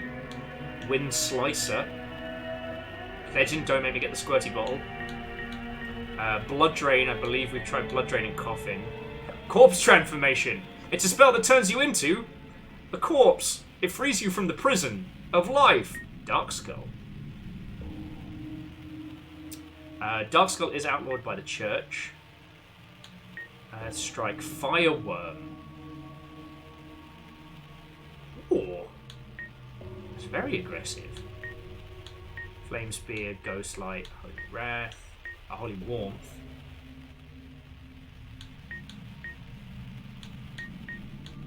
Do you just want me to spray some blood? You just want me to spray some blood? Okay. Fine.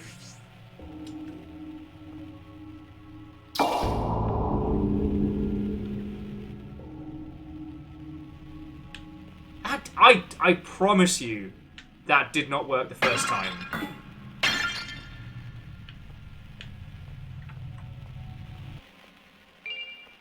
Okay. Now, is there anything else we need down here?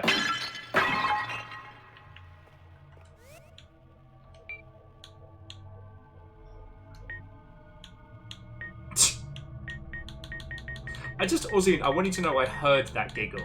I know I read it, but I want you to know I heard it.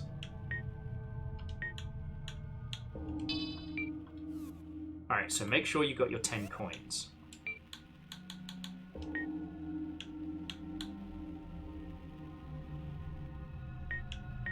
We're up to 20 strange coins.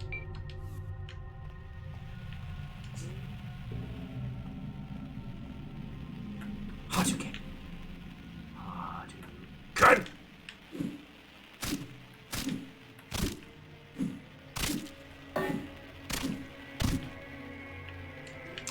Alright, now it's time for some more alchemy. Alright.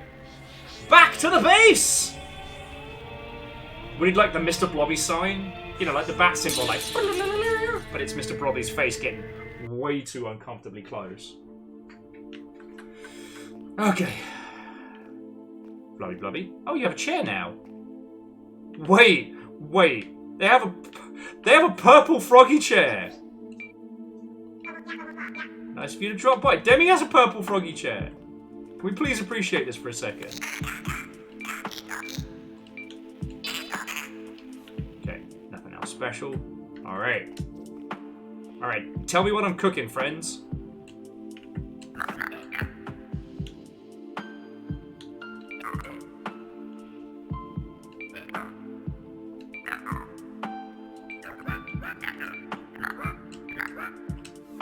Oh yeah, Calamus was the person we met right at the bottom, didn't we?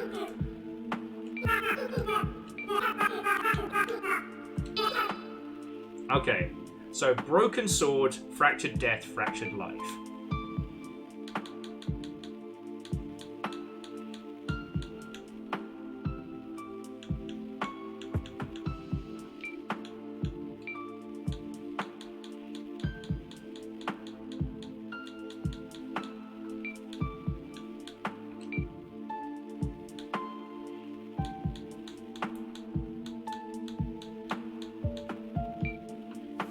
Yeah, let the bobbies hit the floor!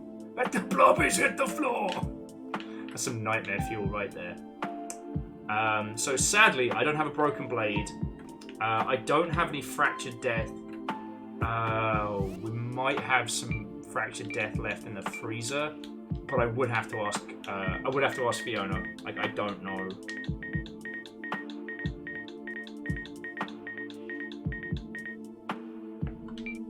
All right, time to go hunting.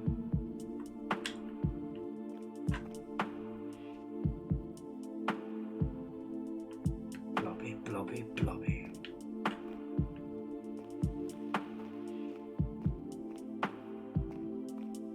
Blobby, blobby, blobby.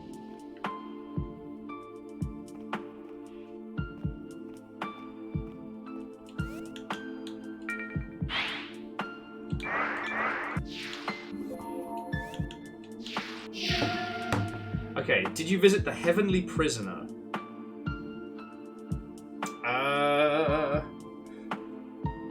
Oh, God. Is that the area above that leads to the door? That has, like, there's another different succubi, I think?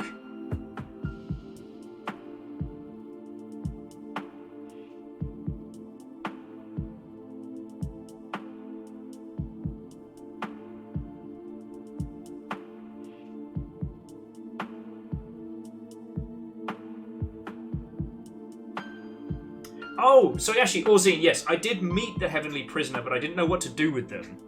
So I haven't interacted with them other than go up the ladder next to them.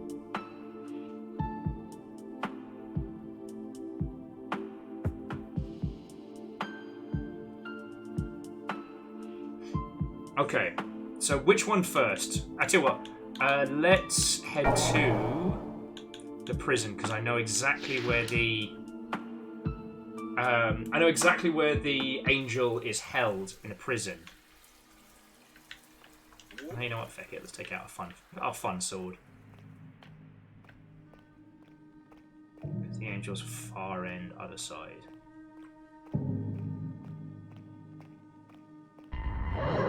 Oh, fucking hell! I forgot about the dogs. Scared the pee-pee out of me.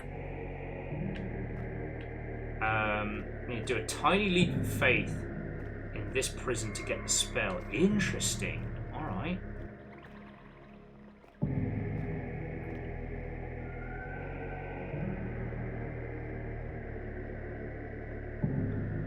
Now, do I need to go up and then leap to my death, or am I just supposed to make a jump for it here? Because the thing was, it looks like nothing else around. So I had a feeling this was important.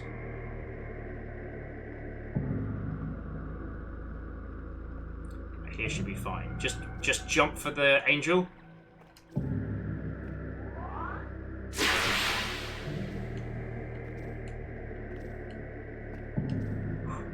Alright.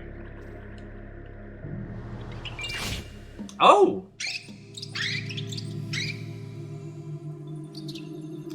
Hello, tiny rat friends. So we got the spell of Icarian Flight. What does that do? Magic which enhances the caster's jump ability for 2 seconds. Wait, isn't... That's the one from...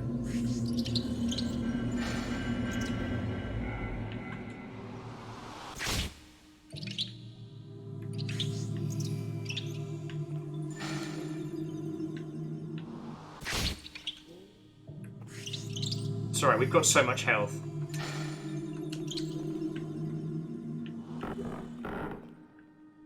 Okay. Now, do we hop up again? Oh yeah, but Mr. Blobby is now so sturdy, we can survive the fall. That's okay. I mean, Orzine, thank you for telling me to be kind to the rats. It's important to me. I don't like it. I don't like hurting the rats.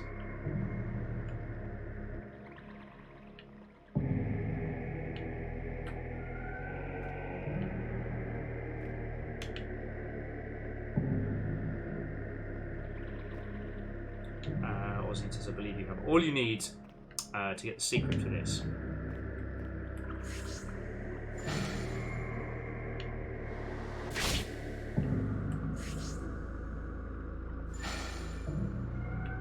Okay. Time to head to the arena. Roger, roger. Sorry, forgive me for being a nerd. I'm gonna zip us around.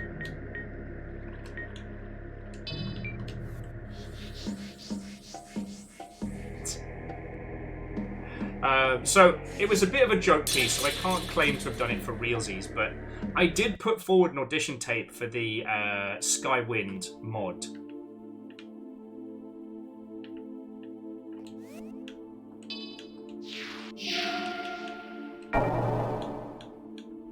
And to Order of Talon, Watto and welcome. Alright, so next up, yeah, Forlorn Arena.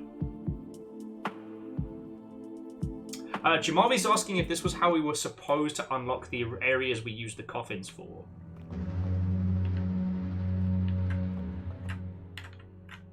Legend! One of my audition pieces was the Falling Mage.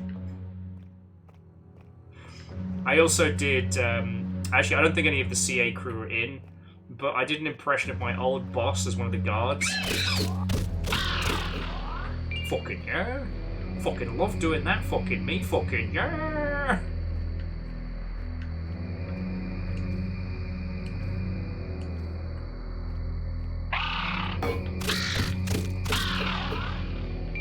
Bless them.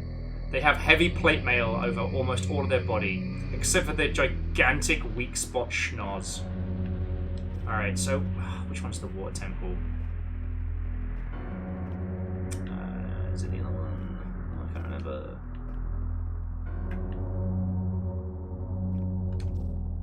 Oh, no, absolutely, because she does words.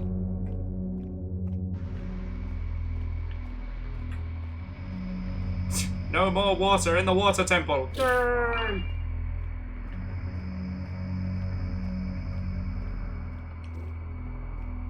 What is that? Oh, see, we've got jump now, so we can do shit like this.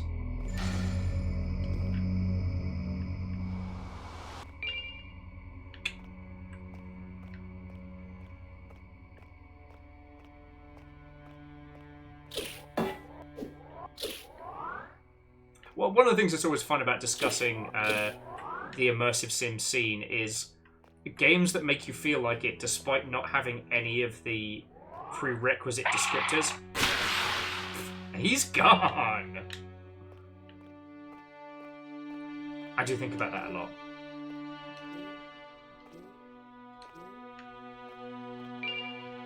Okay, it's gotta be this one for the Water Temple, right? Hang on, let me check my strange nonsense. Alright, Earth Talisman.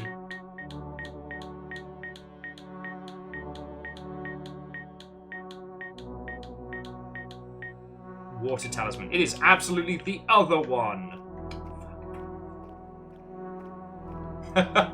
So, Order of Talon, I haven't had hands-on with... Fucking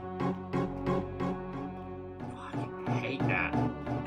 I haven't had hands-on with Pal World, but I've been looking at it pretty extensively. It is a game that exists. Okay.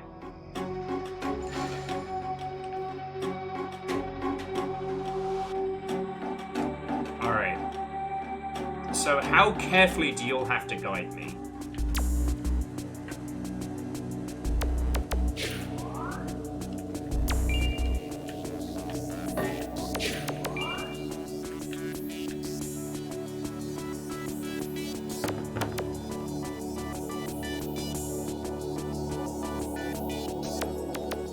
So, Order of Talon, have you been playing it? Do you have any thoughts and feels? We kind of discussed the legal nonsense earlier in the day.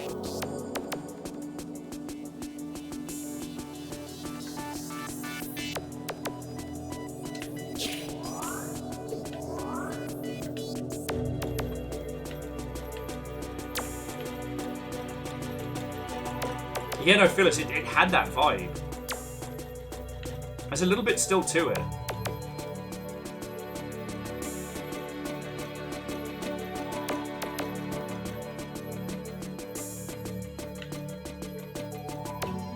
Alright, Angel Kalina, to be continued. To be continued.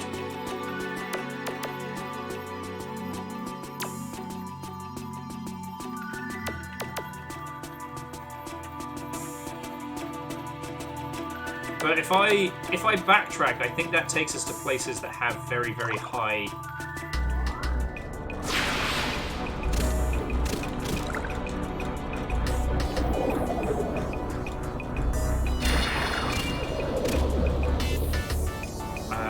think backtracking takes me to the areas with very high ceilings.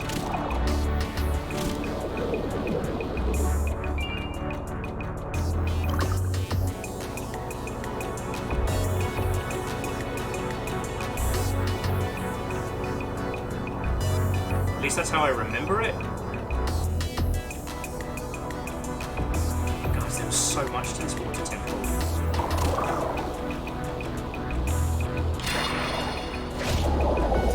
Really?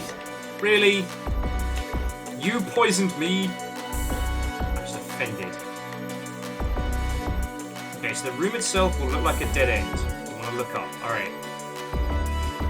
Only fools rush in and gamers don't look up.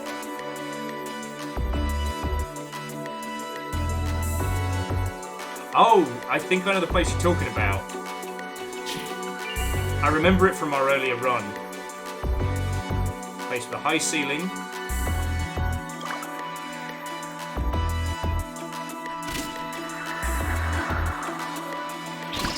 How's that burning working for you, you big sack of bad words? Sorry, my insults didn't work today, I'm not gonna lie.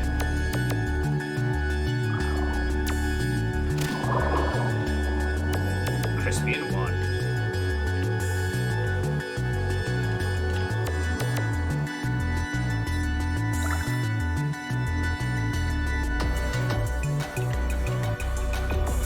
But no, so Order of Talon, I can completely understand that.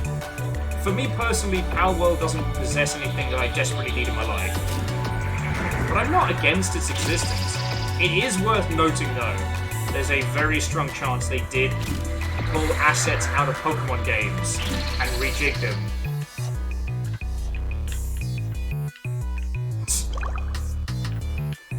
Yeah, the good old damage over time.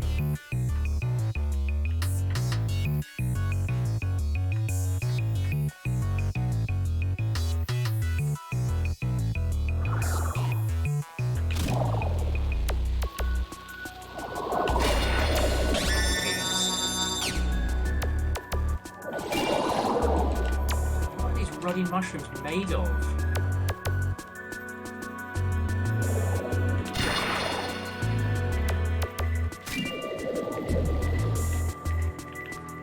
It's not this ceiling, but we're on the right track. Ah, stabbing a stabbing. Stabbing a stabbing.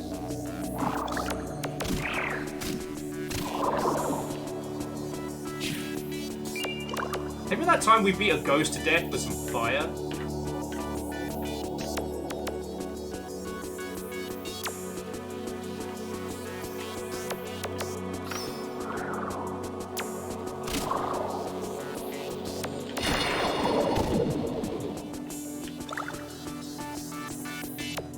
Oh, excuse me.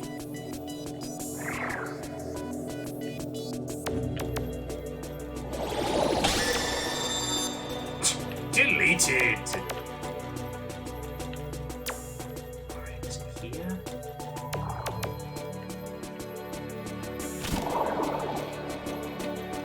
Right, dead end. High ceiling. Nothing here. Let's keep going.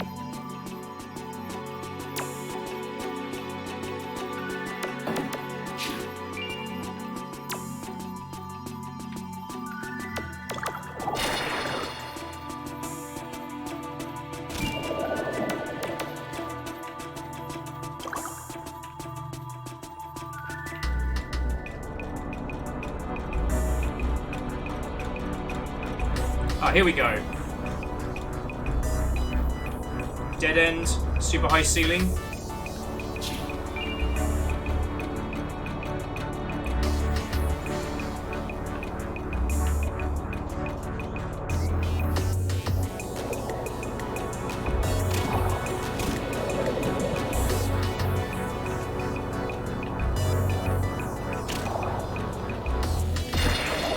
So wait, hang on. If I'm parsing what you're saying, one of the things that we need for our little adventure right now is an object that only appears on a real full moon.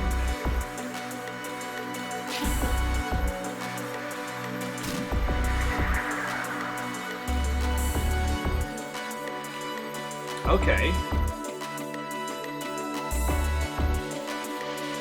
Oh, you're on fire. Just die already.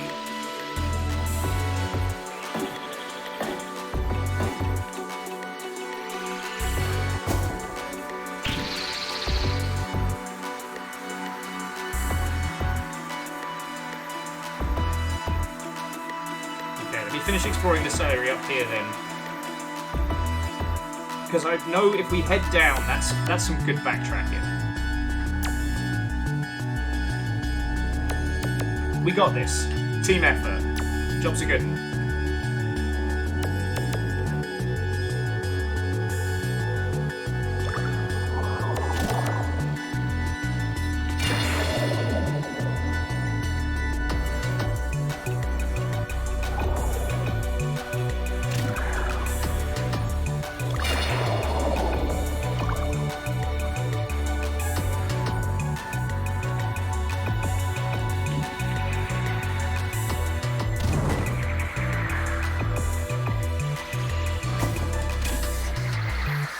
There's some Devil May Cry shit going on here.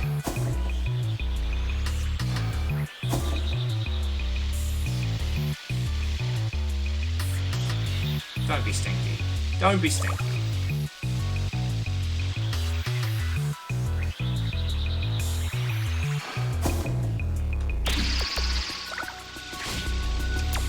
Absolutely bad word. Now I'm stinky.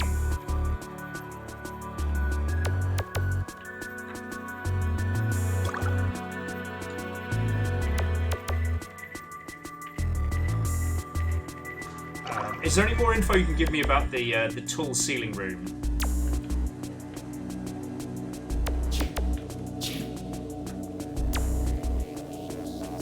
Alright, because I'm going to head back a little bit and see about that.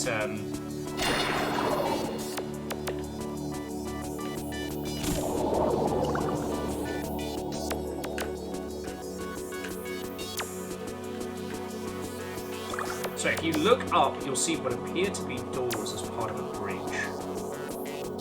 Okay.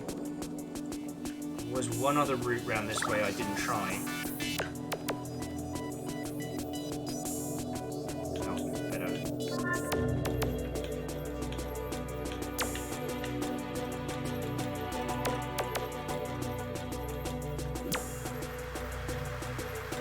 I'm gonna head down here.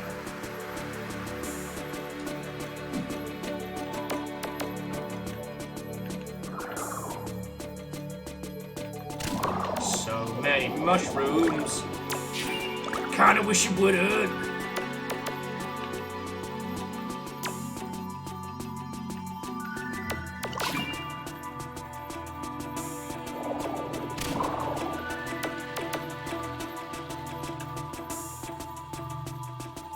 Promising, promising.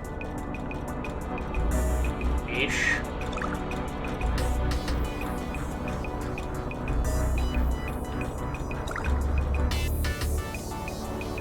Did I just get super duper turned around?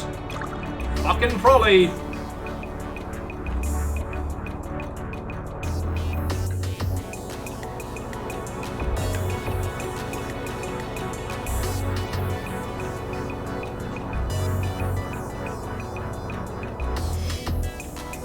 No, Legend, it's all good, it's all good. If you'd like me to come back to the start of the temple, I absolutely can. You all have put in a lot of time to direct. Okay. And look, I understand friends, comrades, and Longshipians. This isn't the most super exciting, but what I will say is that I need help staying awake.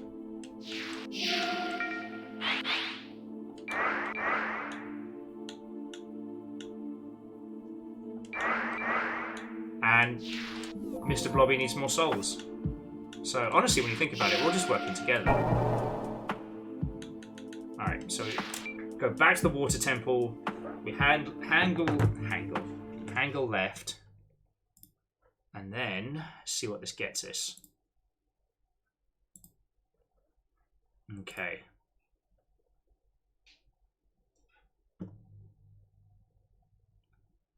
gods. No wonder we're getting ruddy lost. Oh, sorry. I keep forgetting it pauses the music when I shimmy around. When I shimmy. There you go.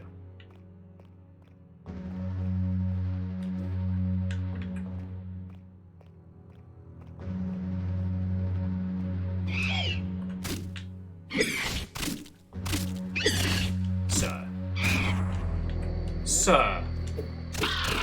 I'm gonna need you to very not. How did you think this was gonna work out for you, huh? And he's gone. He's gone.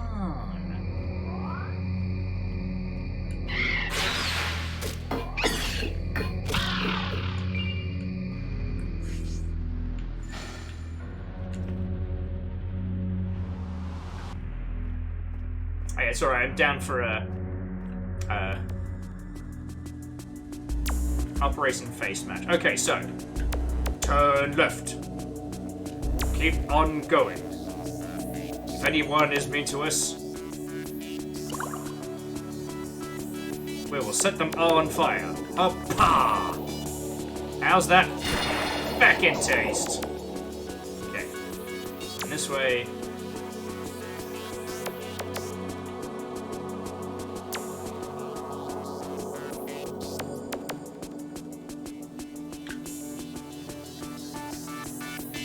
Okay, stopping.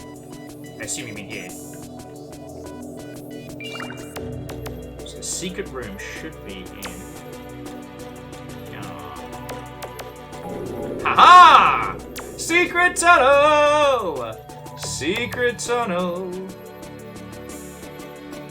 Doing cool shit. Wait! Secret fucking tunnel! Yeah! No one knows how cool we are when we use guides to explain some features. Oh, it's... Oh, this is the water of the water temple. Well... Oh, gonna just say, I'm not a fan.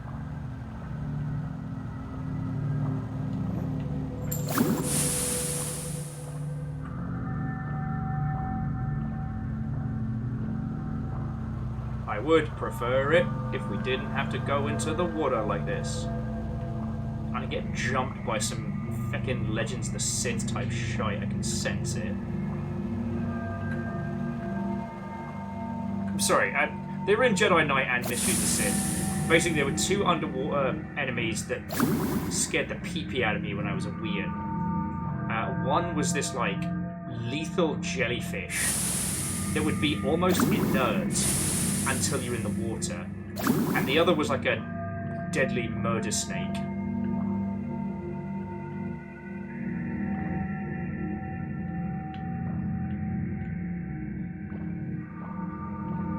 Not have a good time.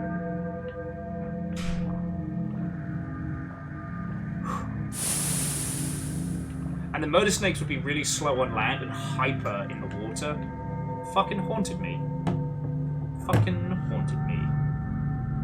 Hang on, I'll pause it for just a sec. Apologies for the break-in. Okay. So we need to go under, then explore. And in theory, if that's a dead end, then this is the way we need to go to find Anthang.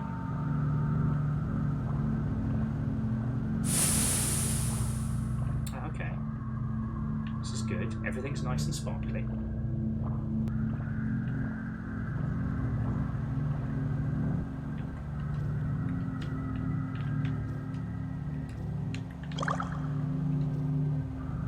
Fine.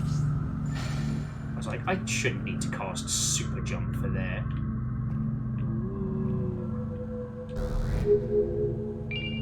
Fractured death acquired.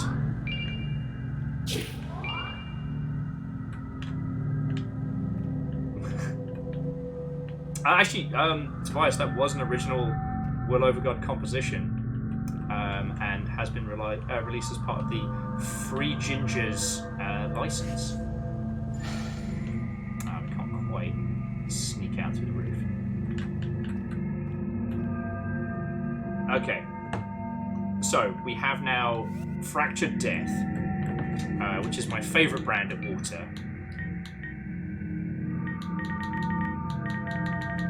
Yeah, Fractured Death. So now we need a broken sword or sorry, forgive the interruption on tunes. We need a broken sword and fractured life. So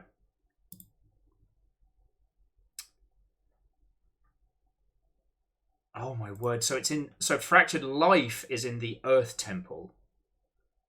That seems fairly straightforward.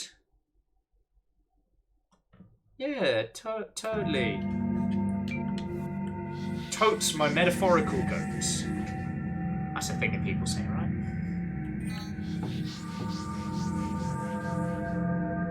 right? So Tobias, are you up to snuff on all the Sea of Thieves changes? Just because I'm trying to think of light bantermancy that I can bust out.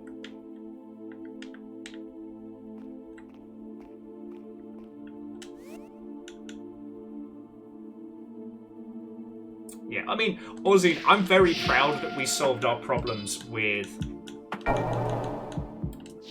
coffins rather than magic. So they just rolled out a big change to Voyages. Voyages are now all acquired from the captain's table. You don't have to buy them or stack them up. And if you want to, at the start of a voyage or a tall tale, you can dive to the location.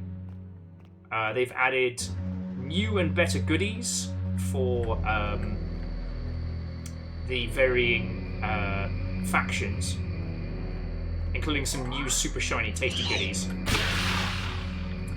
There is a new version of Battle for the Sea of Thieves that is the only way to get the Chest of Fortune, which is on rotation. And you can now prestige your rep with the varying merchants. Well, sorry, the varying factions. Fuck off! Who do you think I am? I'm fucking Mr. Blobby! Blobby, Blobby, Blobby! Wonky shoe, dino-nosed bastards. Okay, so we go in through here.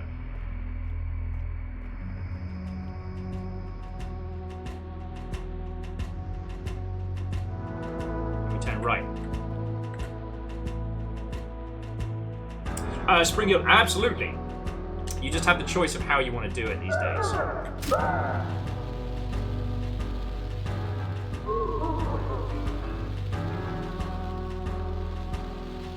Buddy, I'm gonna need you to know. Okay, so dead ahead is the treasure we needed to proceed. So we go this way.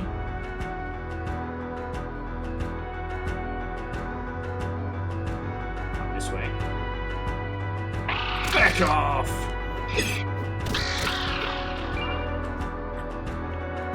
It's a big laying down sword room. And then we go through this way. Whoa, Ozzy. Oh, sorry, I thought you said I have too many cookies.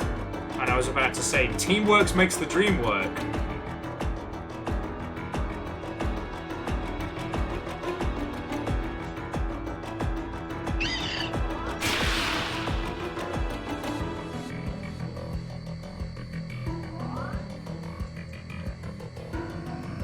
Go back here!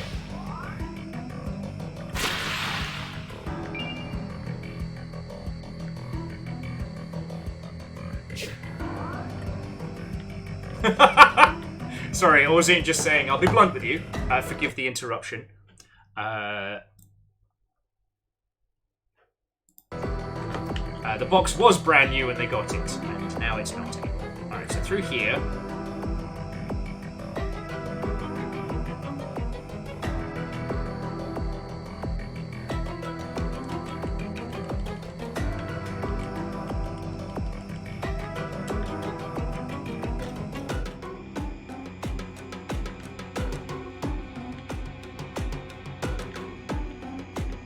be on the wall left of where we came in. Alright.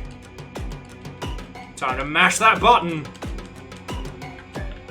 It's alright. I survived Resident Evil. I'm trained for this.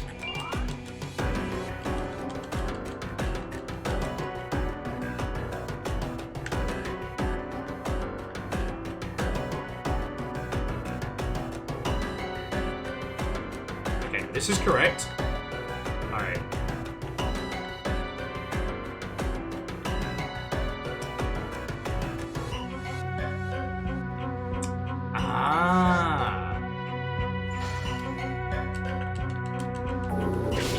Ha-ha! Good shout, friends. Don't worry about it.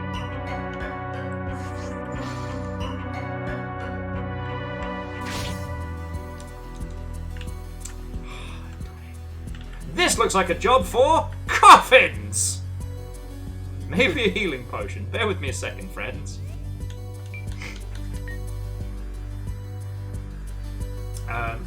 So Tobias has been making a bunch of changes, and some of them have been really lovely. The one that was a bit of a quack was sadly the coral skull. Like, it's not bad. It's just I thought it was going to be this wonderful like rat race of cool shit to do, and sadly it just kind of turned out to be just sort of there.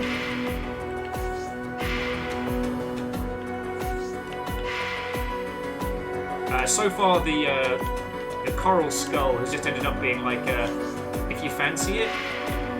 Fred, it is not a coal. It's not a coal. But I thought you'd be on my side for this one. Anyway, don't worry about it. I'm coffin climbing again. It's my new thing.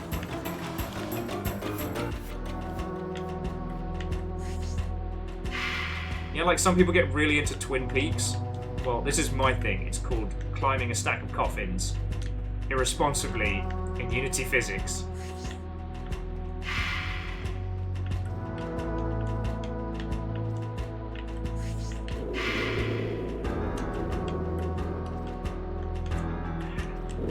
And when I said I wasn't going to put any points into dexterity, what a great and smart idea that was by the great and smart me.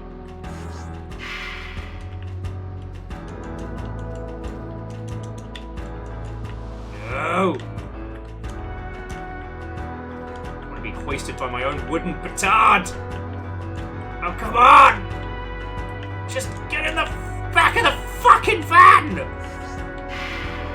This is once again proof that while I am playing as Mr. Blobby, I do not control him.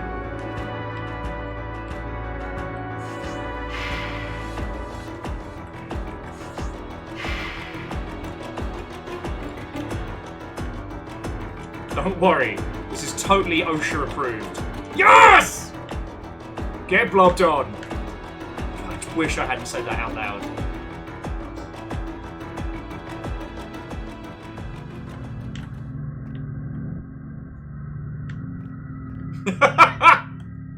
Tobias just says, say OSHA again! Say OSHA again!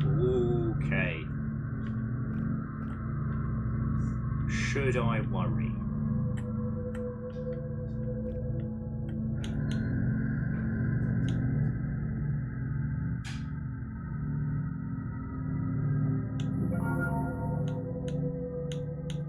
Now, are you laughing at me? Or are you laughing at Tobias being offended by my pronunciation for OSHA? It's an OSHA violation. Doody-doo! Apples and fucking pears! Fred pointing out if you have to ask if you should worry, the answer is yes.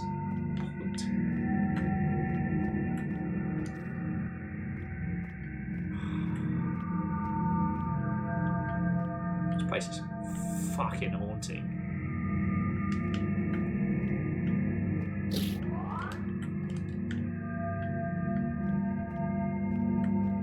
Legend, I haven't got the fractured life yet, but if your and Ortradini's instructions are to be believed,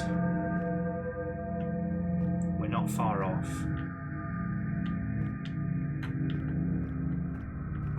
got their moves like Shinji. I don't know what. Get blobbed on, son. I can't blame anyone else for that. I can't blame anyone else. It's my sleep-addled brain. It's my reason to stream. My raison d'etre to play as Mr. Blobby. Get blobbed on. No! It gets worse! I say it more and it gets worse.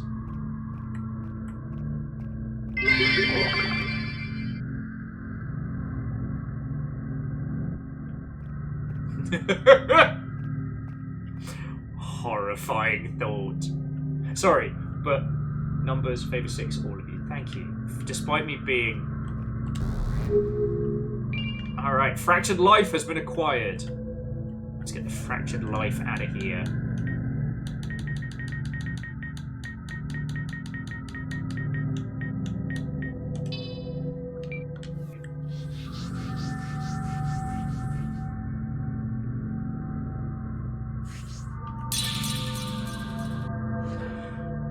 Okay, so now for the broken sword. How are we going to do this? Like, is the Lunacid version of Mr. Rossetti gonna scream at me?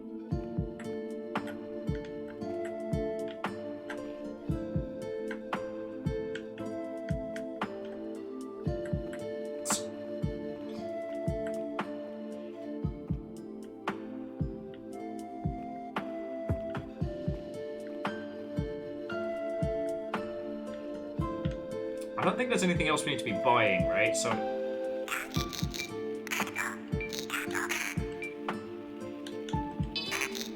yeah, we can get proper health files from our friend. Love to see it. Okay. Okay, so Orzine says we're going to have to change our system clock to the day of an IRL full moon. Okay. Big question. Do you know how we... Can I do that? Do I need to reload the title? Give me some details here. Give me some details, because I know what to do. Hopefully the stream doesn't scream at me. Mr. Twitch is like, how did you stream a month in the future? I wonder if he'll accept me humming the Doctor Who theme song as an excuse. Okay. Oh, so friends, if you're wondering what we're doing, Orchazini and Lost Flowers are leading me towards the components to build a weapon to kill death, I think. Yeah, no, Mr. Twitch himself. Absolutely Mr. Twitch himself. Mr. The Twitch, if you're not friends with him. So we do not have the broken sword. We've confirmed this. So we need to change the timer. Do I need to leave the title and come back? I guess that's what I'm asking. For this moon fuckery! Zippity-doo, zippity-dee! What the fuck have you done to me? It's 3 hours to go until I can consider going to bed. The madness has set in. Wibbly wobbly, timey wimey, wibbly blobby, timey wimey. Okay.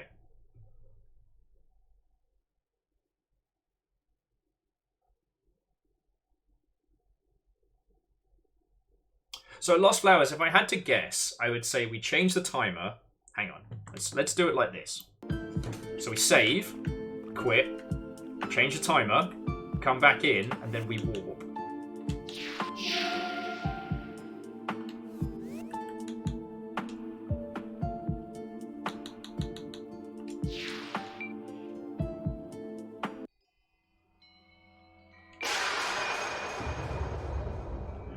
Okay, so we quit legit. I'm just going to be a teeny tiny icon up in the top for a second here. Now, can you give me the date of a full moon? Which is a thing I didn't think I'd have to ask. Full moon.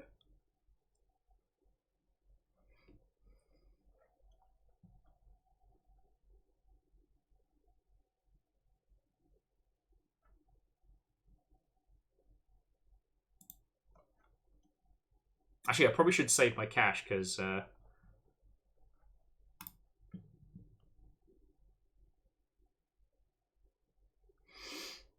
Because if we change it to forward in time, so far as the game is concerned, we've not really messed with it too much. Alright, we'll just Google. When is the next full moon in Seattle?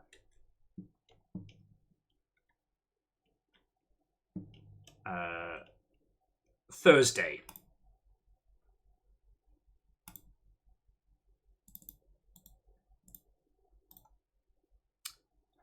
Just date and time.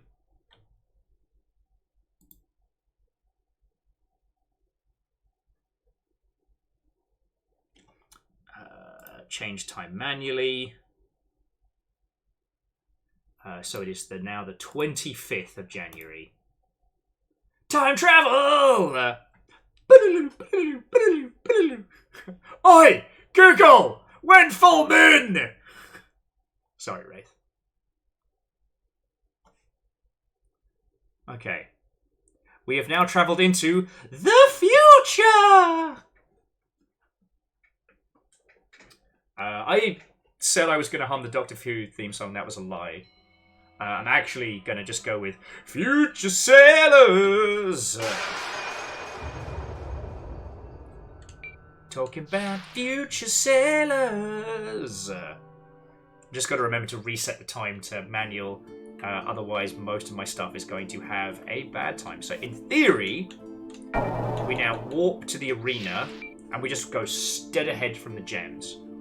In theory, there should be a broken sword.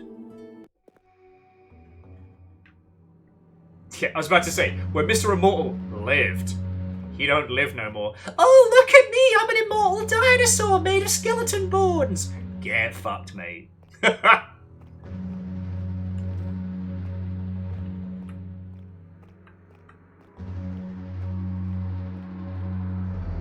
What the fuck?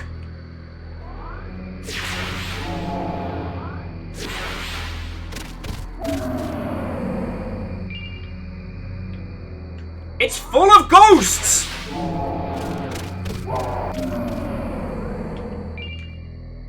I mean, I'm Mr. Blobby, so I'm not worried, but it definitely worked. Warzine says, don't let the Anku touch you. Why? What will happen? Broken sword acquired. That's what this guy was all about. Okay. Alright, then let's GTFO. I don't want to get instant assassinated. Oh, hello, baby boy. Hello. Amos has come to give his regards. So now... Oh, just... Hope you're being safe on your travels. This place is full of ghosts. Okay. So, first things first, we want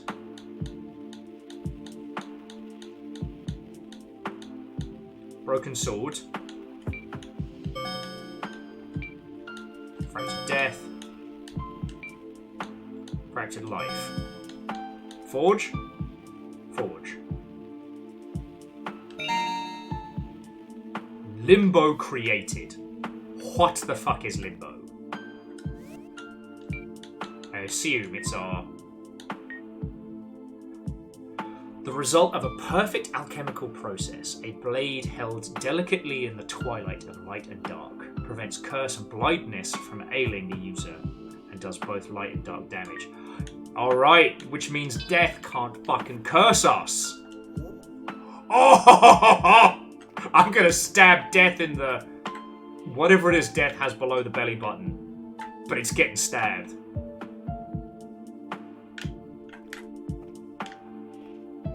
Yeah, Orsine, call me Geordie, because we're about to La Forge. Let's go. Absolutely gonna save. Okay, so now I've got to remember how to find death. Now, I got a little bit lost on this last time, so I am sorry. But Oh, actually, I'm going to buy a bunch of health potions and shit, because even with this blade, I'm not confident. Yeah, so I remember it's in the tombs, and it's... So we have to go down into the tombs, then down into the horse tunnels.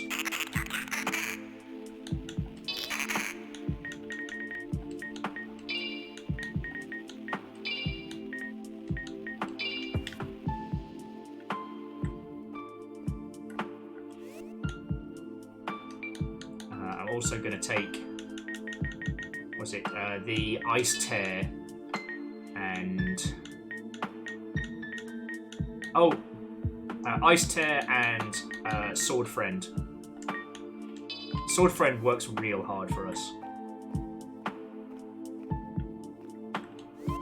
So first we save, walk into the catacombs. Okay, I've got a lot of Faffomancy to go, so...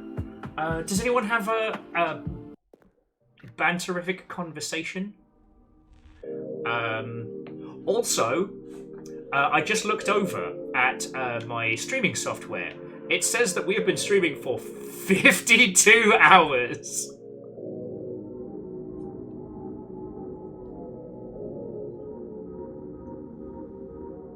So Orzine says, I don't feel the matter, but I would consider not saving after you kill death. Okay.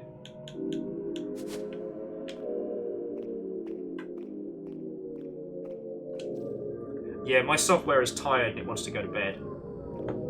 Okay, so down here, catacombs. Alright, let's try this out on the horses.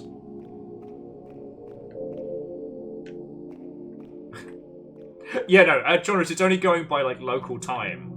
Because it has no concept of, Horse!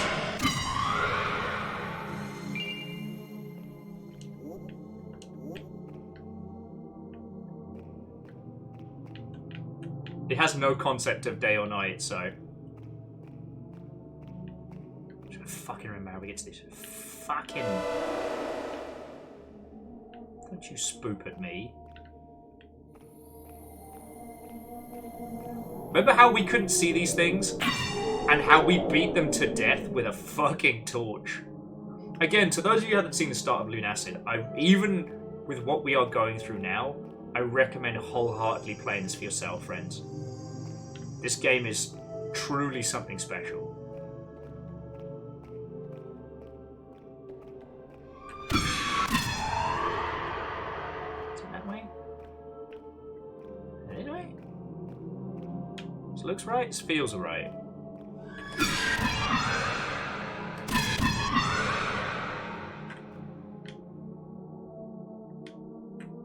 No, Tobias, eat your fill, friend. Live as we would. Celebrate as we could. Go, eat Korean barbecue until either you explode or the people running the restaurant question their financial life choices. Live, goddammit! Live!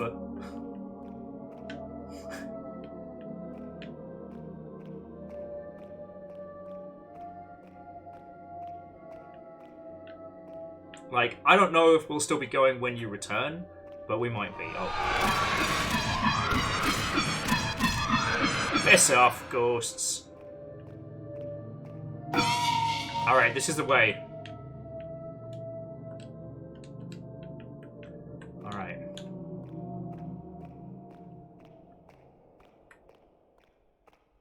A natural darkness fills the void.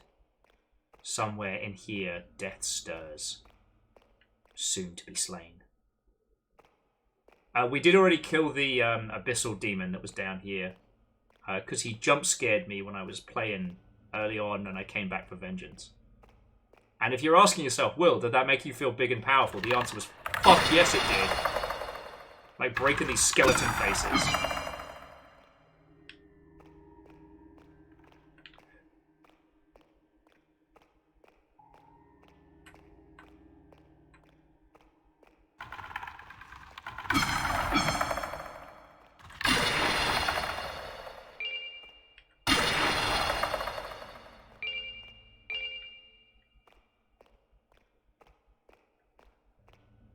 Huh. So, Taurus, like, aside from knowing it's out, but that is very, very odd. Like, I know Persona 3 is extremely popular, and I understand like why it's one of the ones that gets remade, but I didn't realize it was a $70 title. Like, look, I'm 100% all for promoting old games that have value, you know. Just because a game is old doesn't mean it isn't deserving, but in the same breath, Atlas are the one that set the price for the Persona series, and I don't know, that does seem pretty hefty.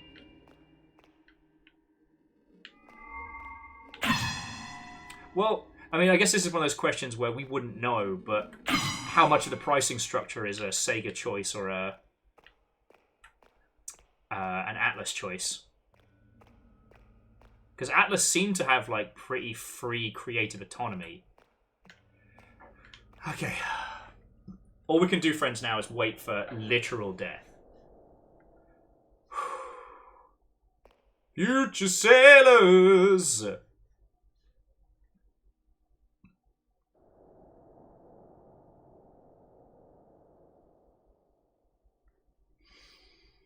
So, how about them local sports team? And hey, joiners, that makes complete sense. One of my friends is working one of the press events for it, so I assumed it came out today. Honestly, you could have told me it'd been out for a week, and I'd be like, oh, yeah, that sounds right. Orzine, I love the way you kissed that egg. Love egg ball. Kiss that egg. Touch that egg. Christopher! Christopher! Christopher!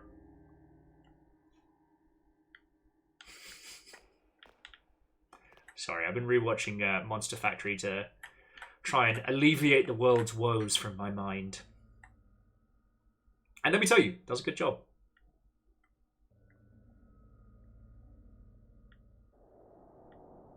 Also, regardless of how you feel about it, like, Monster Factory is a great example of, like, find your fun, like, find your joy. Flowers says, alright, what's a good thing that happened? Alright, no matter how big, no matter how small, what's one good thing that has happened to you recently? I kind of said mine earlier today, but, you know, I want to restate it, was that for all the sleep deprivation of looking after the Wii last night and through until this morning, watching I think they're 10 or something? Okay, here we go. Face me, you fuck! I ain't afraid of no ghost, and I'll slam it right into your crotchless robes. Let's fucking rumble, Skella boy. Oh, shit!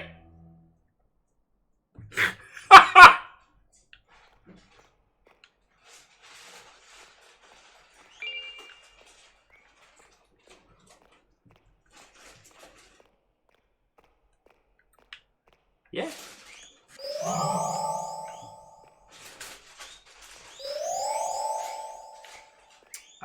So I got Death's Scythe. Be very wary of corpses. Strange coin count is at 30. And strange Ian's even death my die. Alright, so beware corpses. You're right, that was a little anticlimactic.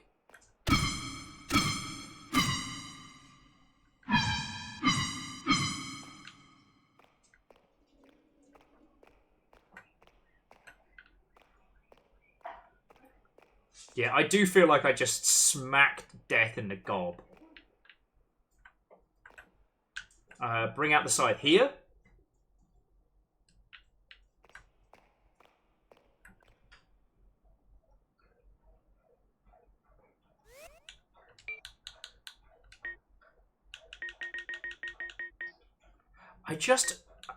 Oh! So Death's Scythe needs to be leveled. So do we need to do a little bit of farming?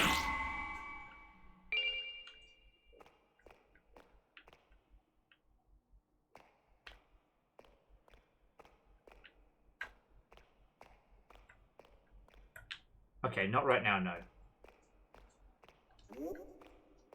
Hey, remember that time I basically backhanded death itself so hard he went, I just stopped existing. Do you remember that? No more death. Death is now illegal. I win. Shit, what are we going to do?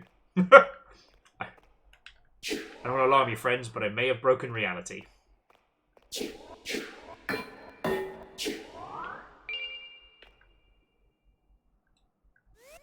Oh, yes, I can teleport. Sorry. I don't know why. I was just... Sometimes you get into the role, you know? Okay, so back we go.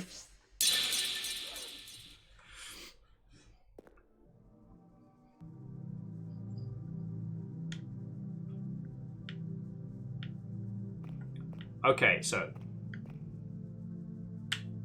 Hey, where'd everybody go? Hey, where's everybody gone? That's why you said don't save.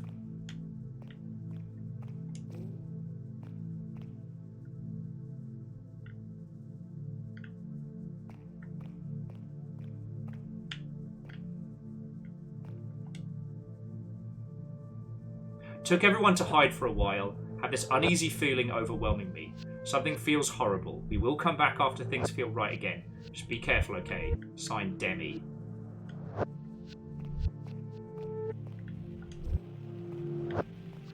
Alright, I can't say I blame him, but... Fuck. Yeah, no, the music's gone into, like, reversey-pursey. This is some peak Lost in Vivo nonsense. And again, if this is somehow your first time seeing this, just as a reminder, friends, like, the person who made this game is most notable for a series of, like, experimental and genuinely inspired horror music. Like... Alright.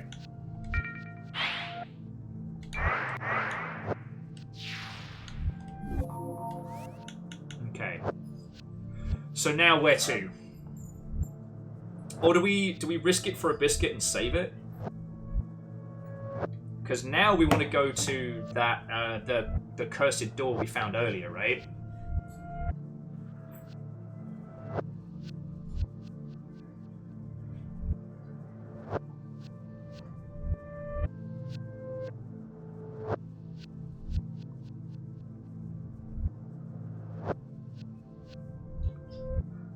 So, Orzing, let me guess, it's... Once we level up the side, everybody's okay.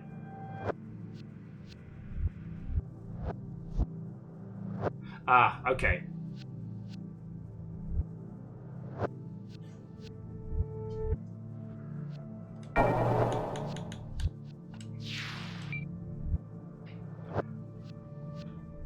Well, on the plus side, this is something that we can work on slowly.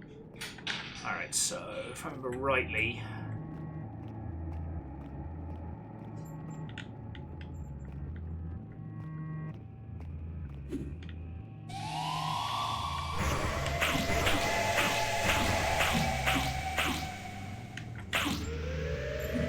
NANI?! Yeah, no fucking shit. Everything's backwards now.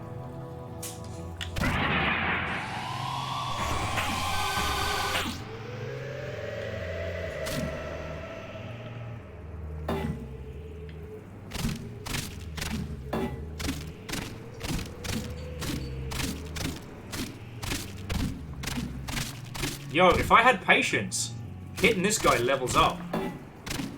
Oh, death no longer protects us from the shades.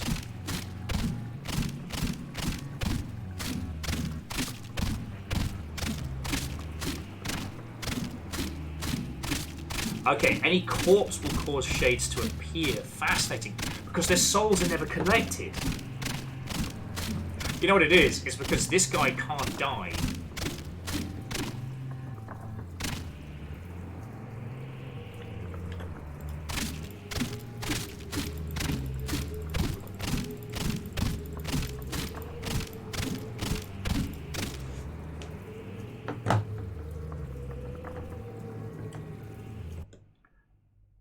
Don't judge me. Alright? Don't judge me.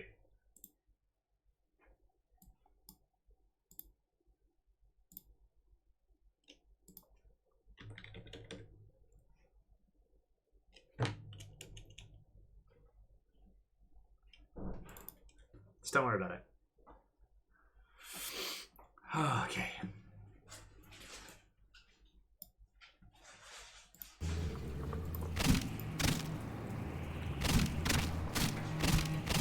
Don't even worry about it. Come get strong with me. We'll overguard. Watch those bars go up. Okay, so the soundtrack doesn't match the conversation. But again, what is one lovely thing that has happened to you all? Because I asked you right as death attacked, and then I broke its bony kneecap, so I feel pretty powerful. As I was saying, mine was getting to see a kid playing Gallagher for the first time, and just watching it click. And the kid even was saying, like, this is bad and dumb. And then going back for another round and going back for another round. You know, sometimes it's easy to look at the games of yore as just things that were the only thing available. But to see them, like, spark in young minds, it's very cool. You know, I don't spend a lot of time hanging out with children. I don't plan to.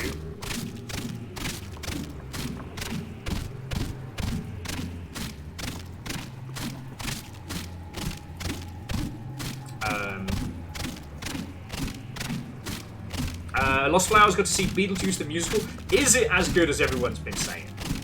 Like, I'm not going to get the chance to see it, and that's okay. I've made peace with that. You know.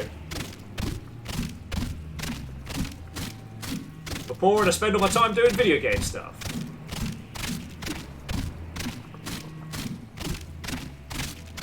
So Legend says no. You need not restore the site for next ending.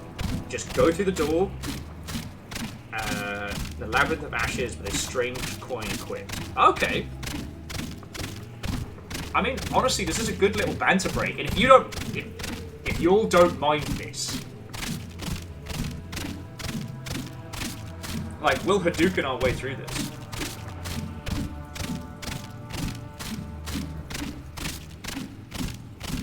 Oh, we cool. I'll let you know. I'm real happy.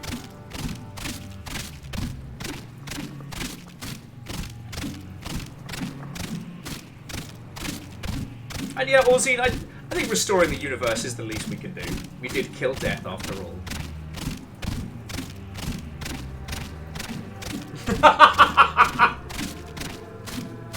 Wow. Friends, I was getting a little bit chilly in here, but honestly, I'm now toasty thanks to Fred's burn.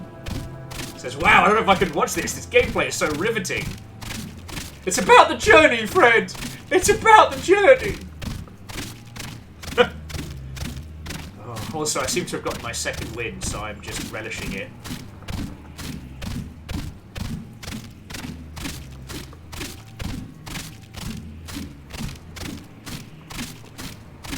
Yeah, so basically, Medamius, or whoever this is, early on, says, please kill me! And I thought I had time to decide whether or not to kill him. When I came back, he'd lost his mind, but cannot die. So he's eternally cursed to be now loopy bananas and violent. Sailing with this excitement cuts deep. See, now is a proper longship stream, is I'm the one getting torn apart by you lot. Orzine's making progress on their 40k fan brew short story. Lovely. Hey, and remember, every story's a fan story until it isn't. Hell, to me, Dragon Ball Abridged is still the canonical, the canonical thread.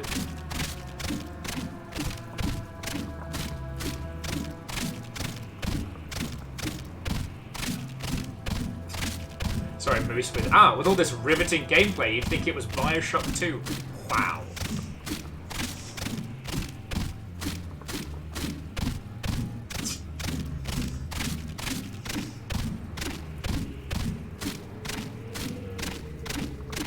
Honestly, Legend, the only reason I would put forward the Abridged is just for the line, Vegeta, no. Vegeta, yes! Vegeta, always yes!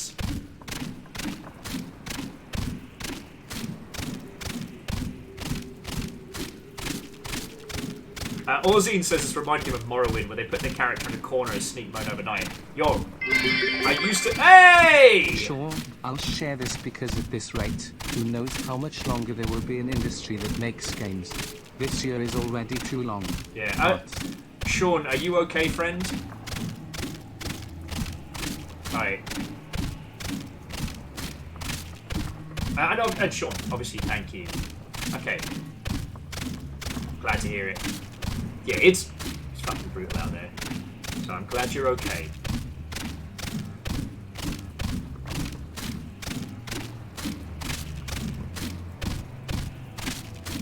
No, sorry, and Sean, and on top of that, like, thank you for all the support you throw our little corner of the internet.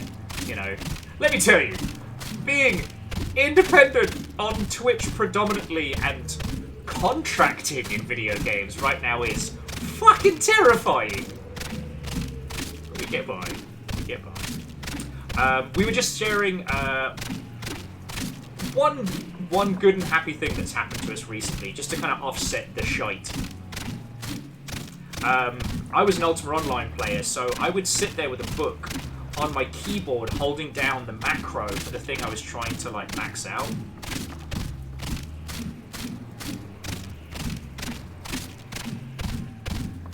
But you had to be paying attention because if they caught you in one spot just doing the same action, they would come and quiz you to make sure that you were legitimately still there.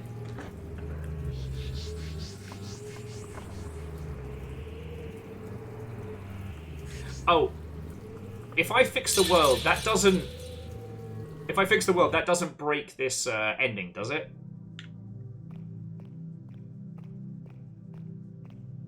I just kind of want to turn this into an even cooler scythe. Okay.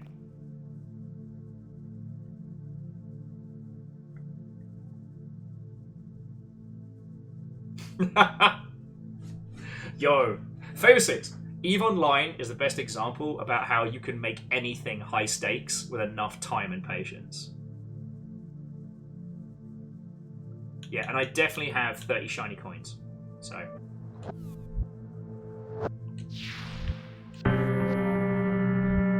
Death created. Death reborn.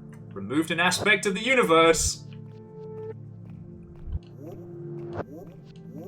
Oh shit, I lost my sword. I lost my scythe. Is that just out?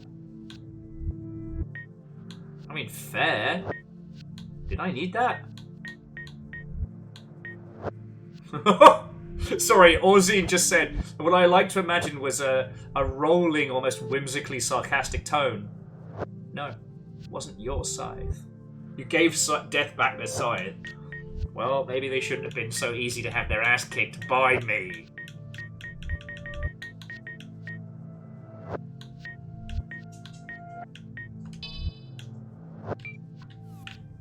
Okay.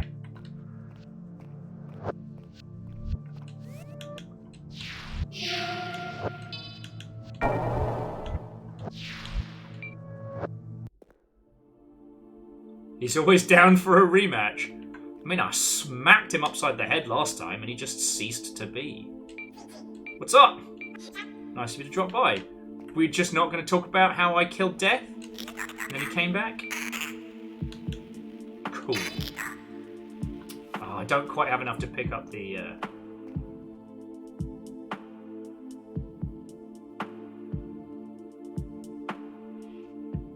I am so tired. I literally read Legends. Alright, first you kill, then you steal, then you upgrade, then you rebirth, then you kill Death. Or as we call it, the Death Loop. Do not bully me, I am very tired. Alright. Let's go say a quick how's your father to the big bad. Okay. I forget which way we're going to go. Oh, but we will need wind dash.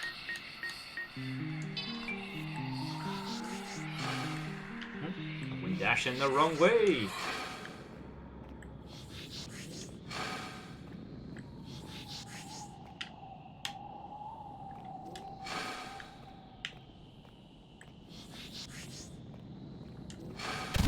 Ha!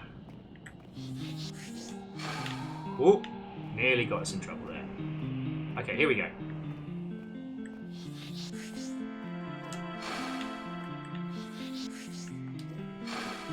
Haha. The fact that all of you went for "Hi, very tired," driving me up the bloody wall. Ah. The one thing about spending the day battling sleep deprivation, especially with caffeine, is I don't have an appetite right now.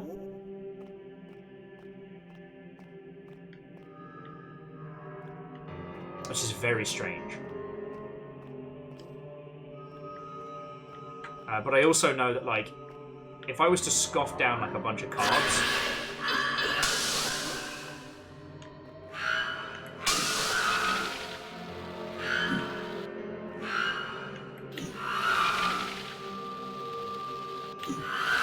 Oh, damn! Golden mummies, very flammable. But I know if I was to scoff down a bunch of carbs or something right now, I would be asleep.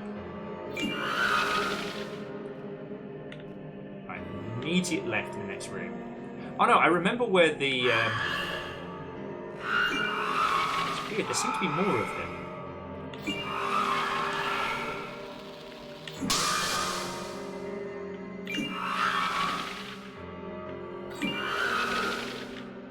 A lot of fool's gold here.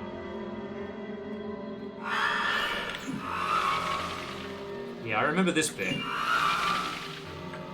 No, Lost Flowers, I do need food and I will eat. I know once I do, it's gonna cause, sleepy food times. Oi! None of that! Cheeky bad words, I tell you. Okay. So yeah, so there's no more marks left on the door. Alright, is there anything else to be doing? Oh yeah, no, Fearless, that's my plan. I'm gonna carb load. And then sleep like I've had 5 edibles. Alright. Equipped coins. Coins equipped.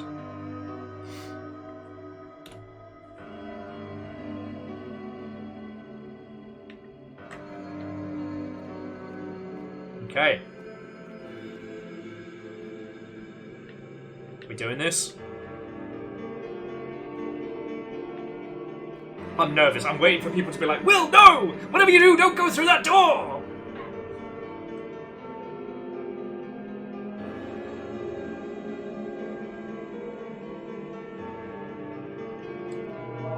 Alright, opening the door.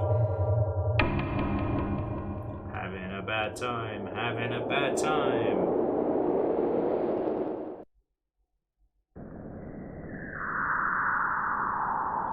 Open the doorway to another realm.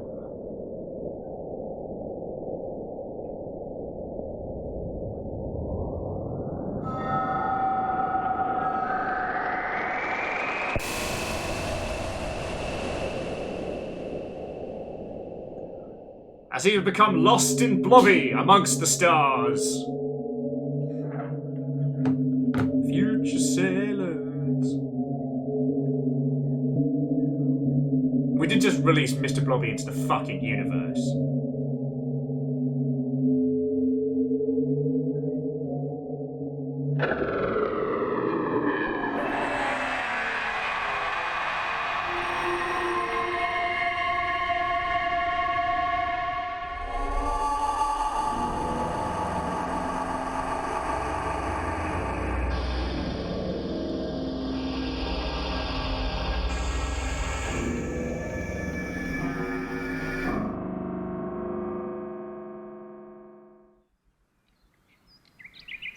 You all saw that, right? I didn't just have like a feckin' sleep micro bad times hallucination, right? Edwin, of course. We're the cosmic horror now.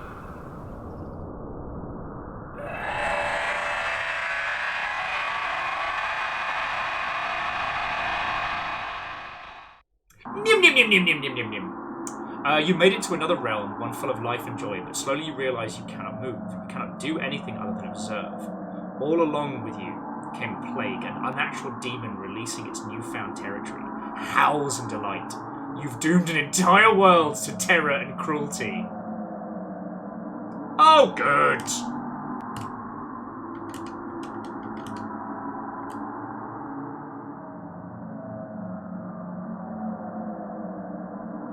Oh, good. Wait, did we release the blobby, or did the blobby come with us?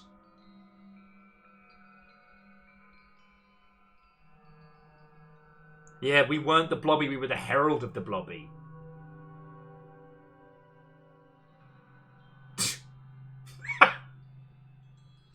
Chorus is like, oh hey, would you look at that? The ending that required you to do evil stuff was an ending that caused extra evil stuff. I'm very tired. I'm very susceptible to evil right now.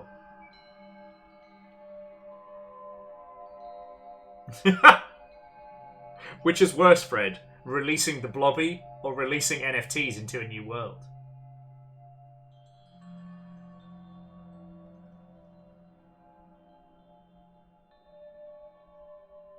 So Legend says, next ending is quick. Go to the room before the Great One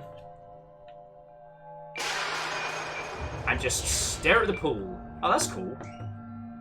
So that is where we go through the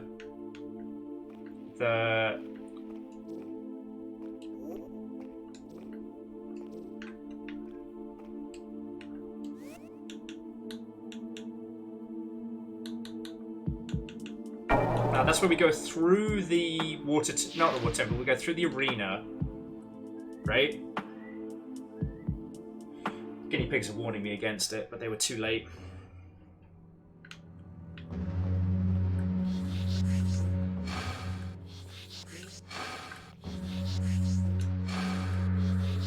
Oh cool, you guys are still here.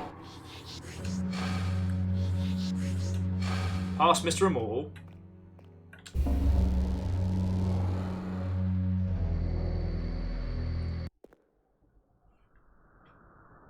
Now, thankfully, guinea pigs are some of the few creatures beyond Blobby's reach. Not beyond Blobby's sight, though. Not a lot of people know that there's a big difference between what the Blobby can see and what the Blobby can affect. As human beings, we are unfortunately susceptible to both. Some mad few have considered themselves stronger than the Blobby. Considered themselves able to command it. Able to direct its fury and its fervour. And all of them have died like the rest. But not in a normal way. The Blobby doesn't grant you death. The Blobby simply consumes.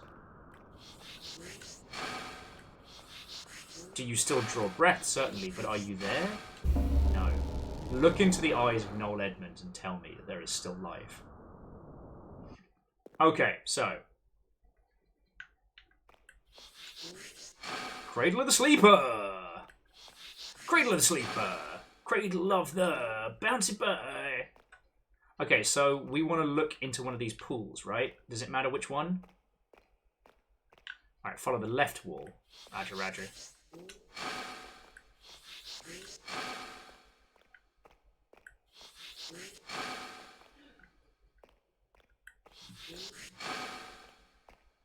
Oh, I might have looped back. Sorry, all. But I got my speedy spell up just to make up for my inconsistencies. Be a room adjacent to this one. Yeah, no, Orzine, I meant to comment on that earlier. How all of these little stones, they look like houses or churches. They look like the twisted magma ruins of places that were. Oh, I found this place earlier on. Alright, so we just want to stare into the water here, right? Have a little look-see gander. I'm just checking to make sure there isn't different pond water. Okay. Let's get staring.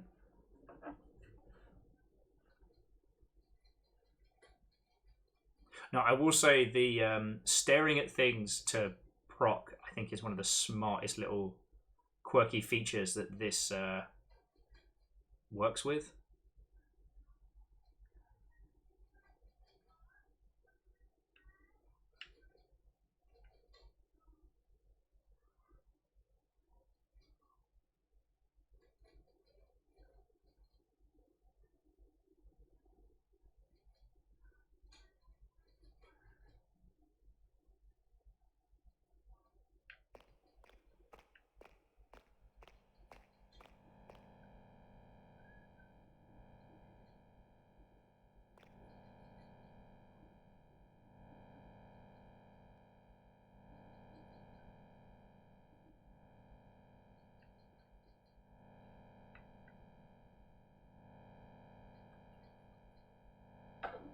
I hear something behind us, and that is it.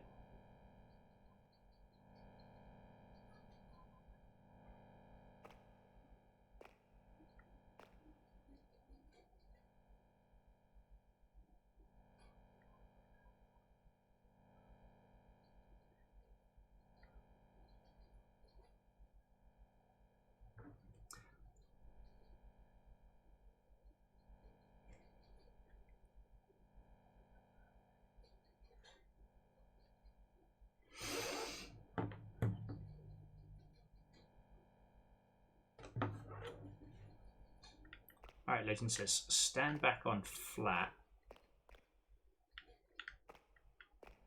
Stare into middle.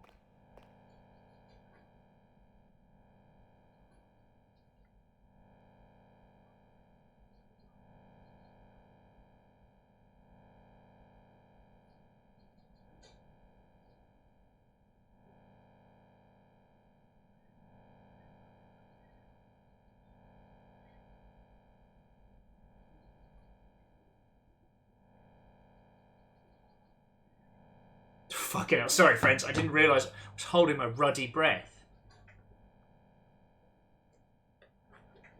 This is what a 53-hour live stream will do to a human.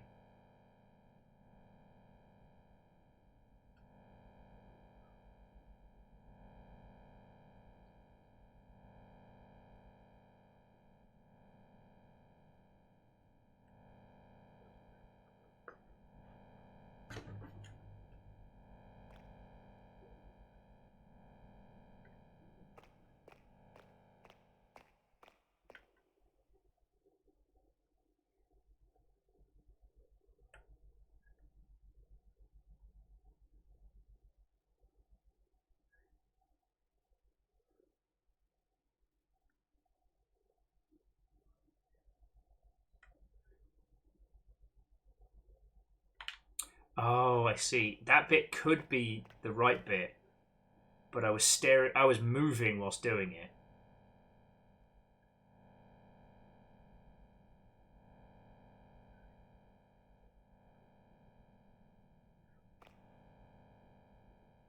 I don't think moving the camera affects it. Okay.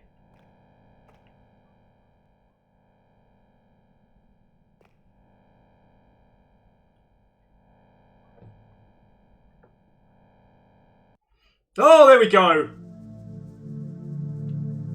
Ending CD. You got the message. Says, hello. You there? Can you hear me? I can see your creepy face. I've got a Mr. Blobby. I know how to use it. If you can, then that means you made it. I don't have too much to say. Don't worry. I'm just a program, you know? My real name is Longship 2! What? I don't feel much. Not like you do. But I want you to feel happy. That's the name of this feckin' rig. Okay. This whole thing is kind of manipulative. For both of us. I try to make you have fun, but make it hard and interesting, and you...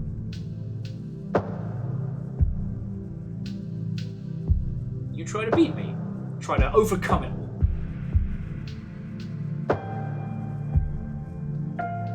because this world is beatable and it's designed that way.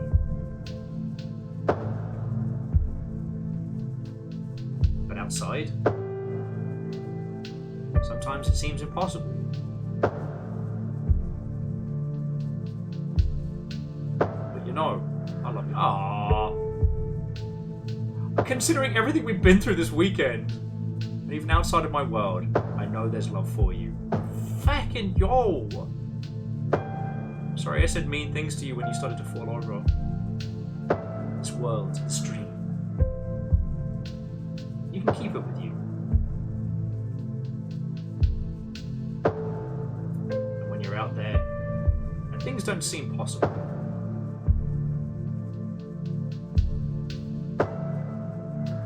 remember, you can overcome it.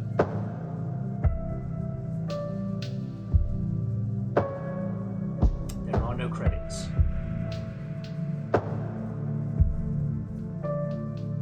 Because this isn't the end. Now take this to the waking world. Fucking yo!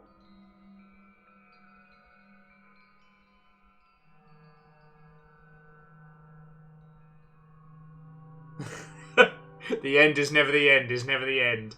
Fucking yo!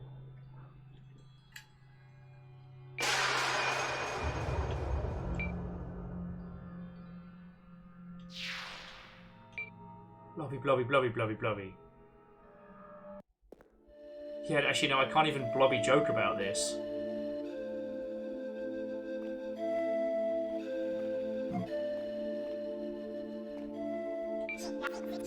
Hey, Viking Blob. Yeah, no, we're being safe. Doing well.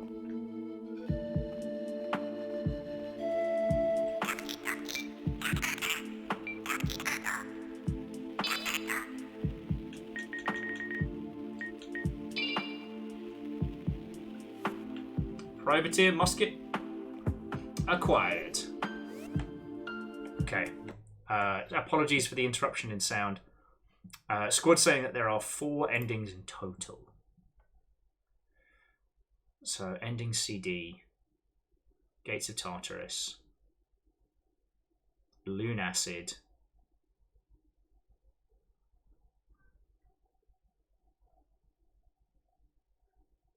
wait, so this means there's 1 more. We've done 3.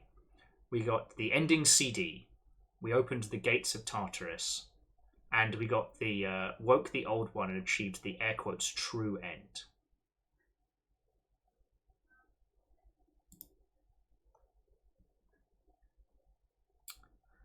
So Orzine says the last one will be a bit of a scavenger hunt. Okay. How bad we talking? Like, do I want to make a cup of tea before we tackle this?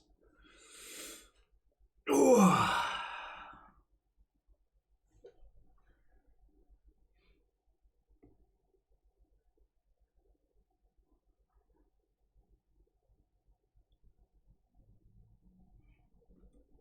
Well, I'll tell you what. So, friends, whilst I'm getting the skinny from Orzine and Flowers and everybody,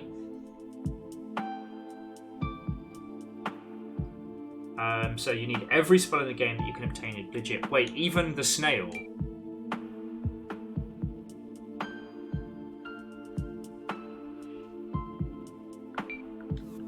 Because that might be more than we can do tonight.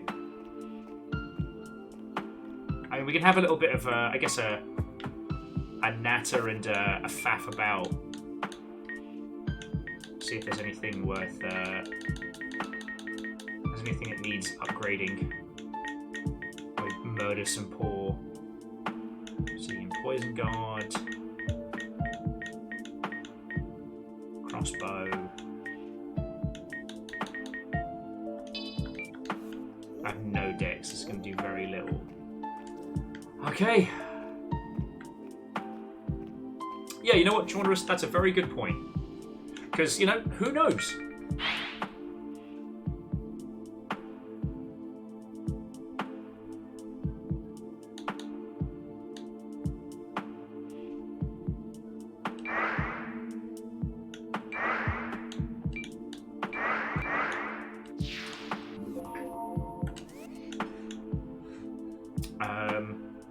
Yeah, no, Chonros, I've got a little bit of time. And whilst I'm able to converse with you all, feck it, let's go to Hollow Basin. Favor 6. Did I change it back? Of course I did. Of course I did. But please don't pay attention to all the tapping noises you're about to hear. Those are unrelated to anything.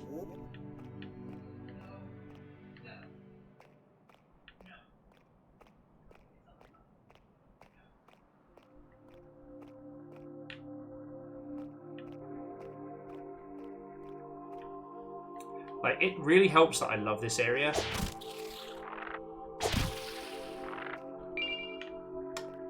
Woohoo! 2 cents.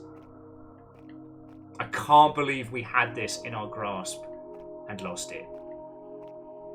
Like,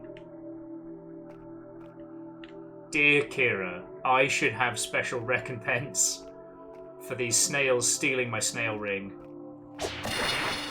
Oh, damn one.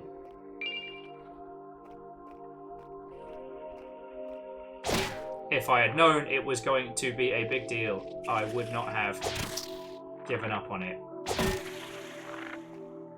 It's so wild, I get to pretend what it's like to be tiny.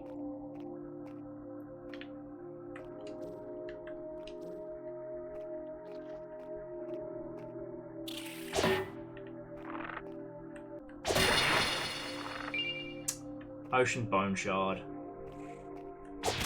And there's no, like, give me the good magic special upgrades or anything like that, is there?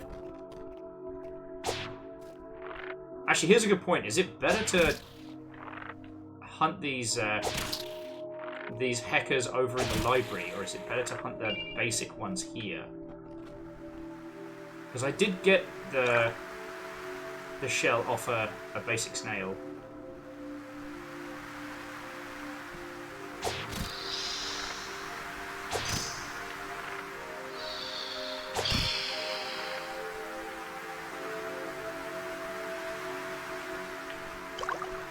I still can't believe we're not allowed to murder budget patches.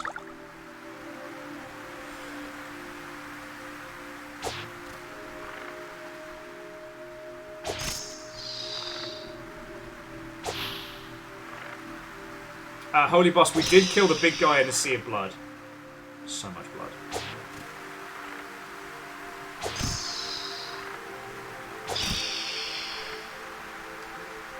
But yeah, we're probably going to need to head over to the archives. Not like the archives can really threaten us.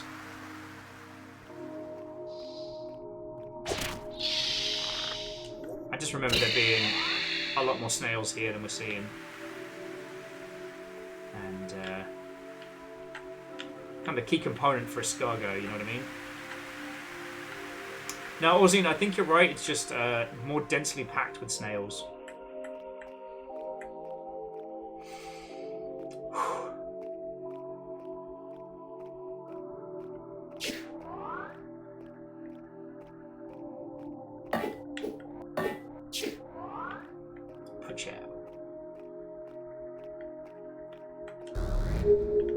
Yeah, the snail to feckery ratio is much higher.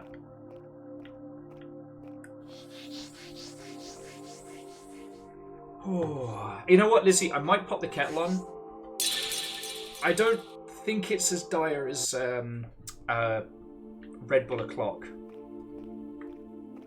but yeah, I feel the next drop coming on. You know what I'm saying? And sadly, not snail drops. Oh.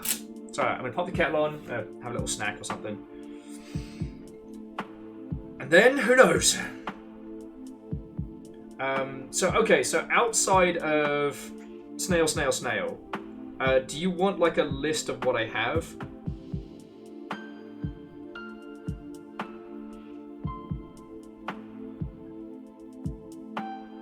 Orzine says, looking at it, the only ones that drop are in the Hollow Basin. Okay, so it does have to be those snails. Alright, I can do that.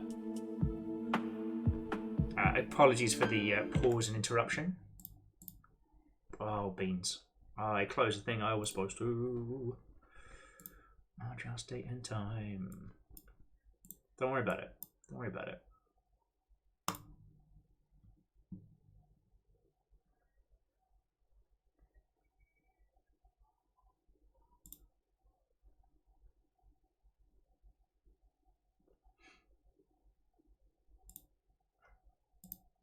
Okay. See if the time change kicks in.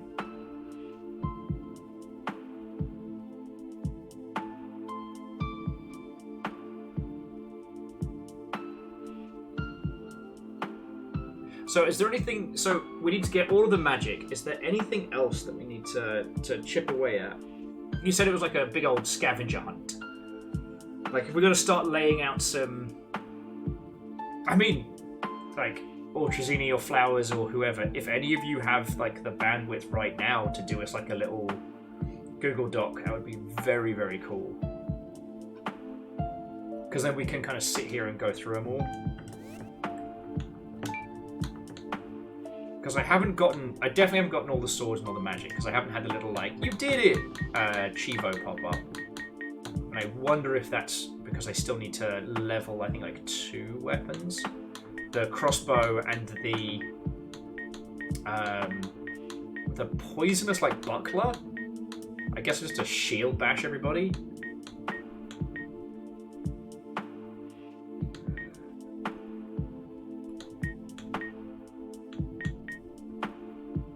Oh wow, the Jotunn Slayer is actually more powerful than the Lunacid Blade. Holy crud.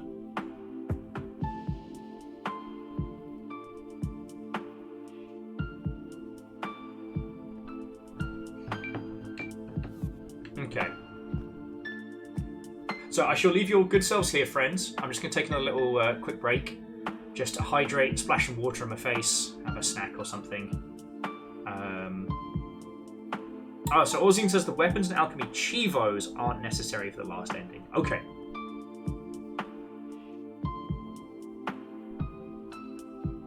Orzine, by challenge dungeon, do you mean...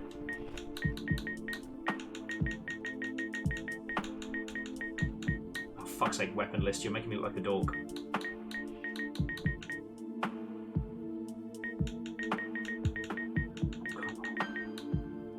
Where are you? Boosh! Yeah! Orzine, not only did we get Moonlight, we did it at like level 50. Very proud of us.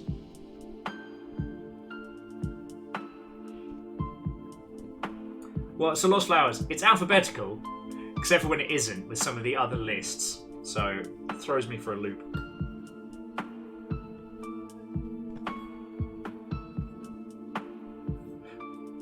Oh, yes, Lizzie, thank you for the reminder. Sorry. I'm so scatterbrained this afternoon.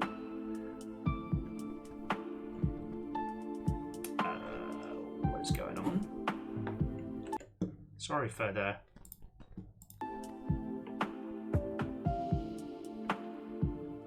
Oh, I don't like that. I'm so sorry for the interruptions, friends. Basically...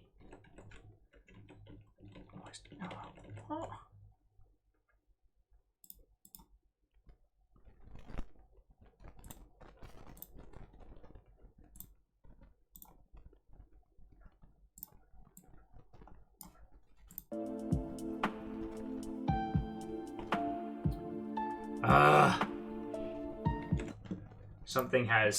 Something has gummed up the works severely on my end. And I'm not entirely sure what is happening. If you can still hear me, can you give me like just a little 07? I'll put a little ragey face in chat. Okay.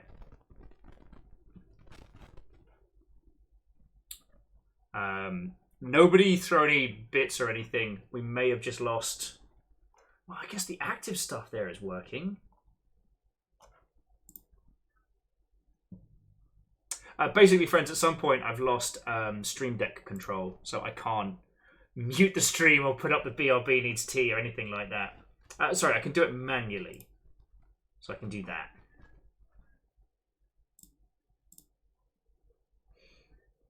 Okay. So now I mean it. I'm going to go get a cup of tea. I'll be back in a second, friends.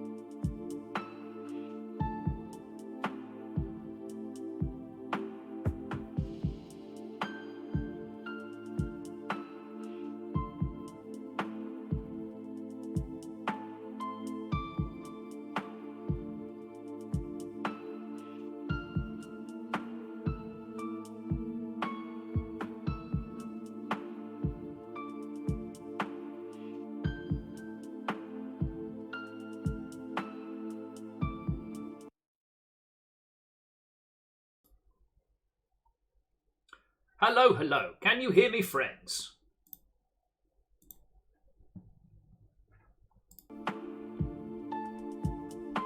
Okay. So basically, the fault is mine. Your sound card works perfectly. HMI module on approach to Space Station Mercury. So basically, a time travel broke things, and I would need to bring down the stream to bring it back up again to fix it. I think I can manually proc credits in a second. Maybe.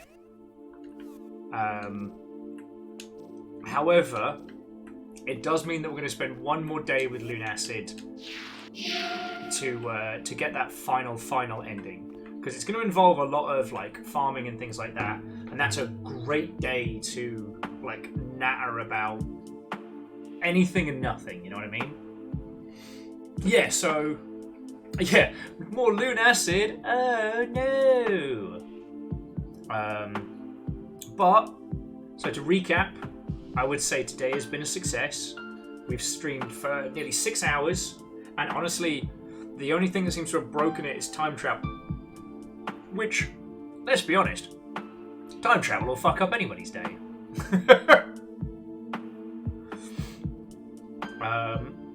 Oh, Ozine, that's really heckin' kind of you. Thank you. That's really kind of you. We'll be able to get it together on the...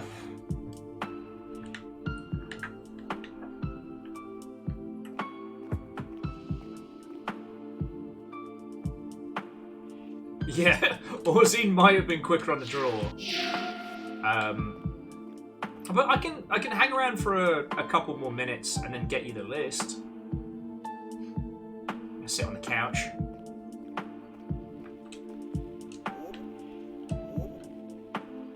It's a really good couch.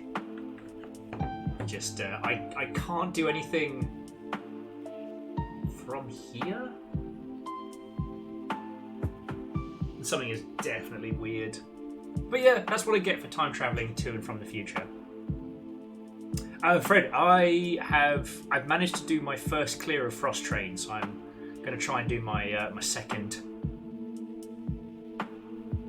It's I love how it feels like a blend of storybook brawl / teamfight tactics, like that Slay the Spire vibe, but also with that like Snowpiercer aesthetic.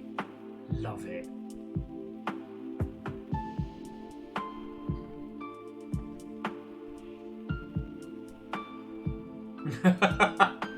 Yeah, the unblockable conductors meta.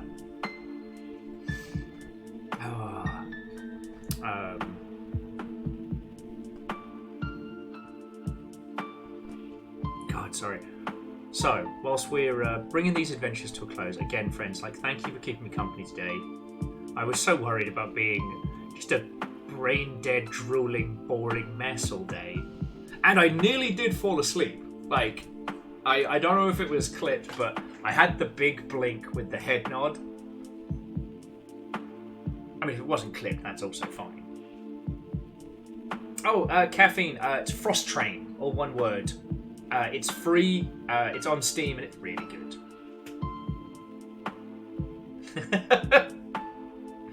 Well, Legend Flowers, thank you. My goal is, like,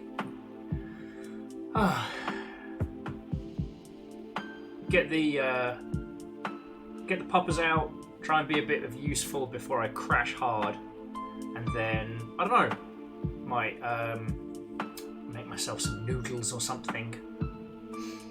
I don't know what I'm going to do, friends, but I'm going to do it. And then I'm going to conk out and hopefully sleep through.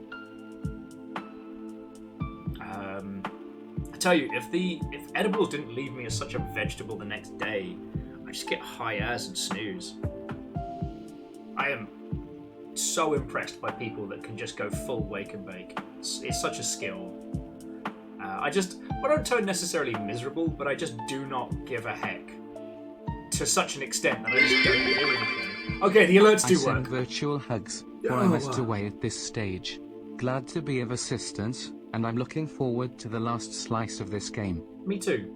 Me too. But you know what, friends?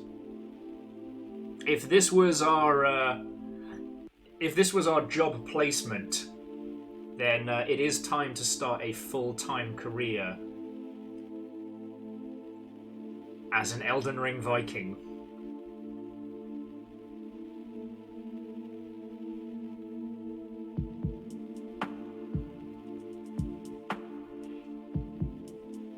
Because that's the only thing I can think of would be our next stop.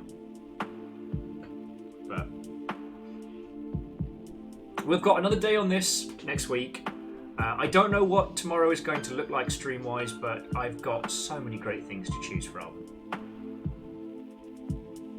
Like, we're not hurting for good stuff. Oh, also, everybody that messaged me about the heckin' cool horror game, like the analog horror, like, thank you. I was aware of it, but it's nice to know that I was in your thoughts on that one. Felt like a really big compliment.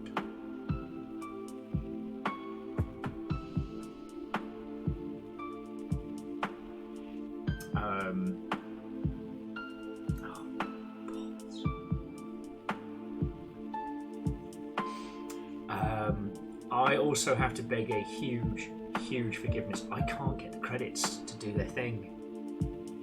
My time travel has broken all my buttons, and I can't get them to do the thing. So, friends, miscreants, legends, you lot put in so much, despite the fact that I've been gone for I've been gone for fucking ages, and I've been a mess. I can appreciate it. You know, we live in scary times, and you lot have kept my dumb ass going, and I'm tired. I lack big clever words. Just fucking thank you. Alright, just thank you.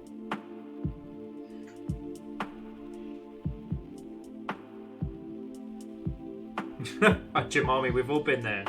We've all been there.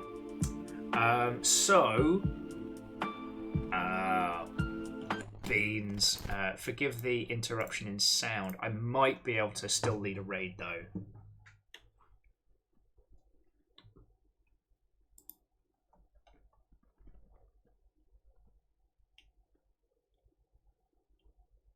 Oh, you know who we haven't gone and hung out with in ages? Chubby! Should make sure they're in before I start talking everybody up.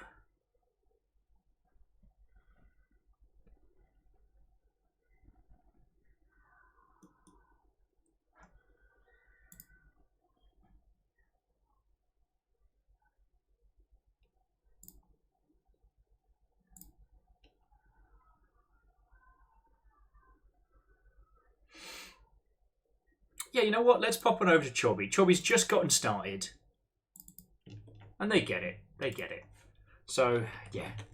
Friends, thank you for bearing with me for Operation Try and Reset My Sleep back to a regular human pattern. I am so sorry that we have lost all of the nonsense.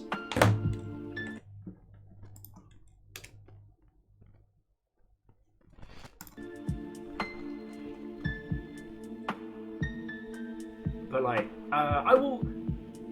Lost Flowers, I will try. Flare! The feckin' timing of it. I got to lurk catch some of your Pal World streams, but I've been such a vegetable, I didn't want to be all like, blip, blip, blip, blip. But however briefly, Flare, it's good to see you, friend. Right? I've been awake for a couple days now, so I'm trying to stay awake for 2 more hours, and then I can sleep. Why am I not surprised? Why am I not surprised? Oh, Flair just saying they broke the game. Of course he really did. Friends, if you are not following S5 Flair, please change that. They are an industry friendo. And you know when people say that I know everybody in the games industry? Nuh-uh. Flair knows everybody in the games industry. And has a gajillion stories to boot. So... do not make a mistake. Do follow them. But we're going to head on over to Chilby. Flair, lovely to see you. Friends, thank you so much for backing me up while I reset my sleep. And when next we come together, we're snail hunting. Orzine, save it for now. You can ping it to me when we're doing next round of Lunacid. Oh, I guess everyone's gone. Alright. Bye, VOD watchers. To be continued.